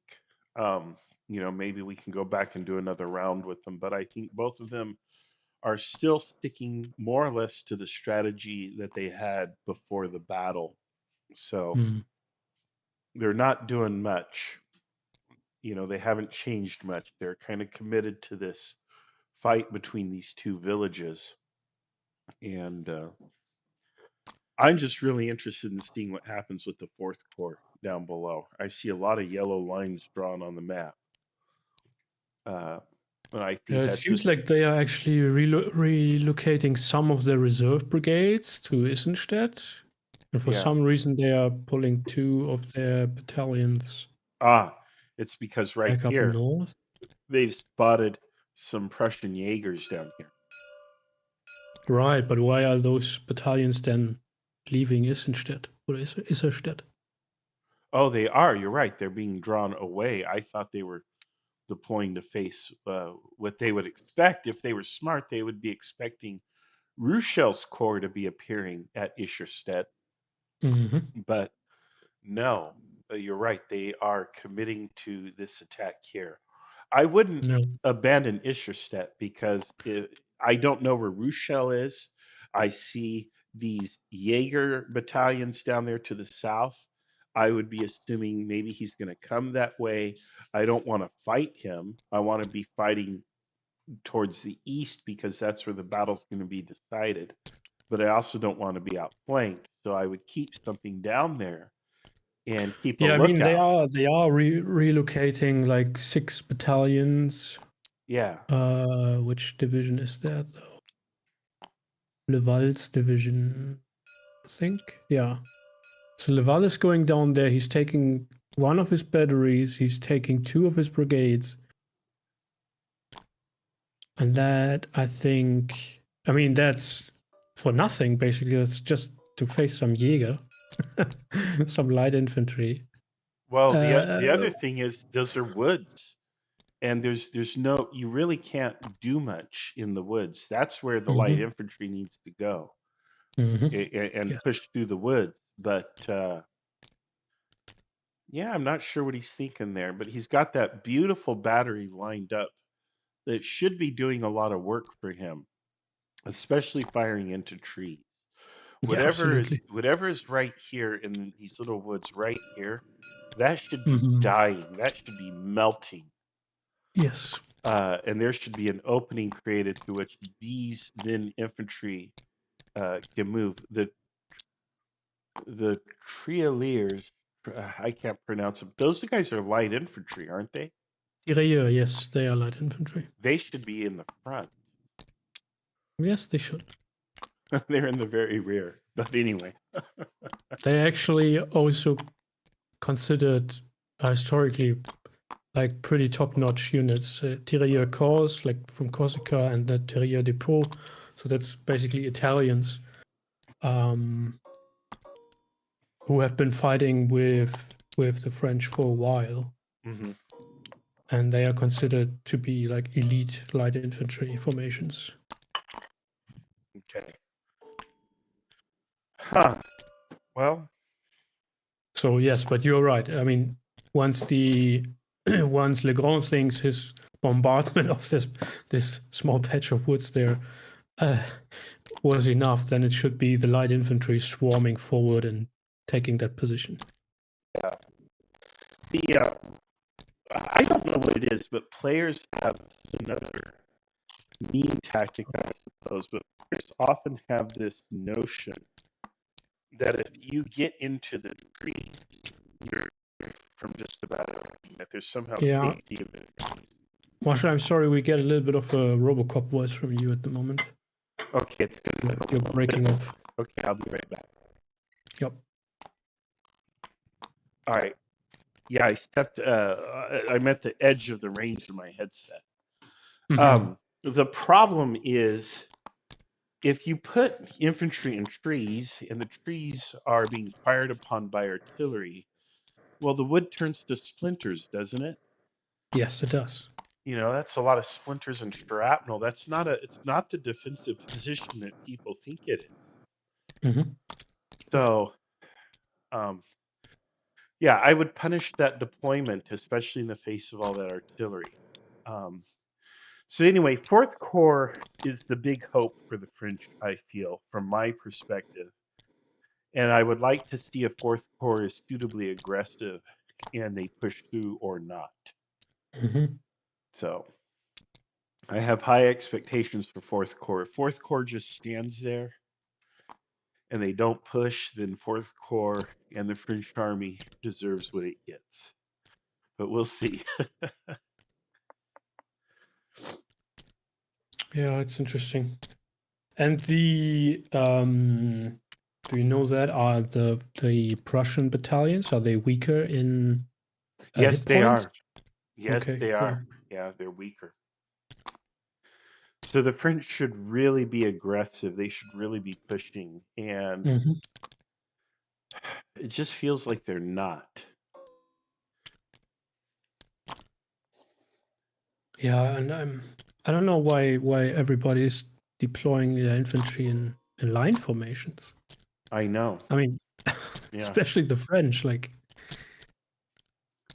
assault columns, that's their thing. And if they want to break through somewhere or take a town or something, they really should go in assault columns. Maybe we have Americans commanding in key positions. You know, as Americans, you know, we're familiar with a little bit with revolutionary combat, but the American Revolution is by no means representative of Napoleonic warfare. It was very basic, very simple, just as the 7 Years' War, or what we would call the French and Indian War. Prior to that, the units were laughably small. The battles were laughably small by comparison. You know, to us, they were big battles, but you compare it to what they had in Europe, it doesn't even compare. It's a sideshow. And then you come to the American Civil War, where the battles are really big, but they're also very simple. You know, unlike Napoleonic battles, which took place over nearly 2 decades of history. The American Civil War was fought over about 4 years, and it was fought with people who were. It was just very simple. You have the development of the rifle, although the musket was still nothing to ignore. The musket was still quite formidable. Yep. People talk down about the smoothbore musket. I wouldn't want to face it. But it just, as Americans, we don't have the proper grasp of Napoleonic tactics that many Napoleonics, or I'm sorry, many Europeans have. The richness and the depth of variety and I've talked about this previously just today. It's a lot to get your head around. It is far easier to make sense of and understand American Civil War tactics than it is Napoleonic. So that could be what we're running up against. We're running up against, we have folks who don't really understand the finer points of Napoleonic warfare. So.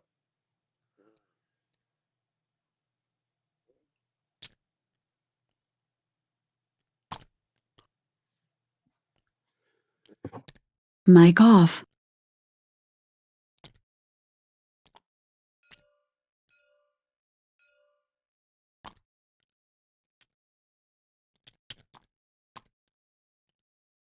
All right. Sorry about the absence. I'm back now. You're all good.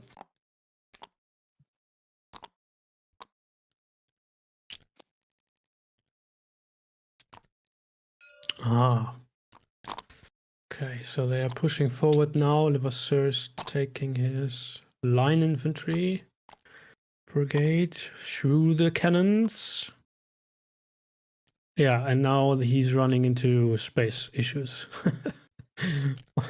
Where should I put my lines? I don't know.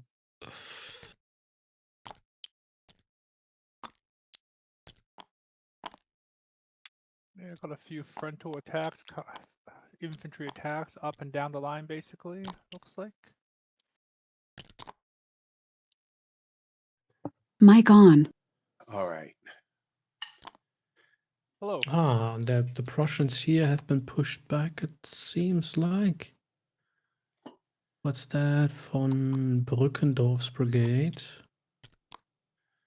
Their cuirassiers, which are now in the front, sort of holding the gap, but I would also assume that they are not really in a position to speed up for a charge from where they are, so close to the enemy. Are you looking in the north? In the center here. Okay, I want to make sure because I got the feeling I That wasn't in the right is spot. Marchand's division of 6 Corps.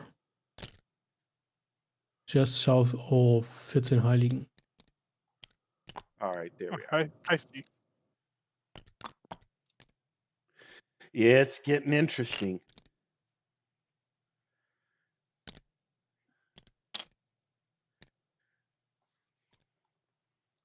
Yep. I think there's going to be a lot to critique on both sides.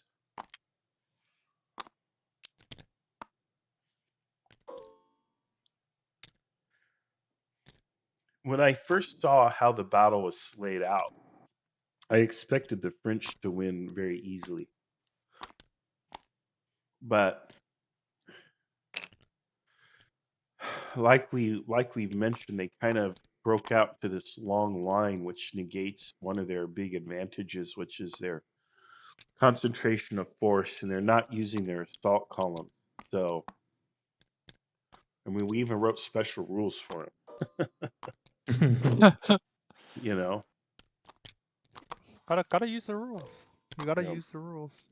Well, we keep the rules secret from the players, so they might not realize, although they should from the playtest that we've done, they might not fully realize or appreciate that there are special assault column rules which favor the use of that tactic.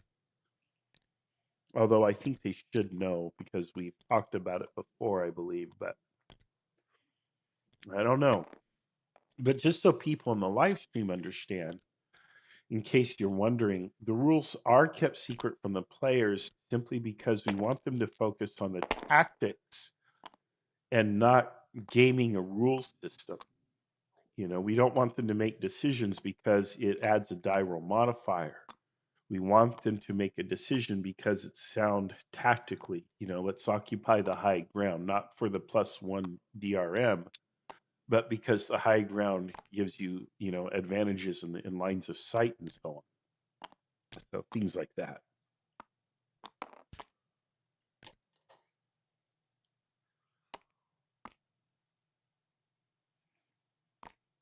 And yeah, it does. It looks like there's a good fight here in the center.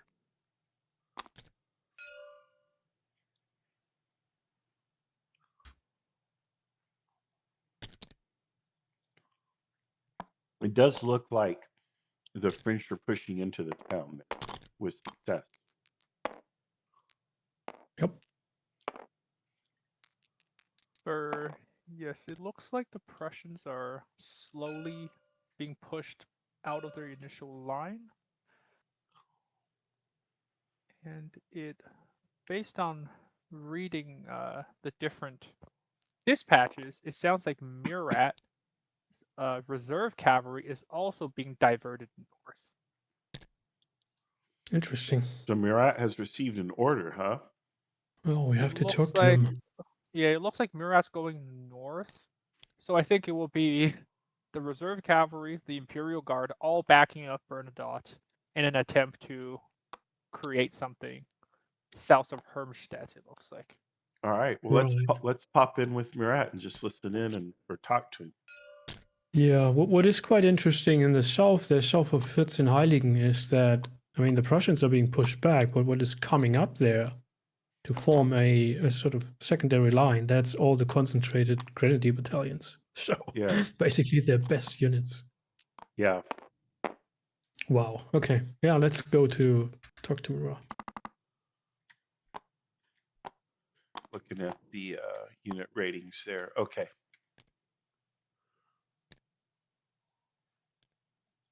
All right, here we are. Marshal Murat.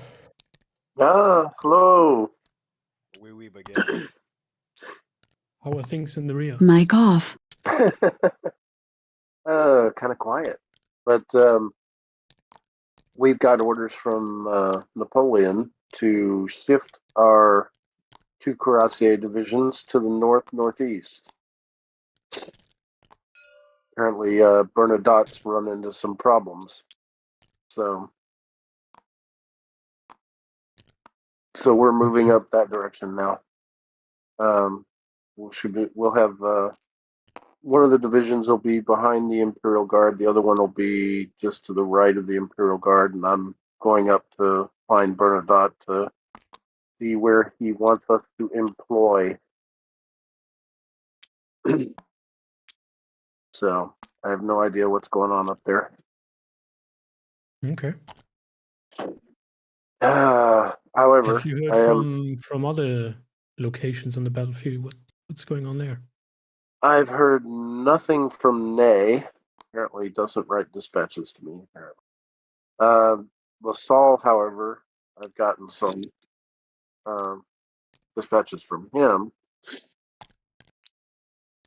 So, and of course, the dispatch from Berthier giving me Napoleon's orders. Also, one of Ney's Ney's division commanders sent me a dispatch a little while back, about an hour ago, telling me that he was in a full-fledged firefight up there. So I can see that there's a big grand battery of Prussian artillery over there in a kind of arc facing a thin line of French infantry. And I was kind of surprised that they didn't ask us to go ride down that grand battery of artillery. Well, frontal attacks are probably not the best idea. No, but I've got 2 divisions of heavy cavalry, and if I can get up behind that infantry screen and then have that infantry give me a hole, I could be on top of that artillery before it gets more than one shot off. We'd probably lose about 30%, but we would run over a whole grand battery of artillery. There wouldn't be much of the Prussian artillery left after we were done. I'd be willing. Especially if we bring those hussars in with it. All right. But anyway, that's not what they want us to do. They want us to go up northeast. I'm a little troubled by that because if we're going up there, we're going up to an area of the field where we can't be best employed, I think. So we'll see. And if they're going to send us up there to fight Prussian cavalry, then it's kind of wasting what we're here for. But Oh well, we'll see what happens. Maybe they're probably right. I mean, it's above my pay grade, and I don't know what else going on. So we're just gonna do what they're asking us to do. Well, I'm pretty sure that the historical mirror that he would have something to say about it to the emperor. I'm sure he would, and I would too, but I'm not going to say it on the open air. I gotcha. Okay.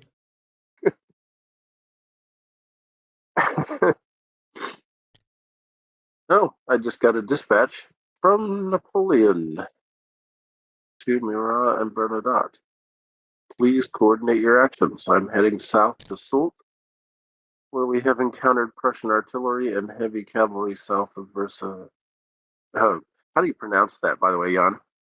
Versailles? 14 Heiligen. 14 Heiligen. Okay. Yeah. It's like 14 holy people. Oh, okay. Ney is pressing his attack there. LaSalle is dealing with heavy cav to the north. Seems to be a lot of Prussian cavalry. I think you have a chance to turn the Prussian right. Act with aggression if you feel the same. Well, acting with aggression is not going to be my problem. If I could get a hole where I can get my boys through, we will act with aggression, I promise you.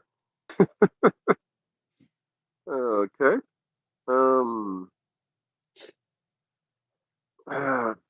I think I mentioned this to Marshall last time, I think, but I think our infantry commanders are being too cautious in the face of enemy cavalry. And you know, like I said before, their cavalry is not going to charge our formed infantry, not without committing suicide. So we need to push them. We need to be pushing them because we can shoot them out of the saddle if they sit still, and they're not going to charge you. So the only choice they have is to sit still and get shot or ride away. You know. But anyway, that's just me. What were you gonna say, Marshall? I think it sounds like you have carte blanche to operate. Yeah, if I can get a space where I can get my boys in, yeah, we're gonna hit somebody. I am the storm. There you go, brother. There you go. That's great. Well, unfortunately, the avenue selected for your attack is through the woods, but you can do it. Yeah, well, it's a minor problem. It's October, right? I mean, come on, how bad can it be? Not too many leaves on the trees. You can kind of see through them. Yeah. It's a nice fall day. All right. I've got to say, this is a deeply fascinating and interesting battle, just the way it's shaping up. And we're seeing the full on effect of fog of war, which, of course, is a feature of Kriegsspiel, and how it impacts the decisions that are being made by commanders in the field. And it is. Should we go back to the announcers booth? We are back. We're still in Murat's channel. But Murat's not here. Oh, he left. Yeah, okay, cool. Yeah, they're all gone. They've been moved. They're all gone. Yeah, it is just deeply fascinating. But sure, we can go to the booth just to keep it. Then there'll be nobody popping in. I love it. They just pop them out. That's great. Let me see. Where do I get to my? Oh my goodness! And of course, when I scroll on Discord, the maps on Tabletop Simulator scrolls in and out. There it is. All right, here we are. Here we are. I don't think they do. They committing in the wrong way. That's the issue here. And I mean, as Marsha said, all along the line, which doesn't give them anything. Yeah, the French have really surrendered one of their big advantages, which was their concentration of force. And they had that from the very beginning, even with their deployment kind of being messed up because I messed it up somewhat on purpose. to give them an additional challenge. And there were reasons and justifications for that, but it wasn't so terribly messed up. And they were able to work with it, but they have kind of negated that now by just spreading out. And so instead of throwing a punch with a fist, they're throwing a slap with an open palm, and it just isn't going to have that same effect. So, okay. So now it's just going to be down to the raw numbers and who has more. And I would think now it's down to whether the Wu can hold Auerstedt or not. yeah, it could be. If he cannot, and the actual Prussian army shows up at Jena, then the French are in big trouble. Yeah. Yeah. Oh, and have we seen any movement down here in the south? Okay. Yep. He's moving towards. He's trying to gain that rear, but he's moving on the wrong road for that. Yeah, he's still moving towards Remirada, yeah. Remirada. And Großschwabhausen. Did I pronounce that correctly, Jan? Großschwabhausen, yes. Schwabhausen. All right. Yep. I would say I always wanted to go down to Jena and visit the battlefield, because Jena obviously is a bigger city now, but the surrounding area is still pretty rural, so you can go and the roads are basically the same. Oh, come So on, you Jan. can. We have Jena right here in the IKS. Why do you need to go down there? We have it here at home. Well, I mean, just seeing how steep the slopes are and all that stuff. That's interesting. Yeah. And also get an appreciation, which from the bird's eye view we can't really get. I mean, of course the map is slightly like 3D, but for the rolling terrain and how much it impacts line of sight and all that. Right. Yeah. Now I live in, and I am from California, and there are really no battlefields here. There are places where people fought little this or that, even within a short drive of my house, but nothing significant. So yeah, I mean, I don't know if I've been to more than one or two battlefields in my entire life. But you can just look at terrain and just imagine. And yeah, when you walk out in nature, it's one of the things that you notice is just how hard it is. It's not easy, especially now that I've got older. But terrain is broken, it's uneven, and I can't imagine how you get hundreds or tens of thousands of men in lines working together in concert to move over broken terrain and bring weapons to bear on the enemy and risk death all while doing it. It is an incredible achievement to put an army in motion during this time period without modern communications or anything, um, in a place where, in a time period where if you run away and they can't catch you, you're going to get away. Like, it's not like they have your license plate number and they can track you down at your house later. It's just, to get these people to do this, it's phenomenal. They didn't have painkillers. If you got wounded, you just suffered.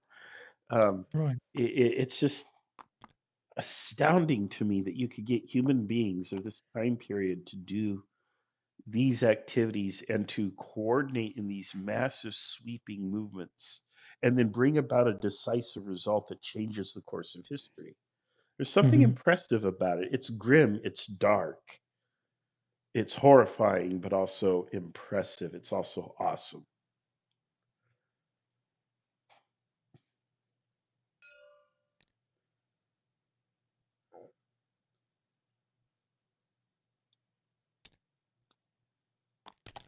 So I'm looking up and down the line.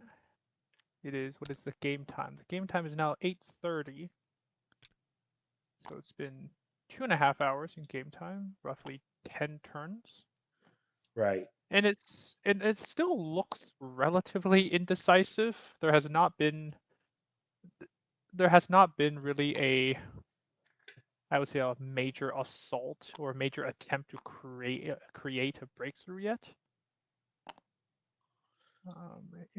Maybe it will happen. I do think that they've committed though. The French are Yeah. certainly committed now. At this point, Yeah. there's no place else they can maneuver to. Now it's just they can only go one. Well, they can go two directions really, but yeah, they can only go forward now. The French are pretty much fully committed. They don't have much that they can wiggle around with, and it's going to come down to the next few rounds of battle here. So as soon as the next hour of game time, this should be decided. They are committed. I feel really bad for Rochelle, Team Rochelle down there, but Well, nothing you can do. maybe it's a good thing for the Prussians. He might be able to get out of his forces. Well, it looks like he's coming north. Okay, so it does look like his entire column is not going west. He is just sending the cavalry, two brigades of cavalry west, and the remaining of his. Yeah, he's got these guys on the correct road now. Are marching up the valley. Yeah. It's still probably an hour before even coming close to Essenstedt, and it will be at least 2 hours before it can actually hit any French units, but right. At least they're on their way. But I mean, if the French do not manage to break through in that period of time, then he is actually creating a problem for them, because they will have to divert forces to protect their rear against the cavalry that's coming up. Mm-hmm. I mean, they can probably pretty easily defend Isserstedt. That shouldn't be much of an issue there.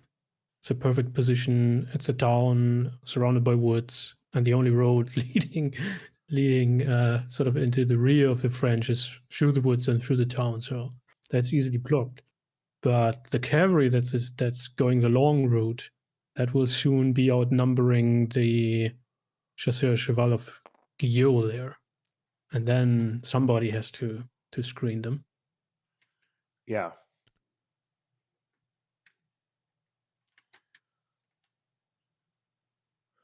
Well, I would like to see the Jaegers down here get aggressive. These dots here are my shorthand for a skirmish line when you don't want to put the little pieces out.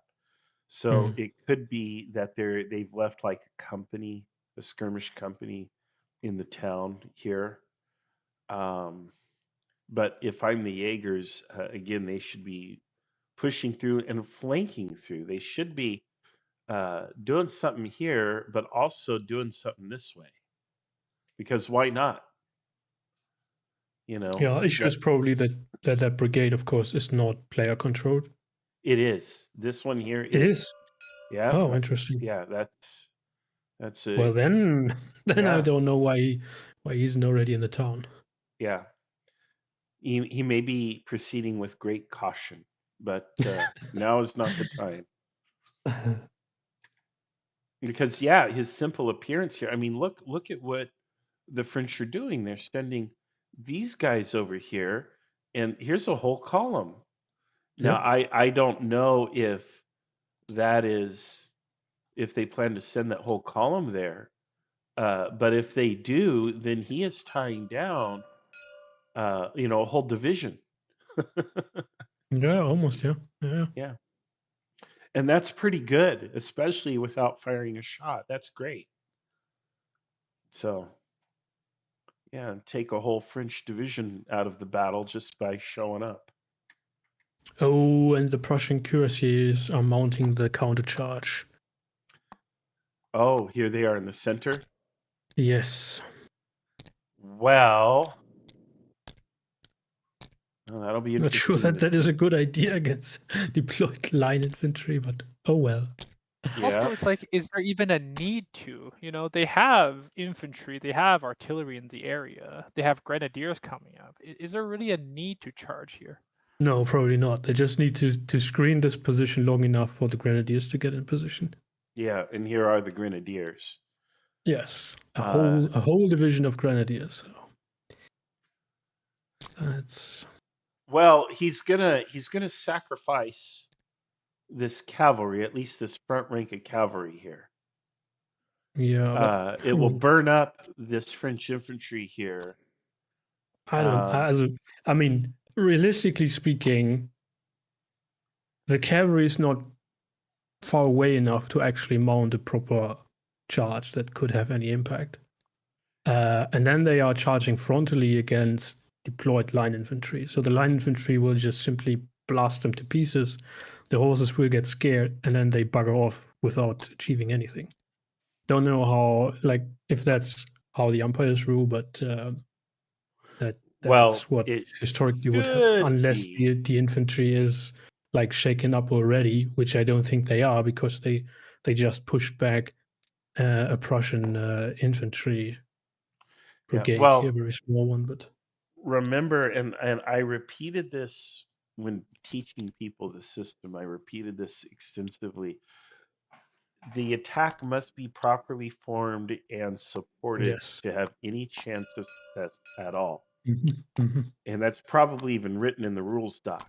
And if, I mean, so we'll have to see. This may be another case where we send you up to the umpire table to overwatch this one. But they do have a battery here. I don't know what the battery is focused on. Yeah. It's a horse artillery battery, and I would give them some credit if they're putting the fire in here where the attack's going to come in. Right. But they're probably going to be shooting this way, which is not where they need to be shooting. And I don't know. But in the main, I agree with you. I think this entire Prussian cavalry formation is going to be sacrificed to cancel out at least this front rank or more of the infantry.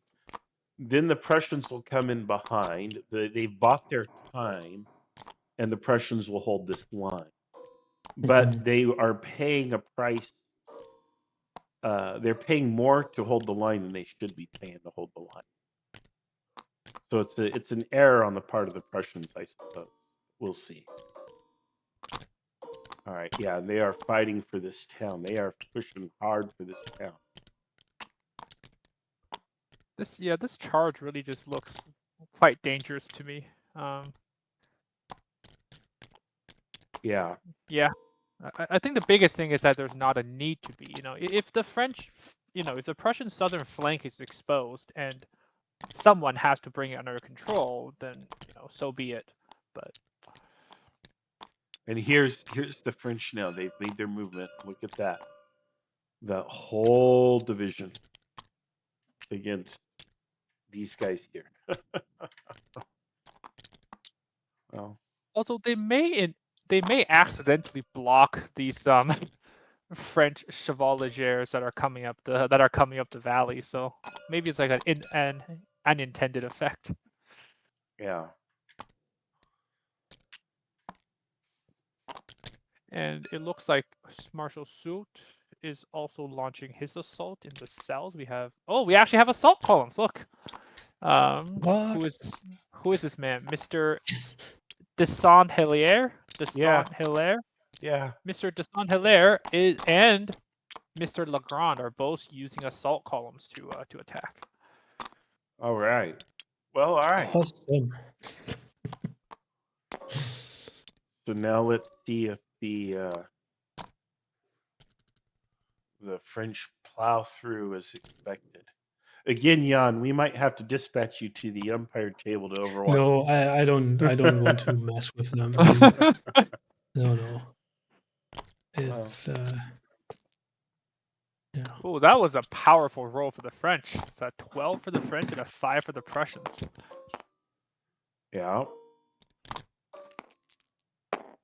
Well, they still have to factor in everything else, but yeah. Yeah, and here we see the difference there. The French battalions have 12 strength points. And Right, that right. Russian battalion What that's is going on up 6 left. north? If you have a second, look around Bernadotte's corps. Oh, Bernadotte. We have a okay. we have a 3 echelon assault by light cavalry again. Oh my, why are they doing that? But led by great Bernadotte himself. Followed Led up by the man himself. Followed up by line infantry. Followed up by the Imperial Guard, it looks like. And on top of that, you got Dre, that's his name, I think, who is also actually using assault columns. Very nice. All right, so it seems like the French found their mojo, although they're a little wacky, but they're doing it.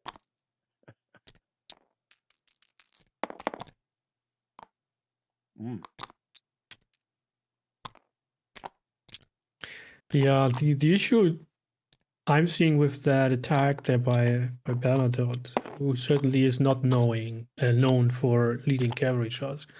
Yeah. But so he is in a very good position if he is able to push back those Prussian hussars to fall up on the flank of von Müffling's brigade there. Yeah. Issue being is that the French infantry under Rivaux is stationary. Like they should be supporting this attack.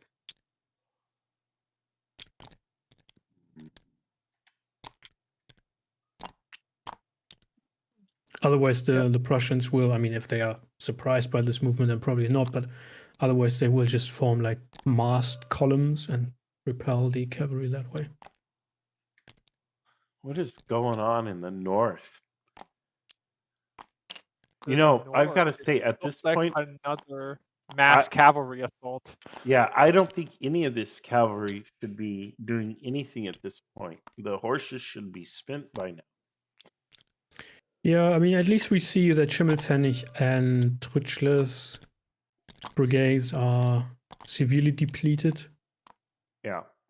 So that's a thing, and that will probably now play into Sahuk's hand here as he comes up with fresh dragoons. Oh my god, Grouchy just launched another charge into cuirassiers supported by artillery. Yeah, Oh, well, this is where, as the umpires, you're like, it's bedtime. It's time to go to bed. Make Mimi time. You had a long day, Mr. Grushky. It's time to put the toys away and go to bed.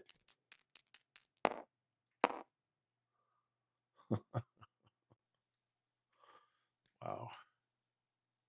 But well, this who is knows? This is a very interesting attack vector, right? You got Bernadotte in front with the hussars, followed up by line infantry, followed up by the Imperial Guard. It's a massive column that's like almost it's almost like over a corps worth of soldiers lined up in essentially a oversized assault column. Yeah. Yeah. Well, that's what they should have been doing from the very beginning. You know, yeah, your frontage is going to be that of a corps, but it's like an assault corps. And that's what they're going to do. They're going to be in assault columns. They're just going to punch through at one spot, which should favor you as the French because the Prussians are spread out. They don't know where you're going to attack. So you can pick that one spot, focus your attack, punch through before they can reinforce. And there you go. That's how you defeat the Prussians. And that's what I thought was going to happen here today. But I'm not so sure right now, but we'll see. But yeah, they are now fighting. This is the stuff that they make paintings out of. Ooh, that was not a good attack by the cuirassier charge. Oh, in the center, the Prussians. The Prussian cuirassier charge south of Versenheiligen. Uh-huh. It will probably be repelled, since it was it was frontal attack against prepared infantry, and the roll of 2 to 12 certainly did not help. Yeah. Okay. And the French even managed to form square there. I don't think they would have to, but When Americans play European Kriegsspiel. right. Oh, form a square. Okay. I mean, it's obviously not a bad idea if you want to defend against cavalry, but if you are already deployed in line and the cavalry is coming straight at you, then you just shoot at them. Yeah. Well, maybe you want to make it fair and reduce your combat frontage by 75%. No, only a quarter of the muskets should fire on the charging enemy.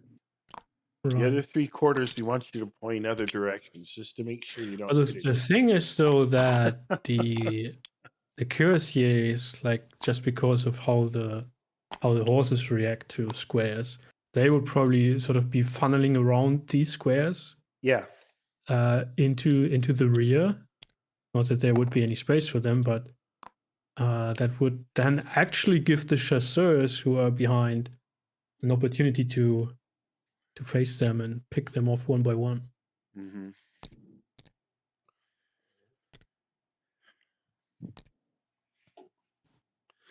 Well, it is easy for us as umpires to sit here and judge. Yep. When you're a player and you've got this little Easiest thing in the world. yeah, you've got a screenshot that's the size of a postage stamp. And you've got 60 seconds to think about it and spit out a decision. Right. It's hard. It's hard. It's not an easy game to play. Nobody ever said it was easy being Napoleon. Right? Well, if Napoleon wins, I don't know. If Napoleon loses, Miles will get the defeated Napoleon's Club mug. Who's in that so far? Who has that? I don't know. There's about 4 or 5 of them out there. But if he wins, hasn't Napoleon lost every single grand battle so far? He lost at Austerlitz. He lost at Waterloo. Then he lost at Leipzig. Yeah. But we'll see. So if he wins, though, I'm going to have to make a whole different mug to send you. The successful Napoleon. Yeah. Mug. The Victorious Napoleon's Club. I'll have to figure it out. One person. I'll have to design it. Well, there you go.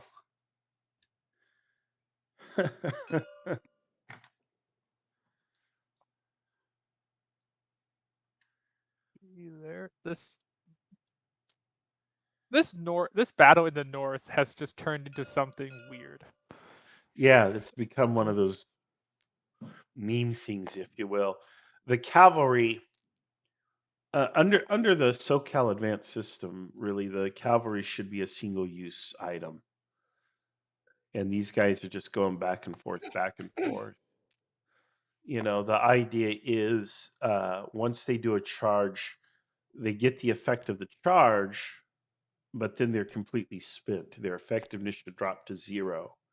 And then it should take them time to recover that effectiveness, which is more time than has passed here. So I don't think they're applying the proper cavalry rules up here. But all right, I guess the guys are having fun. But cavalry, it just seems like there's a different battle, right? It's like there's a battle of, we could say that there is a battle of Versenheiligen and a battle of Schultzen. Yeah. Well, but yeah, look at this attack here.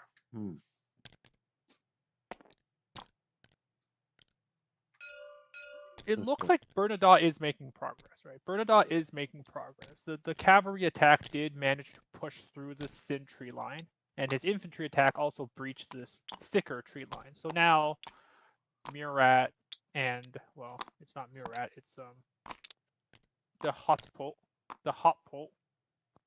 and the Imperial Guard has a relatively straight line if they want to attack through the same area.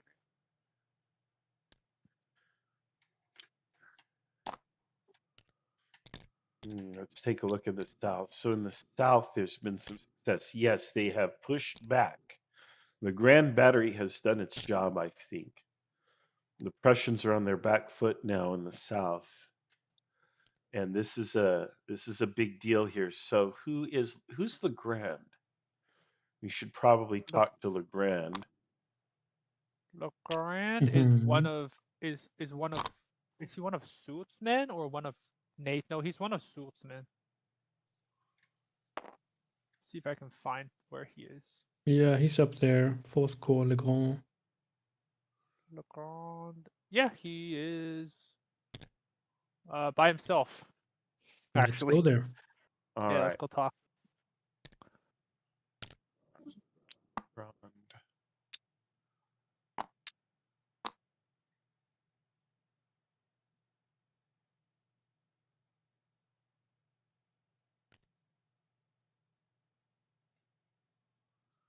There we are.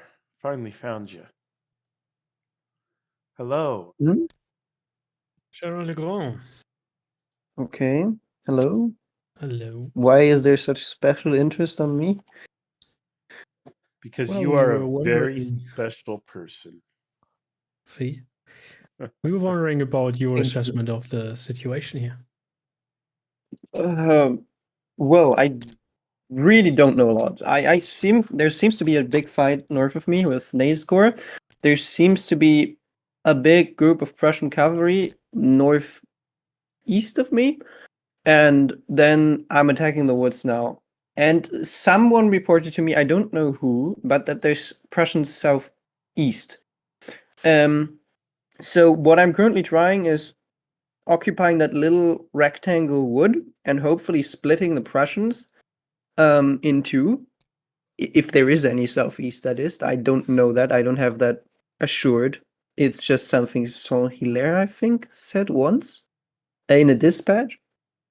The information I have is a bit uncertain. Regardless, I'm attacking now, and I hope when I take that wood there, I can move some guns into it, and then I can bombard the Prussian cavalry and force them back. And then maybe I forgot the name, but there's a village a bit further east beyond Vierzehnheiligen that I could take if I move fast enough. So that exactly that's my objective in my mind. Napoleon said no, but who's Napoleon, eh? Who's that guy anyway? Okay. Yeah. What does he rate? So yeah, but currently I'm just trying to take the woods here. So I'm very focused on that. Yeah. And I don't think we're losing. That's And that's great. Yeah, that's good. All right. All right. Let's see here. This one here, guys, you think? Sure. Okay. Yes, sounds good. Let's go there. All right. Thanks a lot. Good luck. Yeah. I always have luck on my side. Fortuna is with me wherever I go. There you go. Very good. Well, goodbye. Thank you. All right, here we are. Hello. Are you interviewing Württemberg? Yeah, we don't talk to the little people, but Yeah, I was watching. Like, are they gonna come talk to me at all? Am I just gonna have to stay alone? Yeah. And talk to. Could you get us some cups of coffee, please?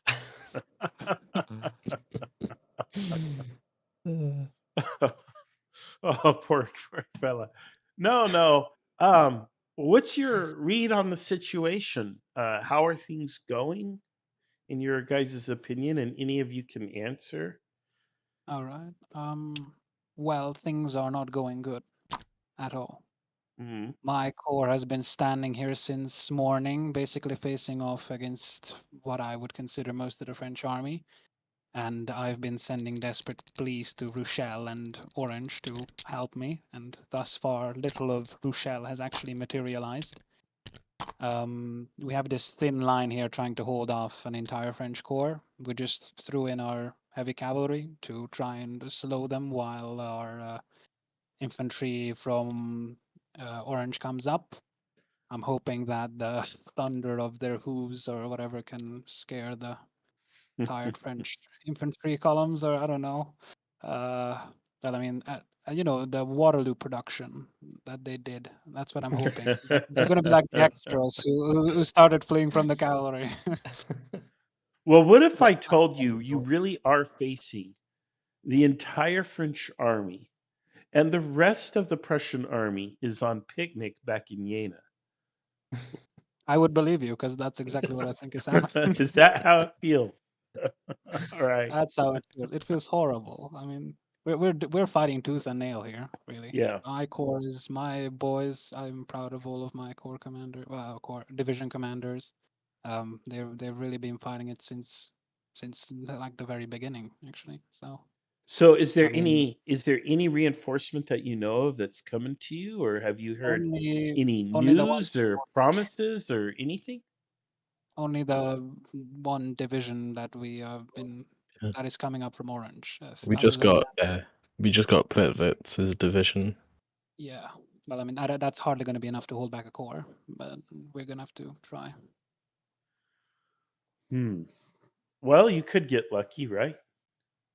Right. No, You could roll a nat 20. Play upon the dice gods. I doubt that. We're going to have to hold on. There's nothing else that can be done. Yeah, well, and I think that's the right decision, given all things.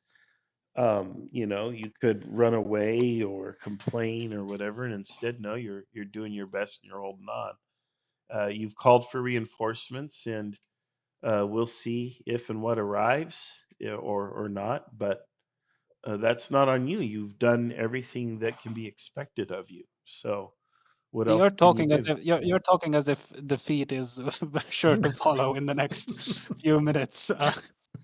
Well, Cookie, I am looking at my Venmo account, and I don't have a single deposit from you. Because So I'm not yeah, Cookie. I'm not Cookie. you're not Cookie Monster. Which one are you? You're I'm Great Gold. Great Gold. yeah. That's right. That's right. Wow. I mean, wow. Wow. Yeah. Wow. Yeah, I do Wow. mix you guys up a little, but that's right, Great Gold. You haven't sent me anything on Venmo, so I haven't won a game yet. I don't know what that. I need a free sample. I do need to make sure I'm punishing Cookie as well, because he hasn't donated anything either. Is Cookie So, on the French team? no, I Would be keep good if thinking his he's Prussian, but whole command was deleted, or like a. oh, you know what? I think he's in the north. I think he's Brunswick, Yep. isn't he? He's Brunswick. Yeah, I think Cookie's Oh, at then never Northstedt. mind. Then give him an extra 8 divisions. That'll show him. That'll surely punish him. Yeah. Well, good luck to you. We'll Yeah, see thank what you. happens. This has been a very interesting battle. The live stream is going to be exciting to watch, I feel. And all will be revealed. So hang in there. Good luck. Thank you. Goodbye. All right. I want to talk to the Prince of Orange for no good reason. Yeah, tell him to send more men. All right. All right. The Prince of Orange. All right. I am curious for your opinions. So I know that they're fighting extreme. Oh, hello. Hey guys, go How are ahead. you, Marshall? Go ahead. Which of my opinions would you like? The one where you coming into this channel would not necessarily be needed because that seems very ominous. We're like this specter that just appears and people assume that something terrible is happening, because why else would the announcers pop in to the channel except to gawk at our disaster?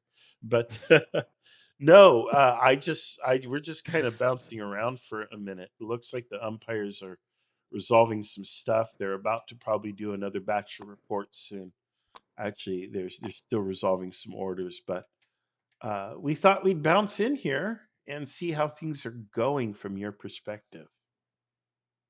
How things are Well, going? Well, I think my poem explains it well in my channel. First, second, Rochelle is a goddamn traitor, and instead of the famous saying "Where is Grushi?" we're going to be asking "Where is Rushi? Where is Rochelle? Where the hell did he go?" Yeah. That's for sure. Well, sometimes there are other fights that need to be fought. And maybe he's not retreating. Maybe he's advancing to a different fight. Maybe that's what's happening. Maybe the real fight, the real battle is the battle within. Yeah. Though, as Who it knows? stands, I've been pretty happy with how my division has held. We've held the town of Yales and Heiligen very well.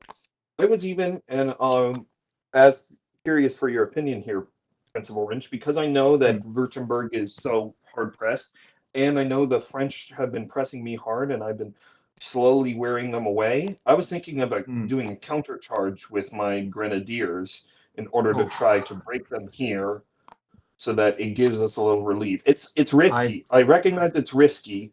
The issue is we're on the back foot regardless, and at least in this segment. I would hold for now, as I was actually coming down here to try and find Pritvitz, because I thought he'd be here. Pritvitz is further south. Pritvitz is further south with Württemberg. Because he's got our Grenadier division coming up the road to the east of you. Yeah, no. So I if wasn't you going to can- order that Grenadier. My own division has. Yeah, I know.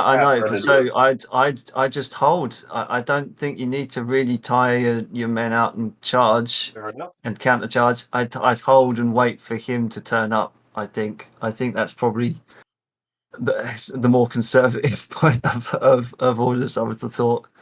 And I think, there's probably more French there as well. So I'd hold. I'd do your best to hold. Wow, Dave. I've been holding all morning, and obviously I wasn't going to do a charge with if they tell me they're still prepared. But I don't. From what I was understanding for the Empire, it seemed they may be on the back foot. I don't know. I'm going to check that. I don't hope know, they're on the Dave. back foot. Do you even Kriegsspiel, Dave? Do you even IKS? You're saying no to a charge, an opportunity to charge? You just... I think discretion, well, not even discretion, just holding would be far better than exhausting the men from what they already probably are. And I can just come here and bring words that help is on the way. Wow, Dave, We have you definitely need ever help. tried fishing? As Fishing? a hobby? Have you ever considered taking up fishing as a hobby? Maybe. My love fishing. brother-in-law always wants me to go fishing with him, but I always have to decline. Yeah.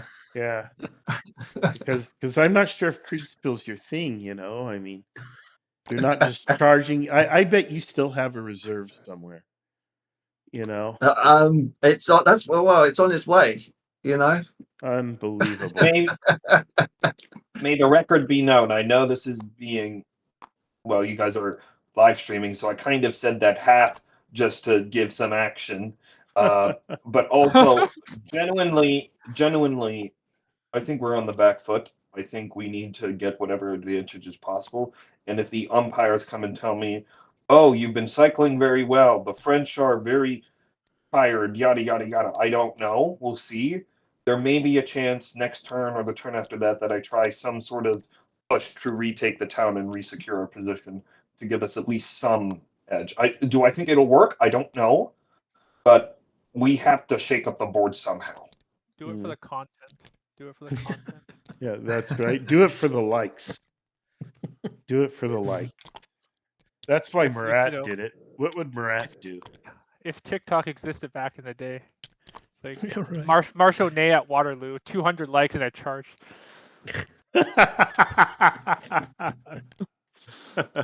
One like and I will charge, and then he likes his own post. All right, say no more, fam.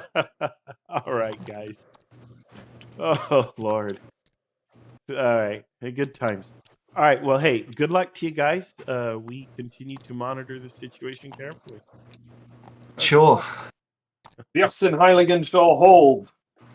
All Well, right. Let's pop into, if I can find it,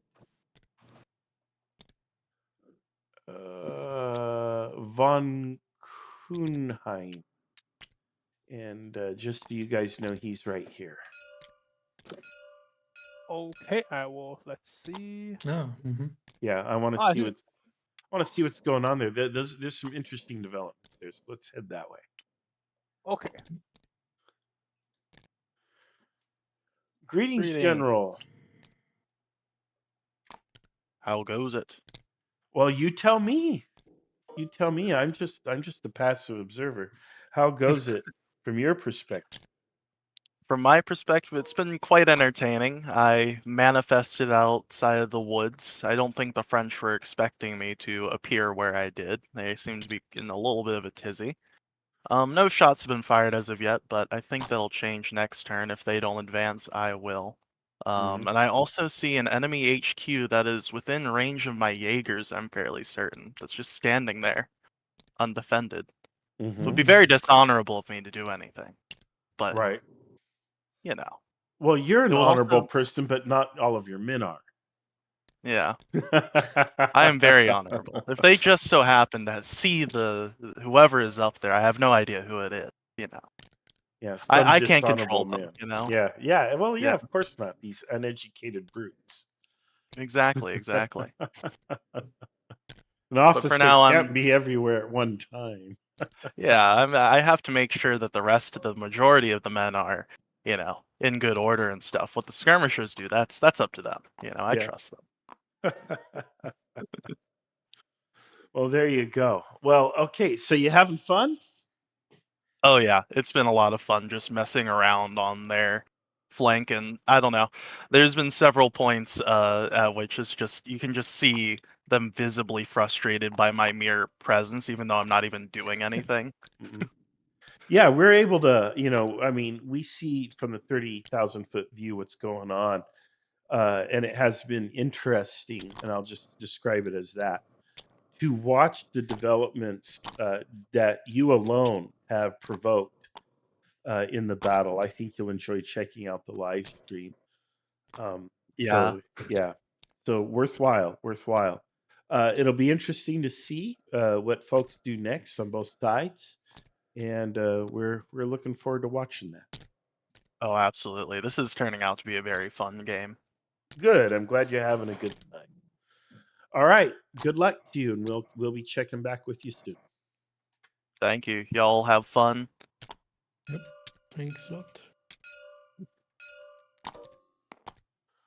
All right. Let me see if I can find that side. Shall we listen in with Wilhelm? Well, I was going to suggest this, but why doesn't it ping? There you go. That there, but you want to go to Prussian HQ? Is that right? No, we can also what you mentioned. Let's do that. Yeah, I need to find it. Yep. Oh, there it is.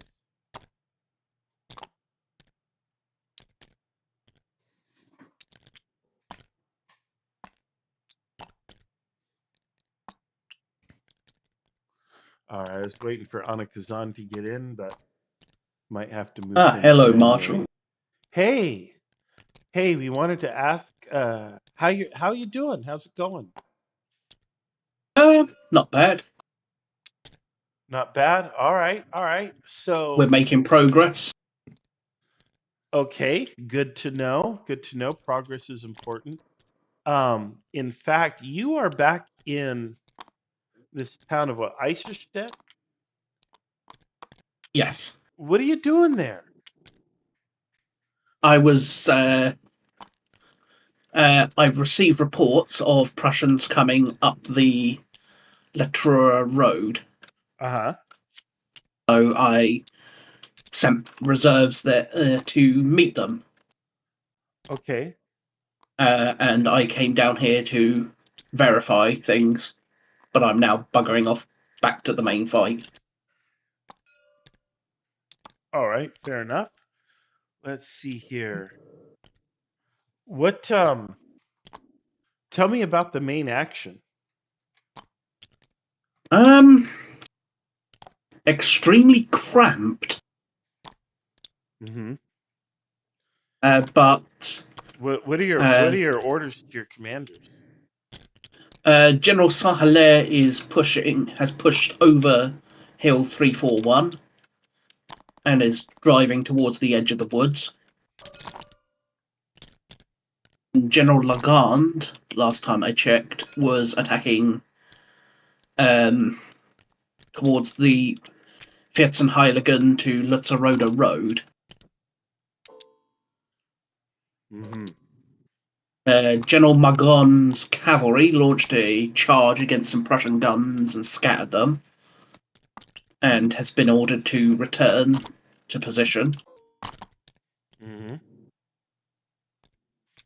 What's the operational plan? Are you going to keep pushing? Are you going to pause or stop or hold or what's Keep pushing for now until we can get a bit more space. Once we've gotten more space to deploy properly, and also see things, our vision's been very constricted because of the terrain.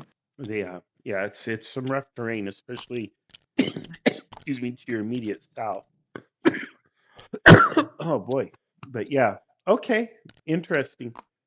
We wanted to check in with you. Any questions from the other announcers or anything? The only thing I'm wondering is why Marshal Bessier is down here.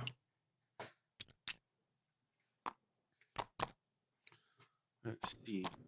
Oh yeah. Oh, the Imperial Guard. Yeah, Marshal Bessier has basically been riding around with me. Interesting. Not The Emperor himself has kind of given him as a mobile reserve to us. Where his formation? To the north of Langrad and behind General Marchand. Behind Marchand. Where is Marchand? The easiest way to find it is look for the orange blocks. The orange blocks. Okay, right. Well, you know, no one else has orange blocks. I'm aware where the guard is. I'm wondering where the commander there you were referencing is specifically related to them. Huh. All right, yeah, that's just an oddity. Okay. Well, IKS is going to IKS. What can you say? Yep. All right. Well, good luck, gentlemen. All right. Good luck with the attack. Good luck. Jan, Anna Thank you. Kazan, where would you like to go next? Could reconvene in the booth, talk about the map, and then then decide. Great idea. All right. Let me find. Here it is. All right. Here we are. Well, that's pretty weird. I've been wondering the whole game why Marshal Bessier would be moving around with Fourth Corps while the guard is on the other end of the line. Well, I do think it's just a token. I don't think there's a human. No, he's player. also in the channel with. There is a player in that channel we just went to. Oh, so he is on there. Maybe he wants. Maybe he just likes talking to Marshal Soult. They are the best friends in the world. So in the north, I've been looking at the map. It looks like Grouchy is trying to form up more cavalry. North of Schotzen. South of Schotzen, Sahuk's dragoons I tried to charge across the river into some hussars. Hermstedt's pretty peaceful. There's not been much movement around Hermstedt. Prince Louis Ferdinand has had his game's been mostly peaceful, it looks like. French attacks are now developing all along the line. Bernadotte is now trying to expand this little gap that he's created against a Prussian cavalry counterattack. He's being followed up with a division of infantry, the Imperial Guard, half of Murat's cuirassiers. Then to the south, we have more infantry and the other half of Murat's cuirassiers. Yeah, it looks like the French are definitely committed now. I see a lot of purple arrows being drawn, so they are going in. They're doing everything they can. I think we have grenadiers online here. Whatever these guys are, the von Zeschwitz, Prince of Oranges. Yeah, we've got Von these Zeiss guys. has been. Yeah, and it looks like, yeah, and they're still attacking all along the line. Well, down here in the south, it's interesting that Fourth Corps' goal is just to kind of get out into the open, but they don't really have a plan much beyond that. So that's interesting to see. I mean, Legrand has a plan, so maybe he can just by his own initiative force them to go places. Yeah. Saint-Hilaire's attack has been going pretty well. Like in this area, the Prussians only have 2 lines. So if this brigade manages to wrap around the side, we could start seeing von Henrich's division starts to crack. Okay, we've got a development down in Rochel's headquarters. Let's go there. The king has arrived. The king went to speak with Rochelle. All right, let's go listen in. All right. About Svatlau. Svatlau, the reserve cavalry brigade that has been dispatched. That is now under Tautenitz's command, and I have told them to operate independently and aggressively against the enemy flank. Is it also west of Remdorota? Yes. Okay. The enemy's flank is like, 3 or 4 miles away from there. Okay. I will. He currently sees some kind of screen, or at least that's what he's reporting to me. I will tell him that it must be a distance screen, and to either try to bypass it or just blow right through it. Mm-hmm. I'll be here so I can take a look at your TTS and then we can sort of workshop that based on the information I'm bringing from the other 2 corps. We can workshop what to do next with that, I think. Yeah. Yeah, tell the cavalry that they are to operate around Isserstead until your attack goes on in. And then once it does, move around Isserstead, and you'll find Württemberg's corps hard-pressed around, I butcher this every time, Viersen Heiligen. In and around that town into the south. Okay. So you will be attacking the rear of that French attack and potentially messing it up quite badly. But speed is key. You need to. I mean, hopefully the Duke of Saxony, whatever you said, they should be getting there pretty soon, and hopefully they can at least draw some attention away from that attack. And then. Yeah. But I mean, push your men, because if we can't get this up there, then that might be it for us.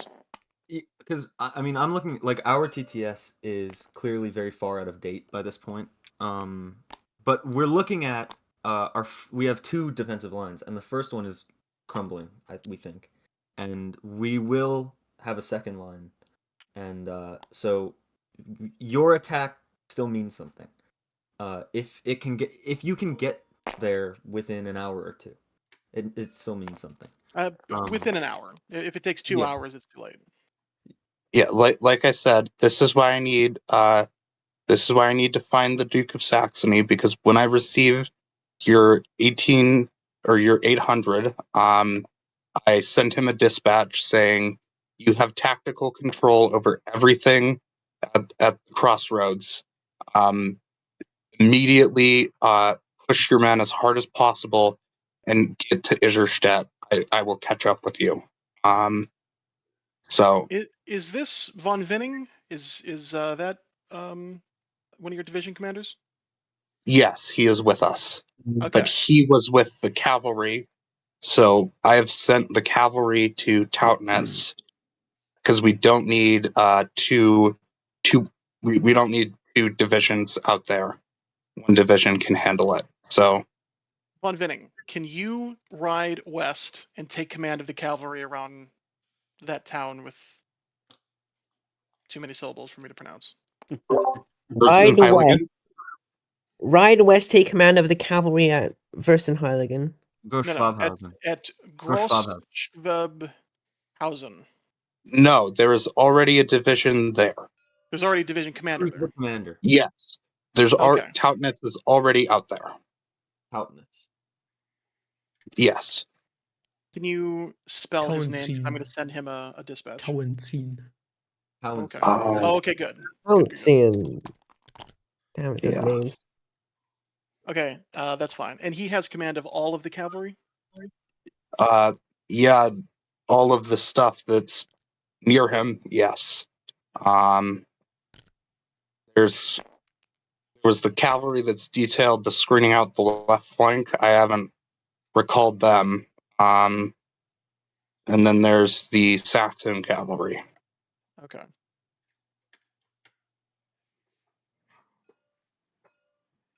All right. Then he's going to take command of all of the cavalry out there and move to Iserstadt, and at least there's a player over there, and that person can make judgment calls. I mean, Yeah. this still works in my opinion, because I mean, there are 3 corps that are committed, heavily committed, and this could really break them up. I mean, it, you know, I think the original orders were to Mic advance off. 7 or 6:45, but for some reason the dispatch didn't get through. I don't know why, but for some reason it didn't get through. Did you use the umlaut? How do you type an umlaut? That is what we've had success with. I used 17 umlauts. Okay, I was very serious. I in know my dispatch. it's a very silly way to have it configured, but I bought an extra supply of umlauts just for today. The dispatch that reached you at 0800 didn't have umlauts, so I assumed the one at 645 that didn't have umlauts doesn't have that. Well, the ones that we've gotten through, we've been using the umlaut for the argument when you put command dispatch, and then you put the name of the person you're sending the dispatch to. All right, let's talk tactics. Let's talk tactics. Okay. Not umlauts. So, if I could see your TTS. Yeah. I am writing a dispatch to Tautnitz right now. Are your unit placements sort of accurate, or? Vaguely in a general sense. In that there's a bunch of stuff that's What about that? So hold on, All right, yeah. I And didn't then want to interrupt him, but yeah. moment the king realizes what your core is still down here. Yeah. Yeah. Oh, great. That's great. Yeah, he's got a whole formation that could be Wait, what? making a difference, and they're just kind of hanging out, you know. Yep, they've been enjoying the inns and pubs in Jena, so it's a nice city. It still is. So there is a brigade that's just past Lutzeroda and is about to hit the French Fourth Corps in the flank now. Okay, I'm hearing you real quiet. I Yeah, don't your know. audio is pretty low. Oh, I moved my mic was positioned badly. Yep, that's better. There is a brigade of Prussians coming up at Lutherroda. Yes. That is going to make a difference in the next half an hour. But the majority of them are still just sitting in that valley. Yep.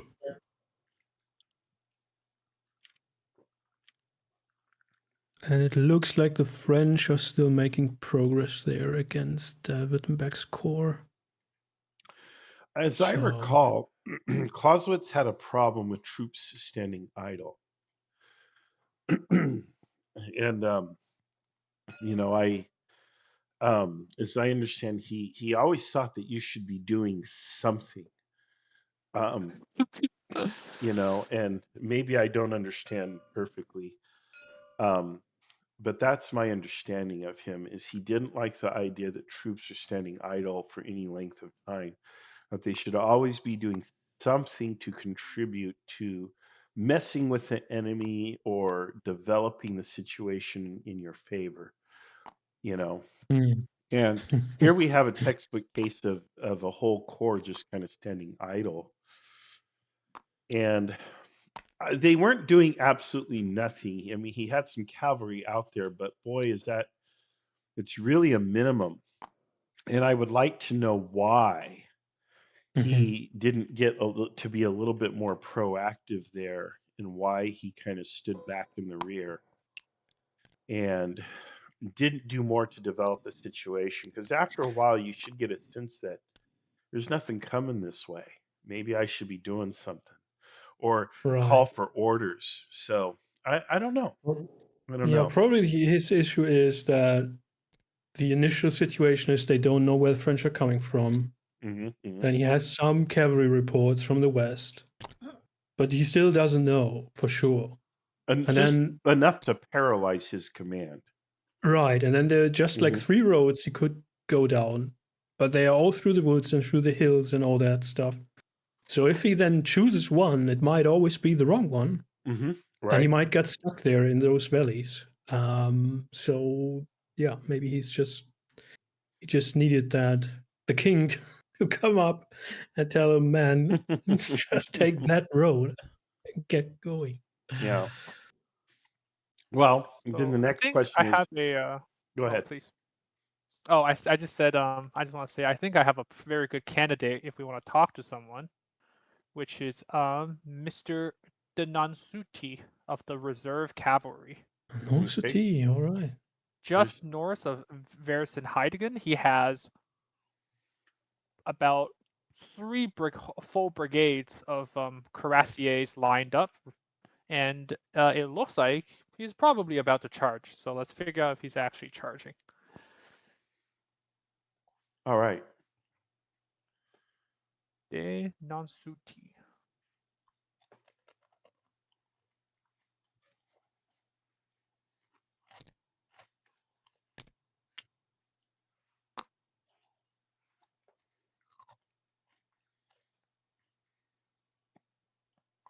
Looking for my people.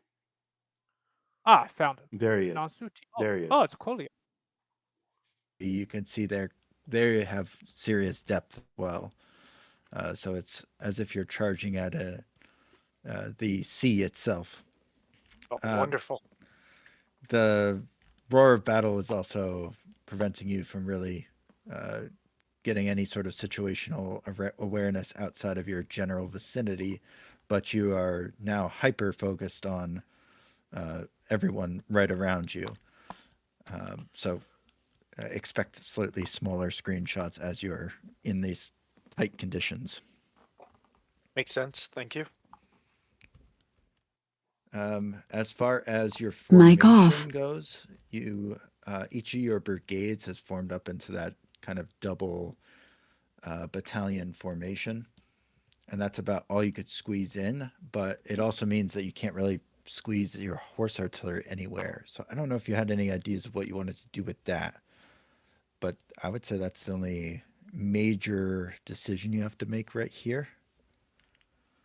So if you want to think about where you want to put that, I can be right back. That'd be great. Thank you.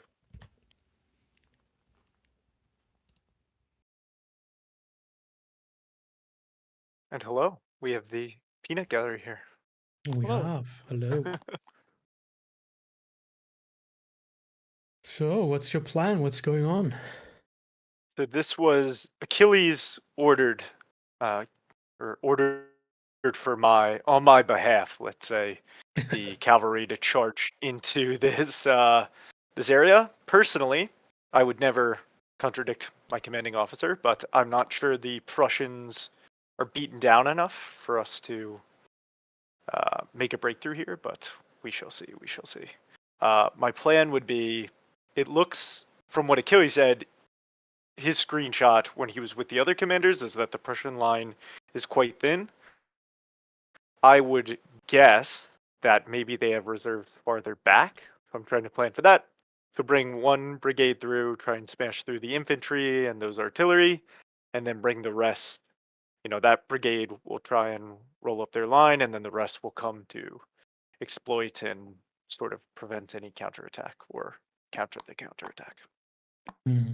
So we'll see. All right. All right. Any questions, thoughts? Oh, No. many thoughts. Many Oh, thoughts. many. Oh, good. Yeah. Yeah, I would have personally maybe held back more. Still seems quite early in the day, but I do what I'm told.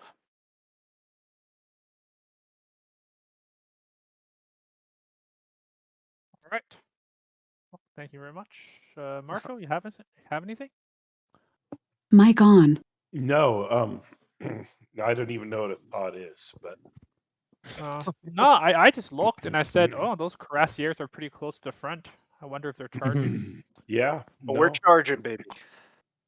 It is a very interesting situation. We'll see how it turns out. I am curious where you're going to park those guns, but other Yeah. than that, yeah, we'll see what happens. So good luck to you. Thanks. Look at the big guy himself. Look where he's at. Hmm. Shall we check with him? Yeah, sure. Why not? All right, sounds good.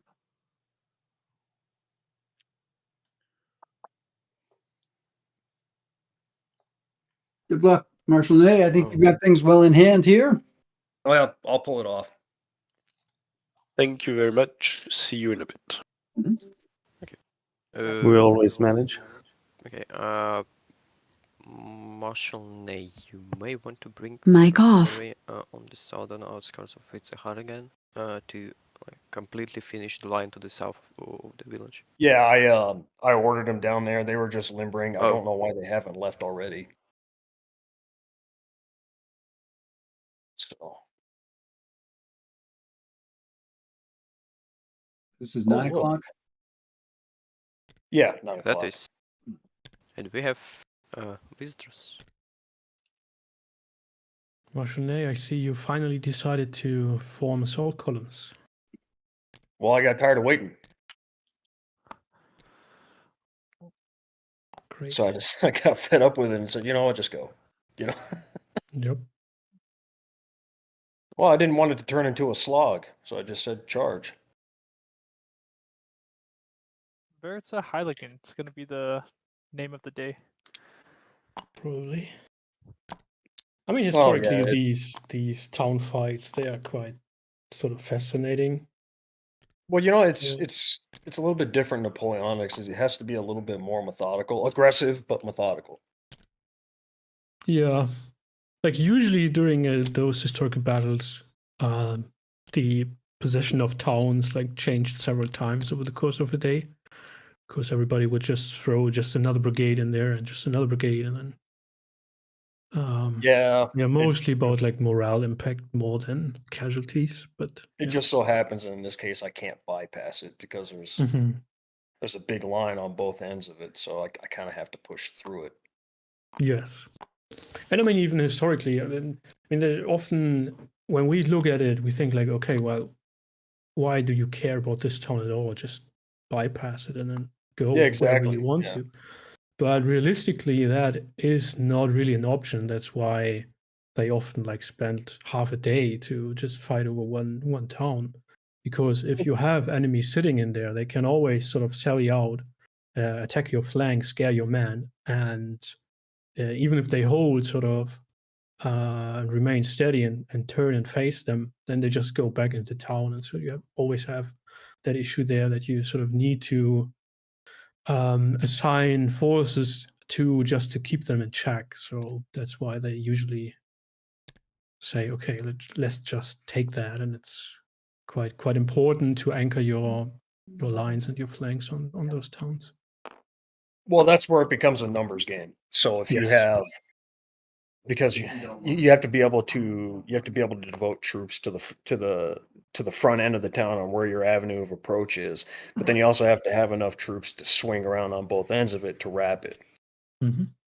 Otherwise, it's just going to be a slog trying to push through a town because of the buildings and the lack of maneuverability. So if you don't do it right, you're just going to get ripped up. Yep. Okay, Napoleon, what's the overall situation? What do you think? I'm feeling kind of confident. Mhm. I think we're pushing through Versenhagelen. I haven't heard disaster from Solt in the south, and we have a large attack going in on the Prussian right flank with Bernadette Murat's heavies and the guard. And I've gotten very encouraging news from Assau that he seems to have stabilized the situation for the moment. So you found it necessary to commit the guard in this. We're gonna try to punch through and turn the Prussian right flank. Right. And so the guard is moving up, so I have the option to commit them. Mm-hmm. Interesting. It may be dumb, but we'll find out. We surely will. And I'm going to get out of this village so I can get a decent screenshot. Do you want to order it now, or you're taking commentary? Yep. Yeah, the announcements are This here is not to the be umpires. Oh. So I think it's going okay, but you never know. Marshall just get pissed off at me and have units route off the table. Mic on. Well, Yeah, let me check to make sure that the 9 a.m. Venmo deposit occurred. I put the $500 in, bud. All right. We're gonna make sure you have some good die rolls. I don't think the boy. public should be hearing this. Oh no, I want to set the expectation very, very low. How much are the Prussians paying? Well, right now the current bid's $500. You just heard. So, do I hear 500 6? 500 Reichsmarks. Yeah. After this battle, they won't be worth that much. Yeah. Well, we'll see what happens. But this is becoming a very deeply interesting fight. There's just so much to unpack and discuss from everything that we've seen so far today. So regardless of how this ends up, there's just a lot of lessons to be gleaned from this, a lot of discussions to be had, mostly on the practical front. We're dealing with gamers in real time on a Saturday who want to fight. And that's part of the issue. There's just a lot of stuff going on here. We are seeing better historical gameplay in some respects, but in other respects, it's becoming glaringly obvious that we're all a bunch of gamers on a Saturday. And it's just interesting. We're going to have some soul searching, which is what I like about Kriegsspiel. It's one of the things I like about gaming in general, but Kriegsspiel in particular, is you learn so much about yourself and how you do things and how you approach things and how other people do things. And I don't know. It's just really, really cool. The psychology of Kriegsspiel. We ought to write a book. That ought to be ought to go get a PhD.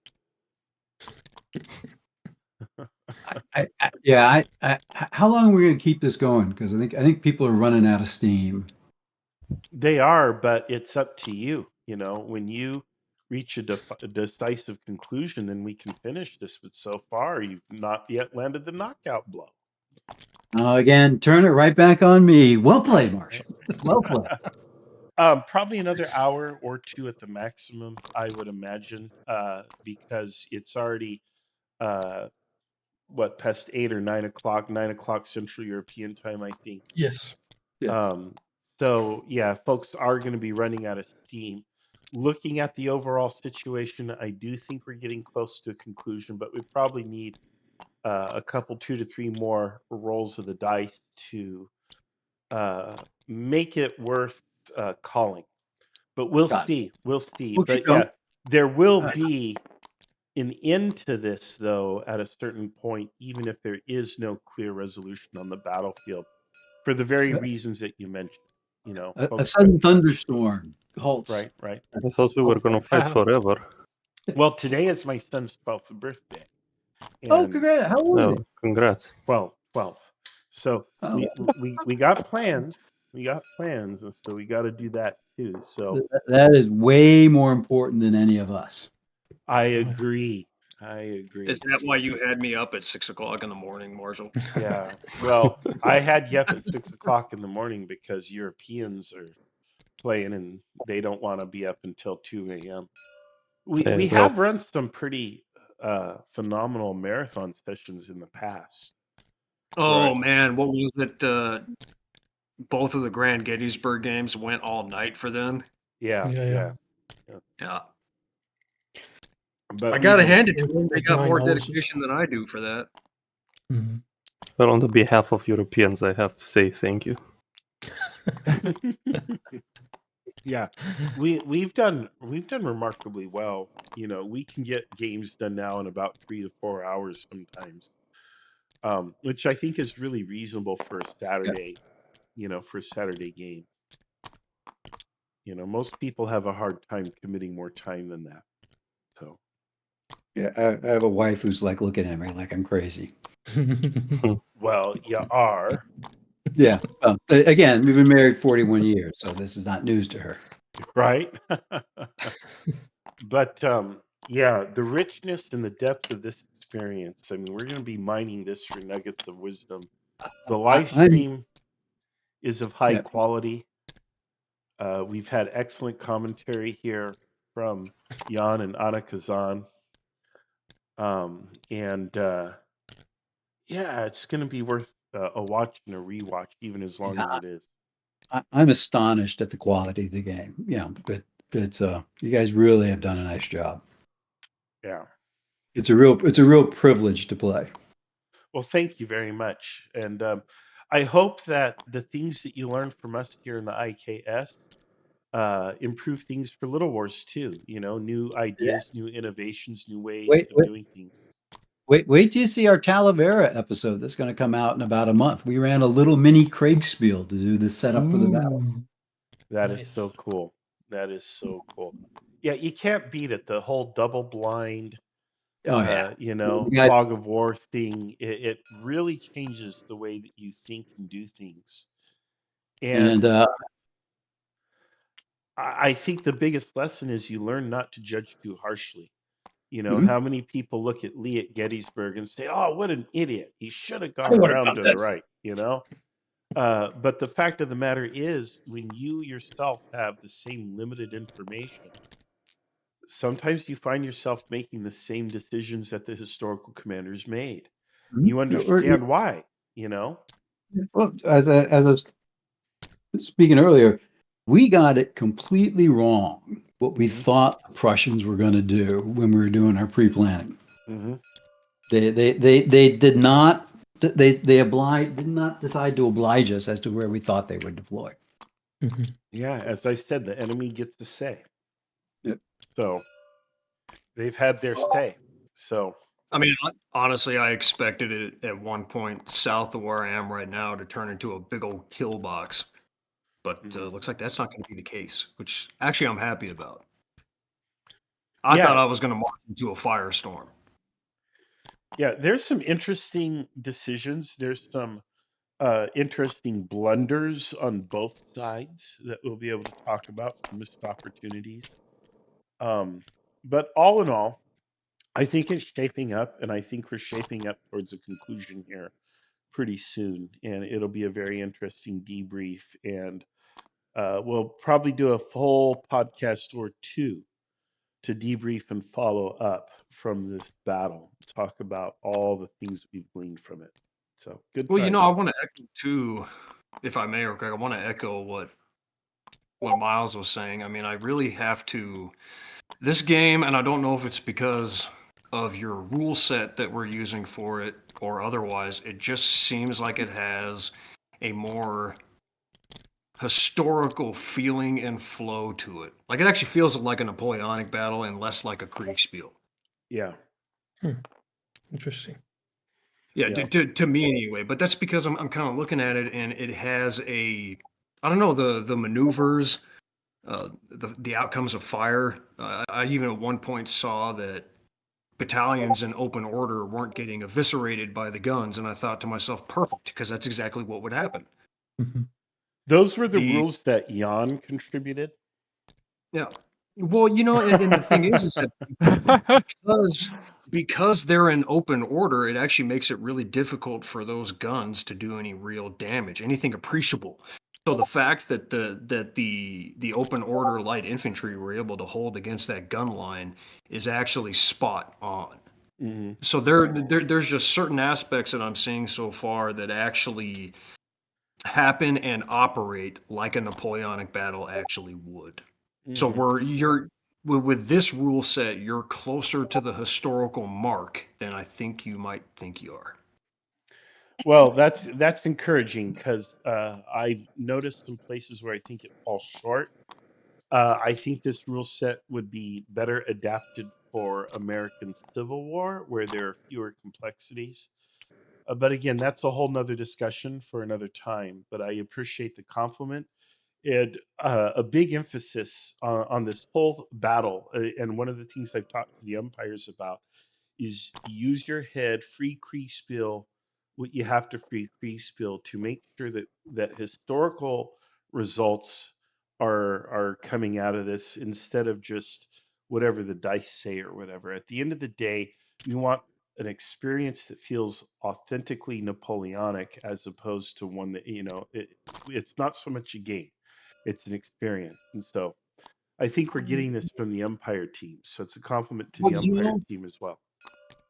The other part of this I'm noticing too is that, and I don't know if it's just because I'm not seeing the umpire table or how that's going. It seems like, because of what I'm seeing happen, it seems to me that there's less of a reliance on randomity and chance. Correct. It seems like the dice are better tuned. They are. Are you sure you're not saying that just because you're winning?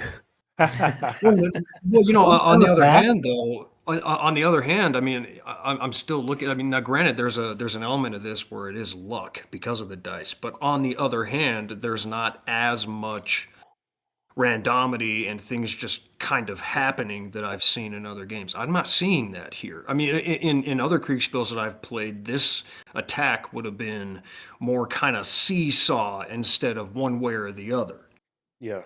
We're using a D12 system, and the 12 increments there, plus the way that the strength and the effectiveness of the pieces are calculated, it all just kind of comes together. Again, I think the D12 was another Jan contribution to the rule set. Originally, I think we were going to use a D20, and I think we decided that's a little too much. And I agree. the D20 would have been too much. Yeah.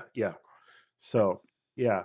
Anyway, it's all working out. This has all been a very excellent collaboration between a great number of persons with substantial talent who've made this game what it is. So, but we'll save all of that for the podcast. Right now, I want to zero in on some of these results. What might be interesting, though, that we could after the game send the rules to Miles and have them play around with them on the tabletop and like We'd sort of love have a to look do at, that. at how Happy to situations do play that. out. And while we're at it, let's send him some blocks so he can war game like a real war game instead of playing with dolls. You're so petty, Marshall. Yeah, it's the world's most petty rivalry. The people who play Kriegsspiel with blocks and the people who play miniatures with minis. Oh my goodness. All right. Blocks for the win. That's right, brother. Blasphemy! Okay, shall we head to the booth again? I agree, yeah. All right, guys. Good luck. Thank you. Best of luck. Have fun. Well, I think Jan just said. Well, that All right. was a nice conversation. Yeah. So Yeah. the question in the chat was, has Ruchel moved? So we can say, well, maybe one crossroad further to the west now. Yeah.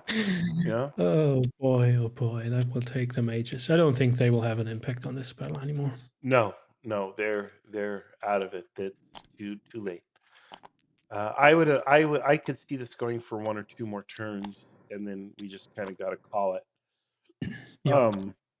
It There looks like. is a Go few ahead. developments. It looks like. Yeah. I was the one that we were following.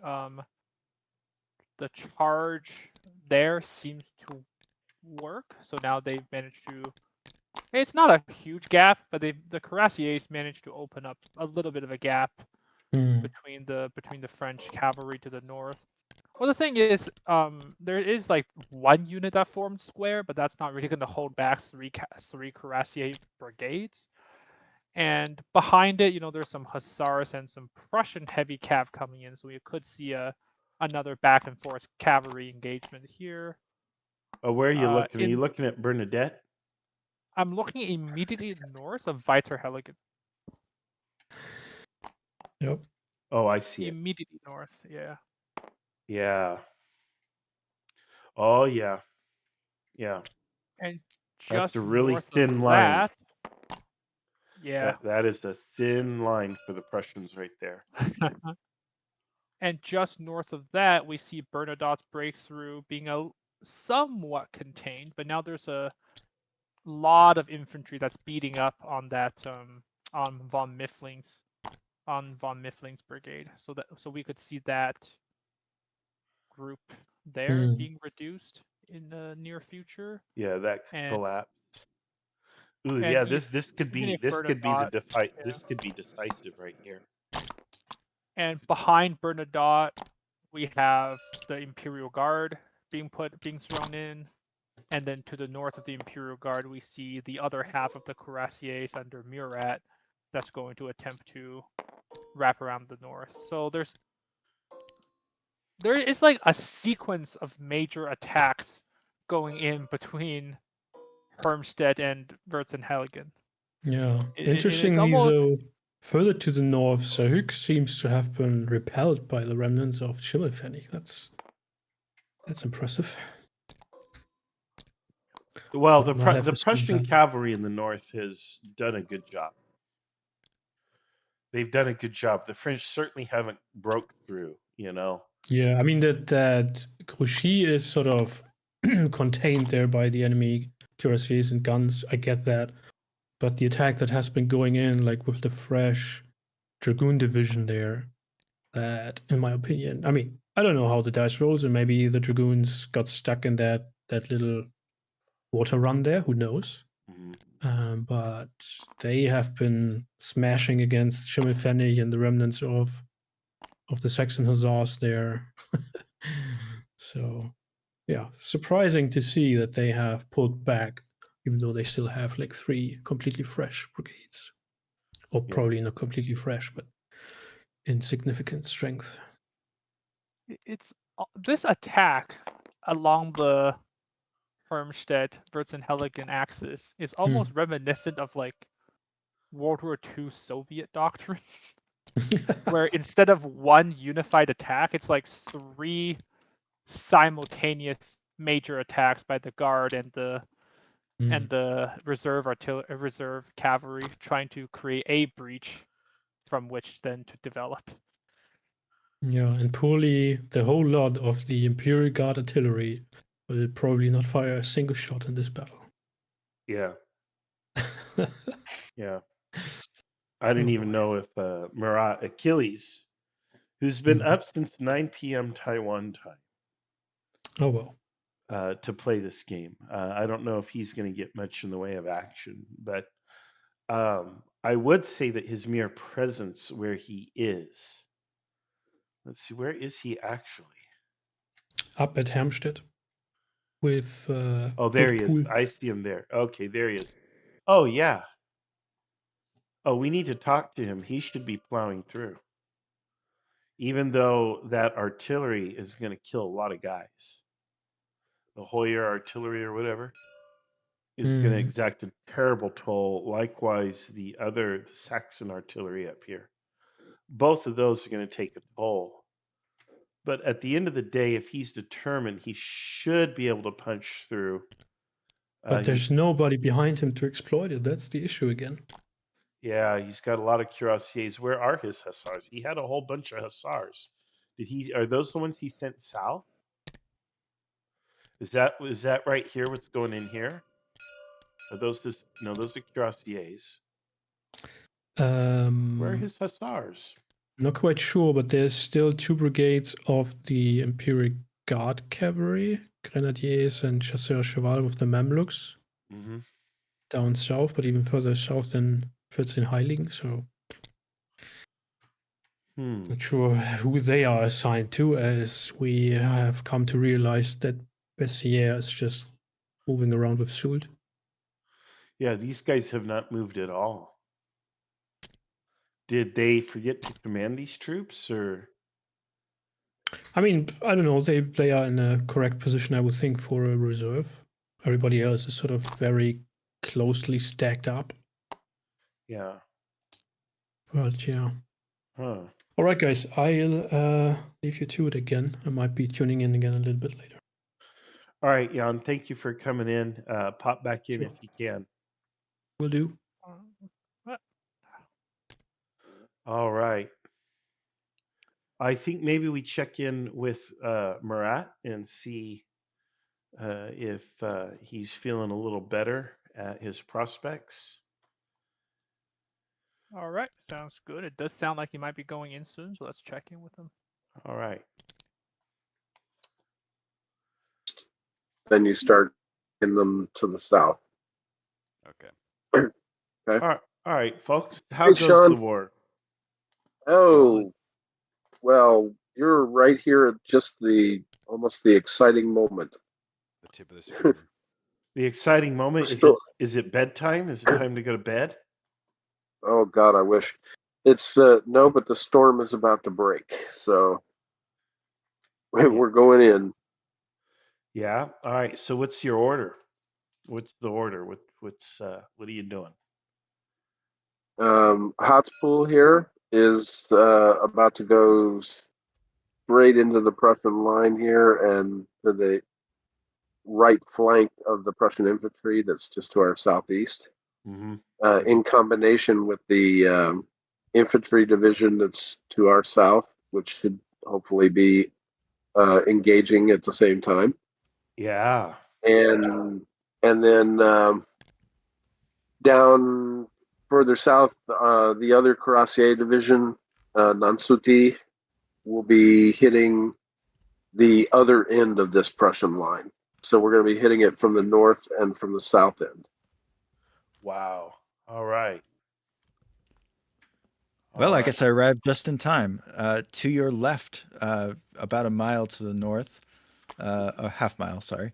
Half mile to the north, up near the road from Hermstadt, you can see that the hussars of the Saxons, so a whole bunch of Saxon flags, are waving up in that direction. And that is roughly in line with your current position now. So that's to your direct left. To your front, you're getting fired upon by some artillery, but because of the density of your men and the lack of guns on the Prussian side, it's pretty unlikely that that's going to make too much of a difference to your charge. Okay. I will allow Hakpool to give you the orders since it is his division. Okay. With my first brigade, my brigades are going from right to left, first, second, third. I want my first brigade to attack the Prussian guns firing upon us to our immediate east, going at the trot and the gallop.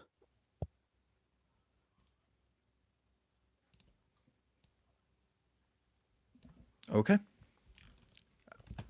Well, I wish you all good luck.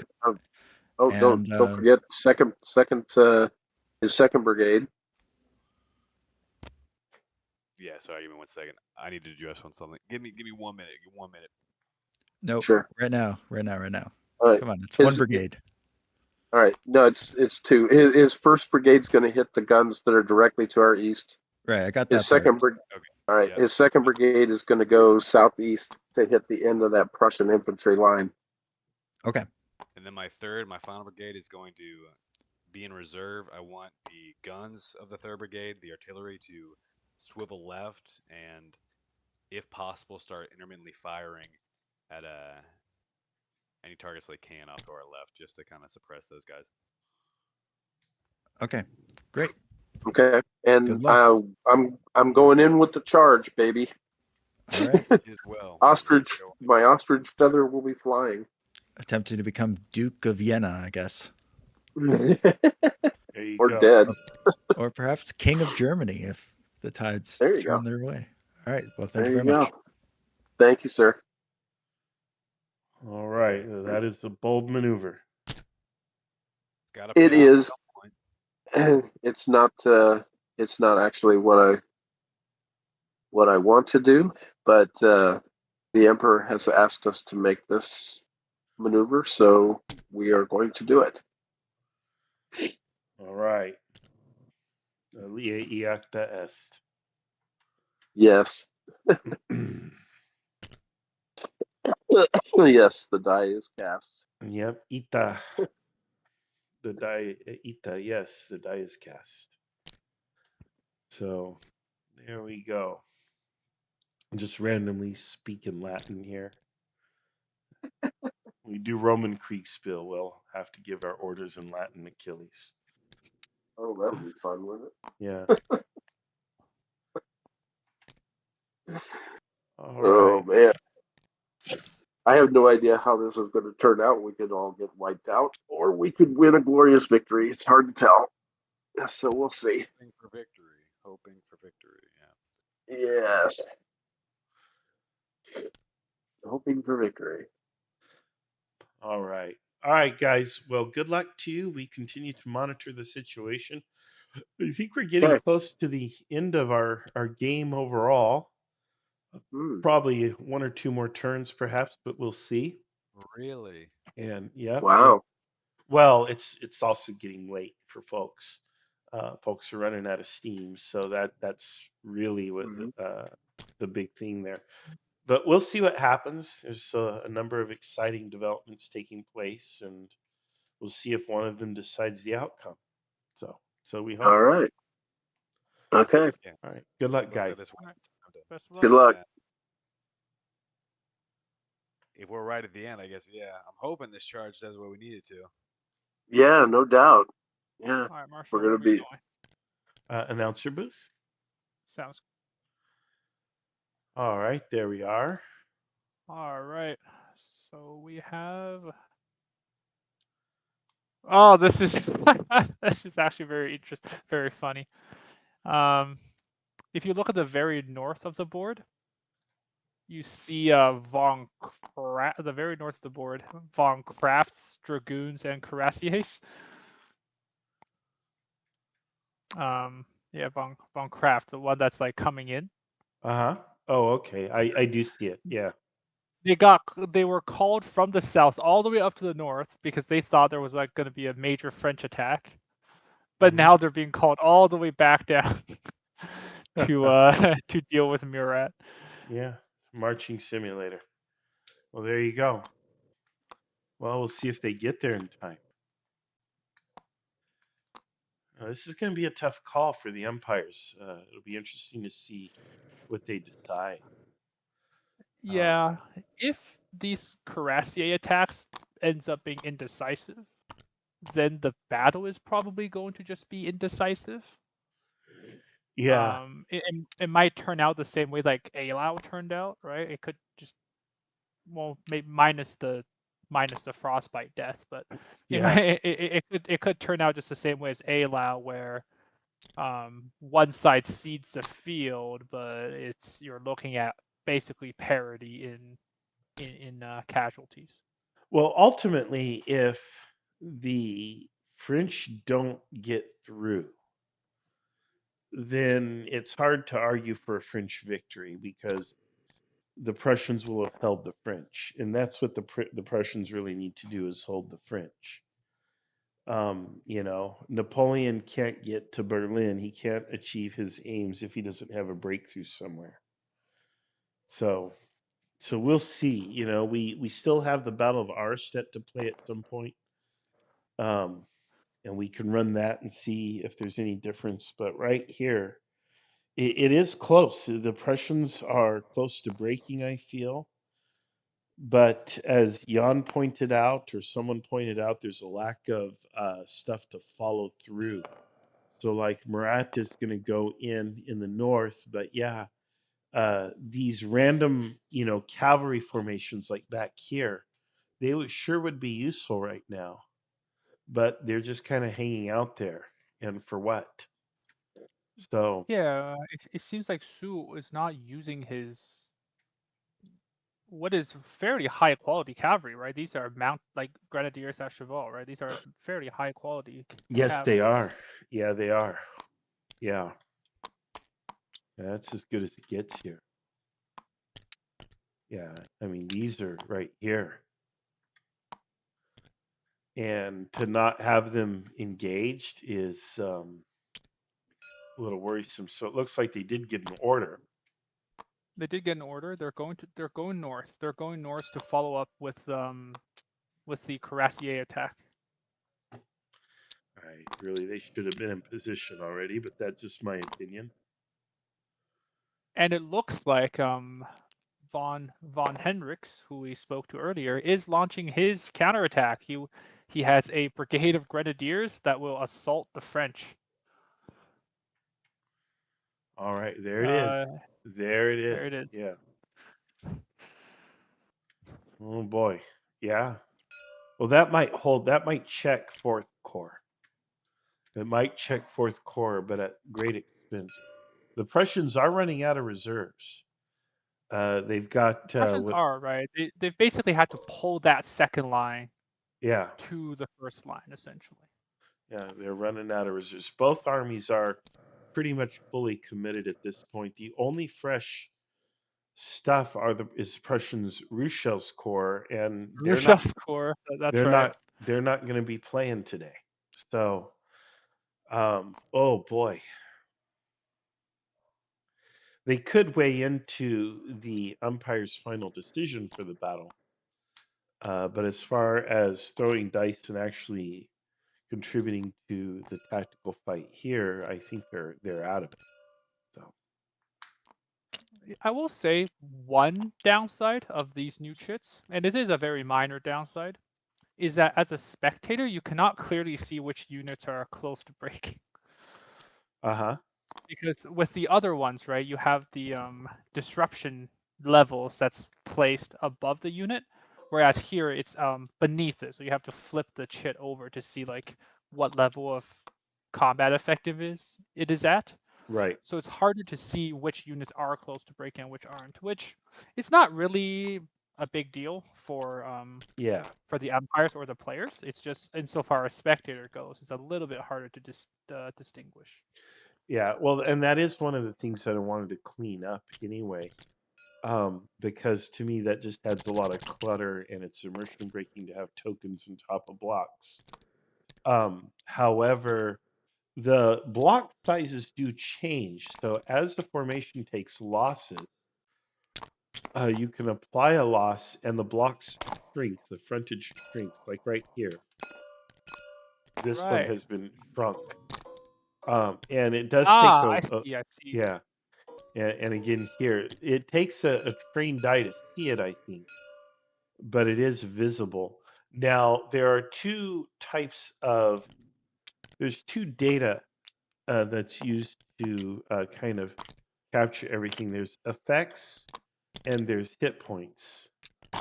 So, well, effects represents your ammunition state, your morale, your cohesion, and so on. Your hit points, or which is here, it says maximum effects. That's how many steps you have still on the block. Uh-oh. I think my thing just froze. No, I think they attempted to rewind time, which may have done something weird. All right, I don't want to touch It will take anything. time. No, it would just take time to reload all the assets, I believe. All right, yeah, my screen just went gray and it asked me to close Tabletop Simulator. There it is. It's come back. All right, we're good. Yes. Yep, looks good. All right, well, it's still frozen for me, but we'll see. I need to not touch it. We'll give it a minute here. I hope it doesn't crash on me. It'll be an abrupt end to an otherwise interesting and exciting game. All right, here it is. We're back. Ooh, that was close. That was Ooh, scary. that was very. Gotta be careful. But yeah, there's these two metrics. There's the effects point, and then there's what's really called the hit point. And the hit points are reduced when you take casualties, and that's a permanent reduction. The effectiveness points are reduced just for marching around and doing stuff. Even if you win a battle, you spend at least a minimum of one effects point. But effects can be regained by just kind of staying out of battle and not moving, but which represents rest and resupply. So those two numbers then combine to provide. Actually, I think it's the effectiveness number combined with the die roll to give you a total that contributes to the combat. So you group all the units that are in the combat, you get a raw number with the D12 die roll added to it, plus any add or subtract any modifiers. And then you compare that to what the other side comes up with, and then based on the difference, 0 to 5, 6 to 10, and so on, or however we broke it down, determines the level of success or defeat. And then that's the system really in a nutshell. And then based on your level of victory or defeat, a certain consequences apply. All righty. Okay. So it's two different levels that contribute to the overall Right. combat Well, power. one tracks your hit points, and that is just there so that if you lose hit points, it caps your maximum effectiveness. So when you lose hit points, which is literally manpower losses, you then have fewer effectiveness points, which contributes to your success in combat because the unit is smaller. It's taken casualties. Okay. But just operating also costs effectiveness points. Now those points can be regained, but simple operating, any kind of combat, because even if you're victorious but you're engaged in combat's very disruptive.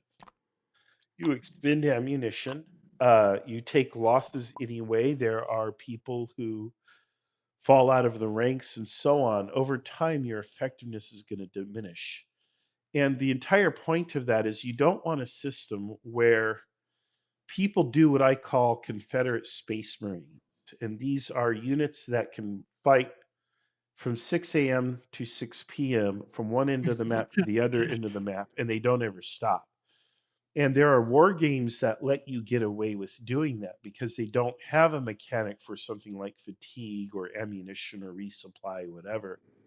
And so gamers will just abuse their units. They'll just push the same block across the map, and that's ridiculous because that's not what happens. Historically, Right. a formation of men in the course of one day of battle might be good for one or two firefights that might last 5 to 15 minutes each. And realistically, that's about all you can ask of a fighting soldier over the course of the day. And I know that when people think of battles, they think of Waterloo and they think of Gettysburg, which were these monstrous battles where troops were engaged for more than an hour or more sometimes on both sides. Even then, you know, it wasn't like an all day constant fight. And the reason why we have this perception is because those battles are the ones that are famous. They're the ones that the books and the movies are made out of. But the reason for that attention is because those are rare battles. They are not typical battles. The typical Napoleonic battle lasted less than 15 minutes. It was, 5 to 15 minutes, and it would be a skirmish on a crossroads leading to something else. And the formations would be really small, and usually one side would run away before the other side really even made contact, you know? And that was very, very typical of the time period. So, you know, everybody thinks that every battle is Waterloo and every battle is Gettysburg, but not at all the case. And so the system captures. The system is, again, designed to be historic. All right. Looks like some more attacks are being resolved. Yep, including down here in the south. The French now look like they're going to be on the defense against these assault columns. The Prussians may be able to actually defeat Soult's corps here. Yeah, the fourth. Or I at least think. like this flank. Yeah, I think the fourth corps is finished down here. They're done for the day, but it costs the Prussian reserve and their best units. It costs the Prussians their best units in their reserve to stop the fourth corps from punching through, which is fine. I mean, what else do you have the reserve for? That's what reserves are supposed to be for, and it looks like they did it. And despite them being able to defeat this Fourth Corps division, Saint-Hilaire's division in the woods, they can't exactly turn that into a I suppose battle-winning attack, right? Because the Fourth Corps still has additional troops in the back, so they'll be able to defend themselves. It's just that they're not going to be rolling up the Prussian flank today. Yeah, exactly.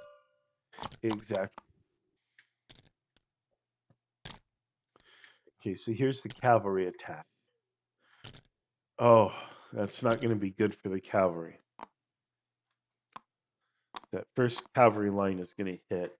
That second cavalry line, I don't know. The second cavalry line should be pretty successful, at least here. Although against the grenadiers or whatever here, I would expect it to be spent. Then that third line would come in. I think if Murat were to commit all of his cavalry, he could probably break through. The problem is what follows it up. What's the point? Once he breaks through, he's not going to have a lot of stuff. Who exploits the breakthrough? It seems like the Prussians just is not thinned out enough for a cavalry attack, for a frontal cavalry attack to really work. They have divisions. They have like fresh divisions. They have They've got infantry, they've got artillery, they've got even cav backup. So it'll create some problems, but all in all, they're going to be able to hold this one off. Yeah, well, look at that die roll, 11-3 on top of everything else. So, looks like the Prussians will probably hold here at Hermstedt. Man.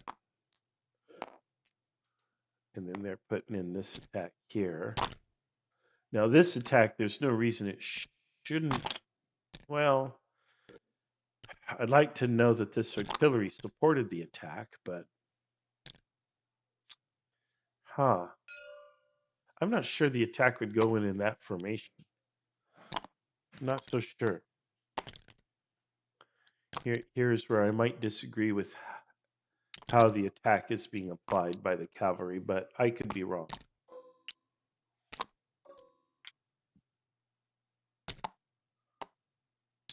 This southern portion is quite confusing as well. Well, I say southern. I just mean Bernadotte's front.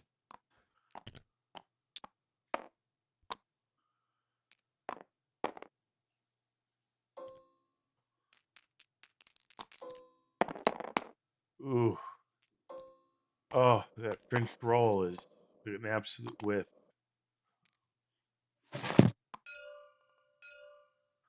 Yeah, so it doesn't look good for the French cavalry attack at all. Yeah, it looks like the northern attack probably won't have any real results.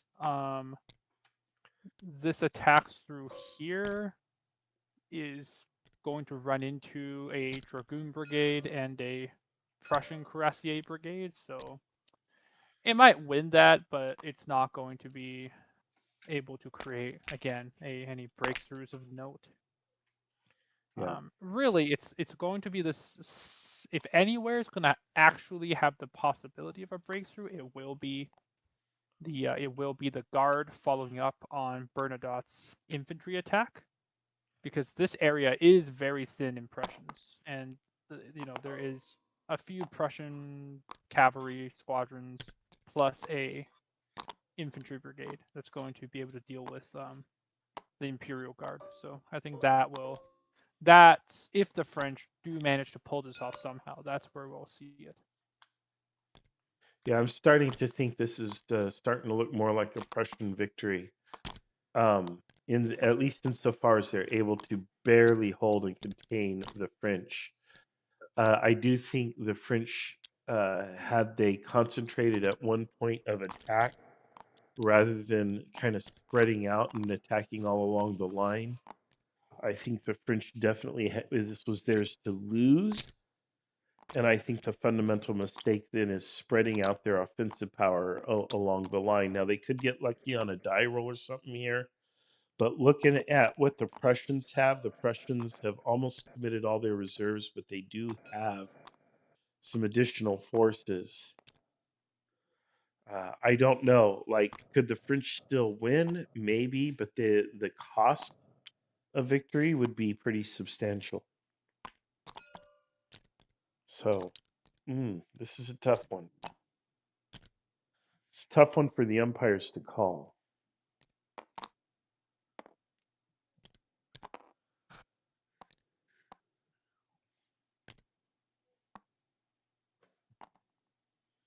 Yeah, I think this is looking like Eylau, if not Aspern, with the outcome to the French.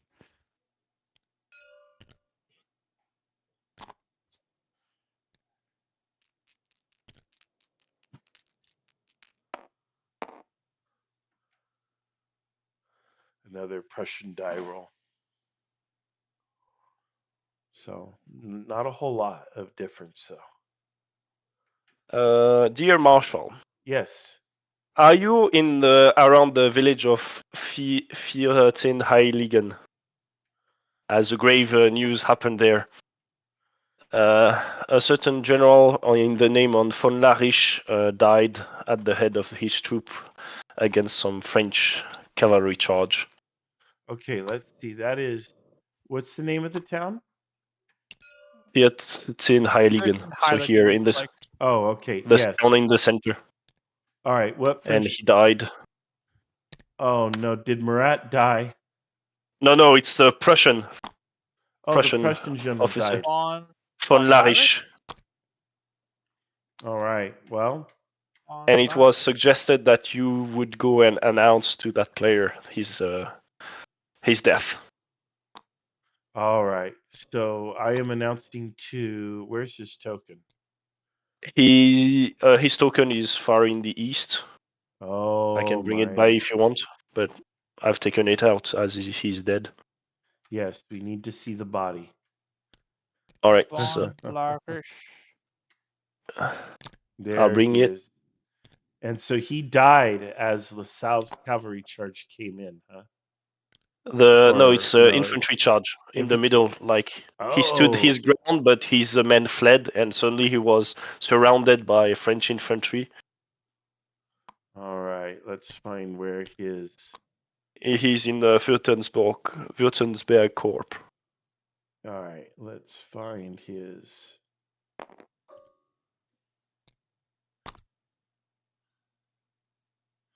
Well, there's Württemberg. Oh, there he is. All right, so it's Wilhelm. Is it Wilhelm Christian von Larisch? Yes. Yeah, Wilhelm Christian. Yeah. All right, I'll let him know. All right, let's go give him the news. All right. Hello?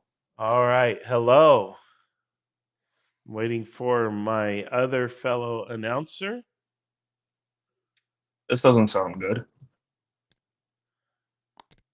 Where is my other announcer? Where is Azanik? It's kind of hard for us. This is a big server. It's hard for us to find where everyone is sometimes. Let me pull him down.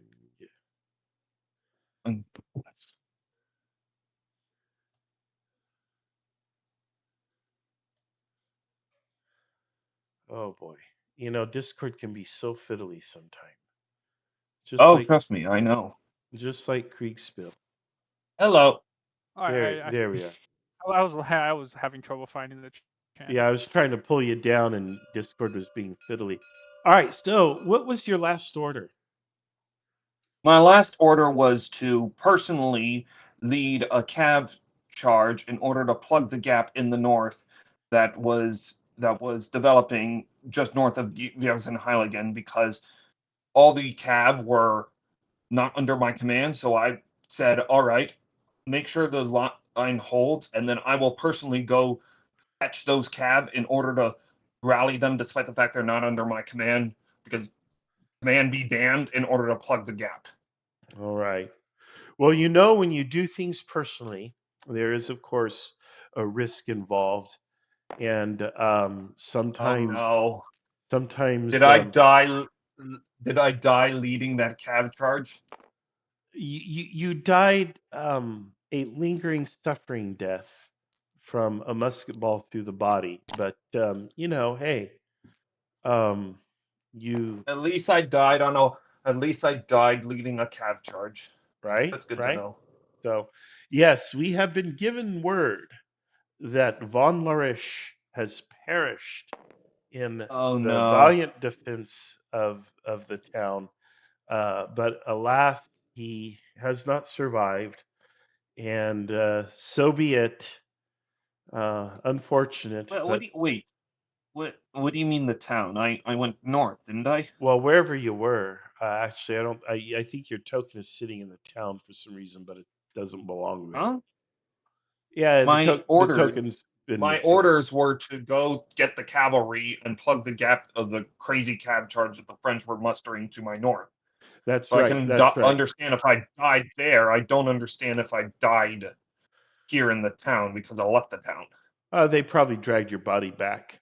But anyway, you know, I guess maybe you have some relative to whom you wish for your sword to be delivered.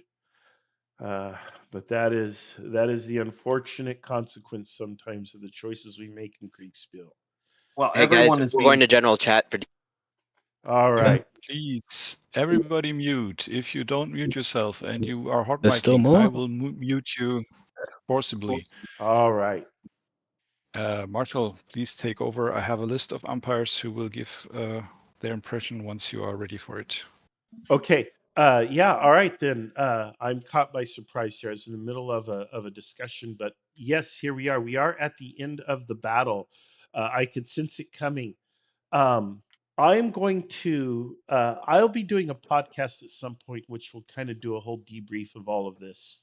But in the meantime, I want to just kind of deliver some general comments and some thank yous. First and foremost, I want to thank Felix.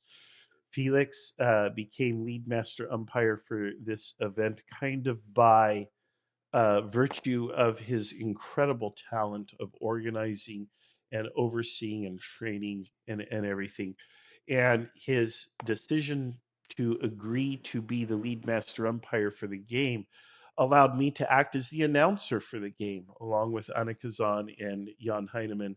And together, I think that we provided a fantastic experience for the community, a fun video that all of you can watch and see how things unfolded. And so I very much want to thank and applaud Felix for his tremendous contribution. I also want to thank Smoke, who is also the right hand man during the work up to this event.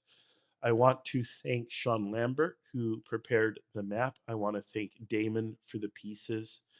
And there's a whole host of other persons to thank. Certainly the side commanders, Nick and Miles, who did a lot of work, as well as their staffs. And there are people who I know contributed essential elements to this game whose names I do not know or I don't know of their contributions. So I do apologize if I'm missing any thank yous. And above all, I want to thank all of the people who umpired today, because without this game certainly would not have occurred. So thank you to everybody, whether great or small, whatever contribution you have made to this event. This particular event as a grand game is a showcase of the best and greatest developments that the IKS has put together over the past year. New map, new pieces. Felix put together a way to build an order of battle from a spreadsheet. You just put the OBAT into a spreadsheet and it generates the pieces for you. New technology for the pieces. Of course, a whole new system that I developed with Jan. Um, all of these things are on show, and I hope that the beauty of the game and the elegance of the combat resolution system and the overall level of fun that you had reflects all of that. There are some things that I regret. There are, I wanted to have a much more immersive and detailed campaign for everybody. That obviously didn't happen. Um, so there were certainly a lot of lessons that have been learned, but again, all of this will make things better. I, of course, want to thank all of you who contributed your day to playing in this event. This event was a big deal. It's a big deal for the IKS as a whole. I want to thank our patrons, the people who are contributing financially to the International Kriegsspiel Society, because those contributions actually free us up and allow us to obtain the resources that it takes to support and put on events like this. That's a big deal. So just a big thank you to everyone. I will not delay things any further. Also, of course, thank you to Anna Kazan and to Jan, who also came on and announced with me. I'm going to turn this over now to Felix for the debrief, but thank you. A fantastic event for sure. All right. Thank you, Marshall. And I'm going to give it over to our umpires first, who will try to give a little bit of an overview about what happened. And we're going to start with Devastator. Yes. Do you stream it, or everybody's looking on the stream of Marshall? Yeah, I guess that's a good idea. I can try to share my screen. Everybody go to YouTube. Marshall is going to show you. Well, I'm now streaming here live on Discord as well. Watch the stream now. Yeah. So I will tell about the mostly I've been the umpire for the French center mostly. So the French started around here, if I remember correctly. Mic off.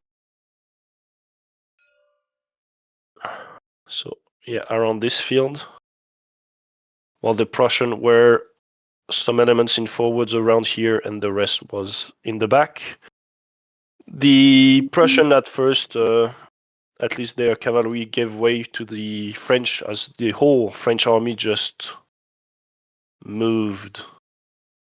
I think there was 2 corps plus the guard plus the reserve cavalry just moved through there, and so then the French split a bit in the middle and up in the north a bit, and then the fighting ensued around more or less this long line that we see now. A lot happens, and it was quite pleasant to see a lot of things happening, and I would say that both sides did really good at trying to hold or push when they could, but in the end, as you may see the stream, see that the French are having a good upper hand in the center, and that's it. All right, then we have Squire, I think, who will talk about the south. Is that right? Yes. So I was the umpire for the French 4th Corps under Marshal Soult. And although I didn't start as their umpire, I wound up sort of taking in the Imperial Guard cavalry under Marshal Bessier. I started around this vicinity. Actually, that's probably a little too generous. It was mostly back here. And the southern flank of the French army lagged a bit, while the center and in the north was seeing quite a significant amount of early skirmishing. 4th Corps slowly sort of ground its way forward this way. It actually really kind of worked out spectacularly well once they bypassed the town of Ischerstedt to the north, and bumped into a couple early warning Prussian hussars here.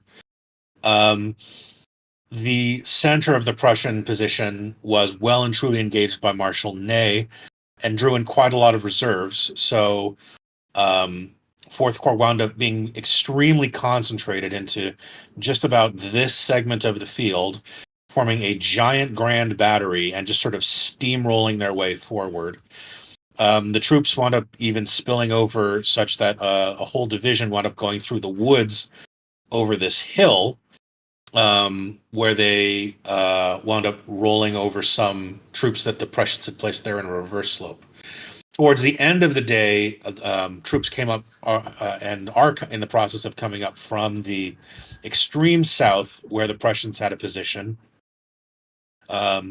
They have been coming up in a very long maneuver this way, where they ran into a brigade of dragoons that 4th Corps left as a tripwire, first here, and which has been slowly withdrawing through the course of the morning. They also have been coming up the center position here and ran into one of 4th Corps' reserve brigades at the edge of the town.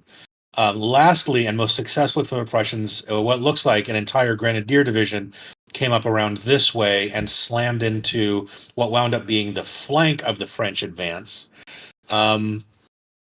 It is somewhat of a stalemate at this point, but given that the Prussian center left has more or less imploded, I think the inevitable result here is even if the French are pushed back to the crest of the hill, there's more than sufficient reserves for the French to come around this way and force the Prussians to withdraw back to the south. It's not a crushing victory, but there isn't going to be much of a pursuit in this end of the battlefield. But the French have clearly taken the position. They are clearly masters of the battlefield, and the Prussians are going to have to withdraw.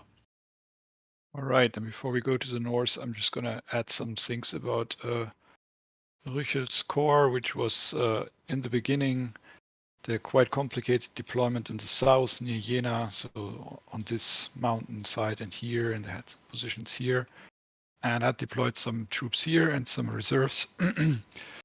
So they were facing basically absolutely nothing because all the French were in the north, and so they were slowly trying to figure out what was going on, sending some troops up here, and finally starting to move out.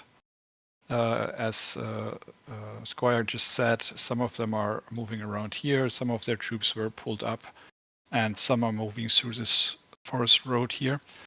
The problem is that a lot of them are still stuck behind this mountain path and moving along this one road, so it's going to be very hard for them to come up. Will take a lot of time. Although they're still fresh, we think that they will not be able to quickly get into the battle. All right, then let's move to the north, where I think, Smoke will give us an overview of what happened. So, in terms of the north, it all kicked off relatively quickly and ended relatively quickly, as usually goes a cavalry battle. Now, are we shocked by that? Really, because in every single test game, the cavalry was always first in, first out. And I said it before we started to my to the other umpires in my area. It's like, well, this is going to be over pretty quickly. We'll have a nice lunch, and started off up here by where the broken artillery is. We had a line. We had a command. I believe it was von Trutzer's division or brigade. Sorry, they were lined up along here, and the French cavalry came east. They saw the opposing cavalry, and the rest is history. Really, we had a mini battle here. That's when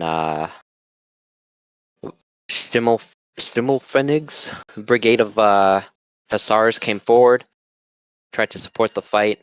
It ended up with the French taking control of this town right here, which forced a Prussian withdrawal to the north of Hermstedt.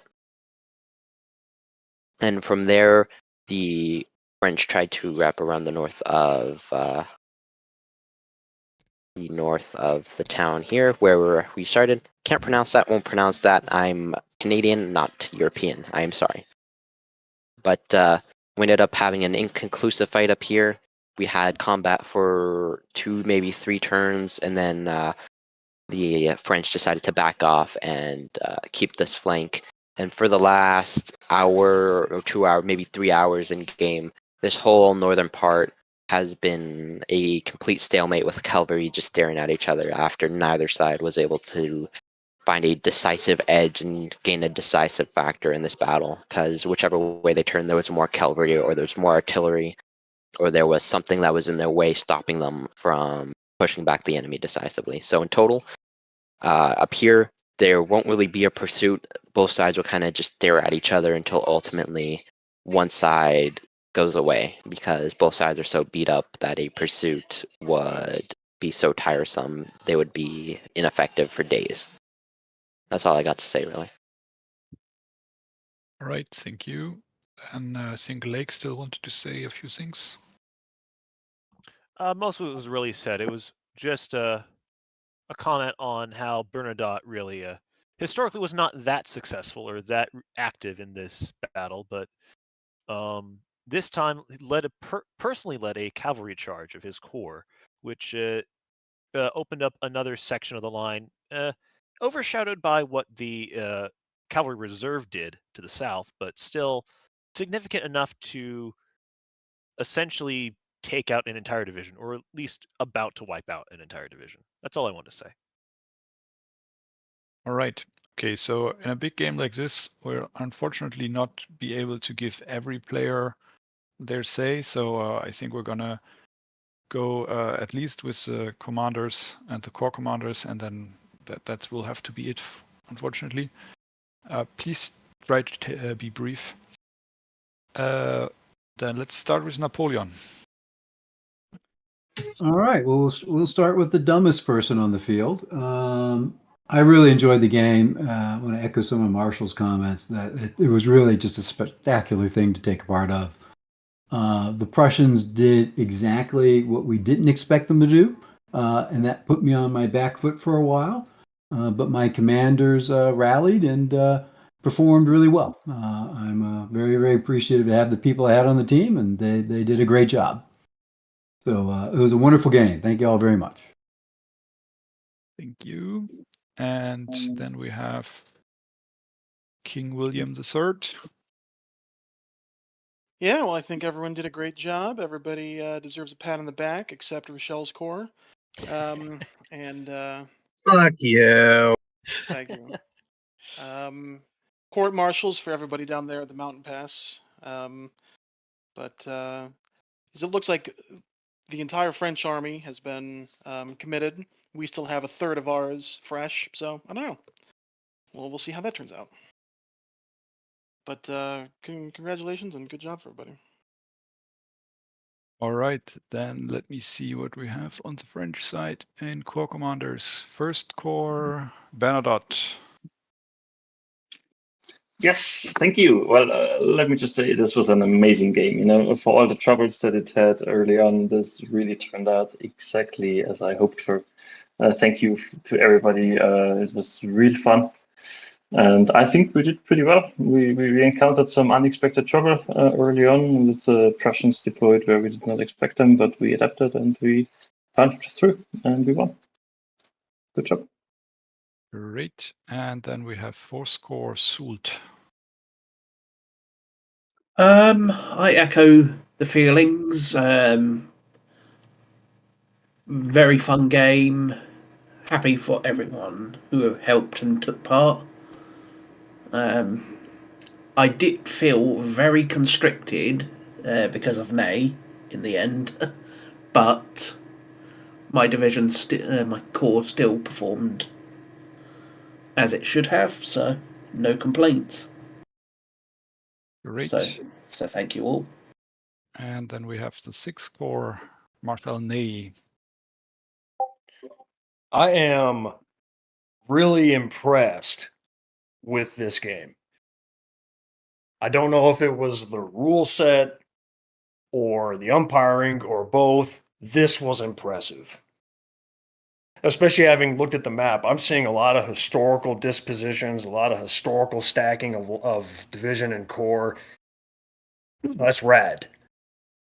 As far as my division commanders, really well done. I was pretty much able to go hands off. Y'all just kind of did your thing. It was sweet. Okay, thank you. And then finally on the French side, we have the reserve cavalry under Murat. Well, I want to thank everybody again, as everyone else has said. And I want to give a special thanks to all of my division commanders and to LaSalle, who faced serious issues up in the north, but managed to stabilize the situation, which allowed for everything else to happen south of him, which was great. And my two Cuirassier division commanders, who got their moment of glory and broke through the Prussian line. Fantastic. Well done, gentlemen. Well done. This is great. And it was a great game, guys. You really did a great job. And I want to thank my umpire, too. Sean, you were great. All right, thank you. And then we have on the Prussian side, the Prince of Orange. Yeah. Well, yeah, they certainly found the hole in our line, didn't they?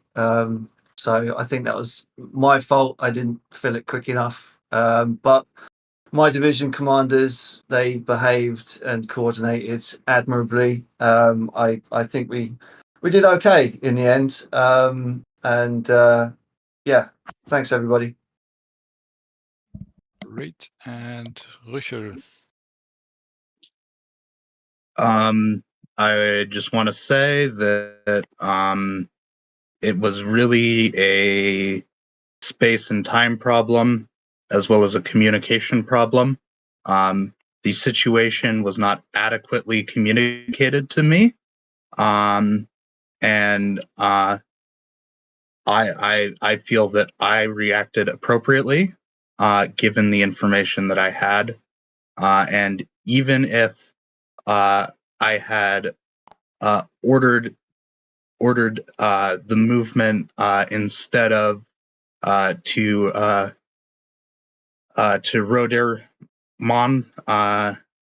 Even if I had ordered the movement to Iserstadt, I would have been there one turn sooner with infantry, and it wouldn't have made a difference. So. Okay, and finally we have Württemberg.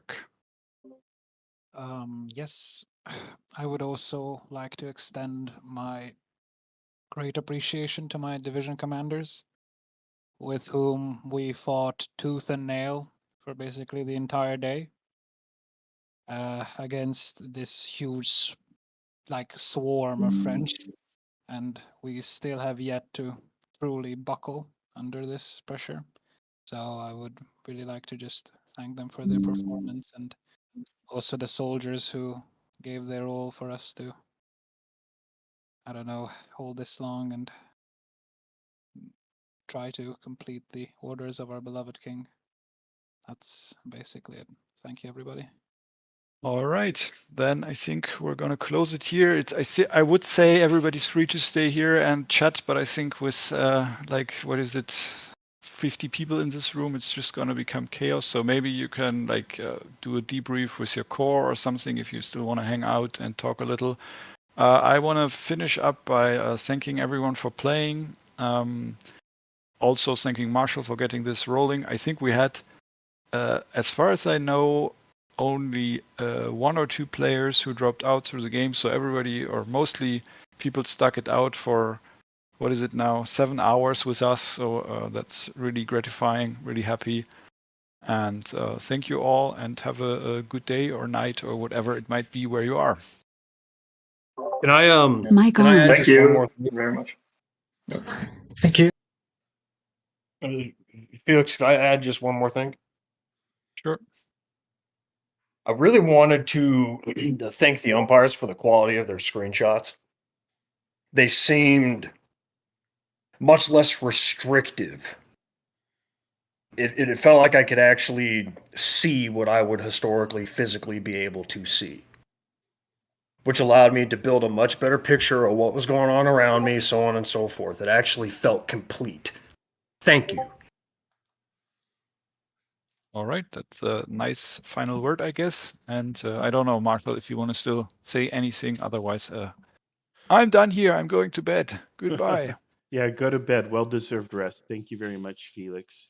And thank you, Eli. Yes, the screenshot discipline, we developed a little bit of a new technology to dial in the screenshots. The pieces have a view range thing that we can turn on and off, that we can toggle, and it draws a circle around your avatar piece. And then we train the umpires to take that circle. That's your view range, and it's based on historic Prussian ranges that they had in their early Kriegsspiel sets, but then restrict that range based on any obstacles. So obviously you draw around where if there's a stand of trees or a building or a formation of men or smoke and you can't see through that, they would, remove that part of the screenshot. But otherwise you could see in that circle 360 degrees all around you, and it worked brilliantly well. That, and then of course, all screenshots are to be oriented with north at the top. Made this very, very easy and has eliminated a long, painful problem that we've had historically. So, Yes, and you guys did really well. I've had occasions where I've been on a high position in other games and not been able to see anything. So in this particular case, man, I really appreciate the screenshots. you got it. Well, that was one of the this is one of the things. This is why we do the grand games. We want to showcase the new developments and innovations that we've made, bring it together, show it off in one game, and that's what we've done here. So thank you, Eli, and everyone else who's here. All right, I'm going to pop down to the announcer booth and I'm going to close out the broadcast. Thanks, everyone. Thank All right, and to all of you who have tuned in and were listening to us during the podcast or the live cast or whatever we call this, I want to thank you for tuning in. There's a lot of fantastic commentary. I apologize that we weren't really able to spend much time reviewing it and getting into it. I was able to kind of look through it. But we're grateful that you're here. That's why we do these things, is to create some entertainment for you. You can always feel free to come back, comment on this video, ask us questions, whatever you'd like to do. We'll do our best to come back around to your comments as you post them, even a year or two or so in the future. We'll reply, when we see it. And of course, the final thing I want to do is invite you all to join us.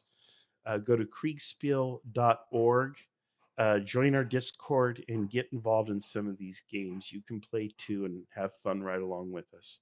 Thank you all for being here. I'm going to end out the live stream, and we will see you on the next adventure. Goodbye for now.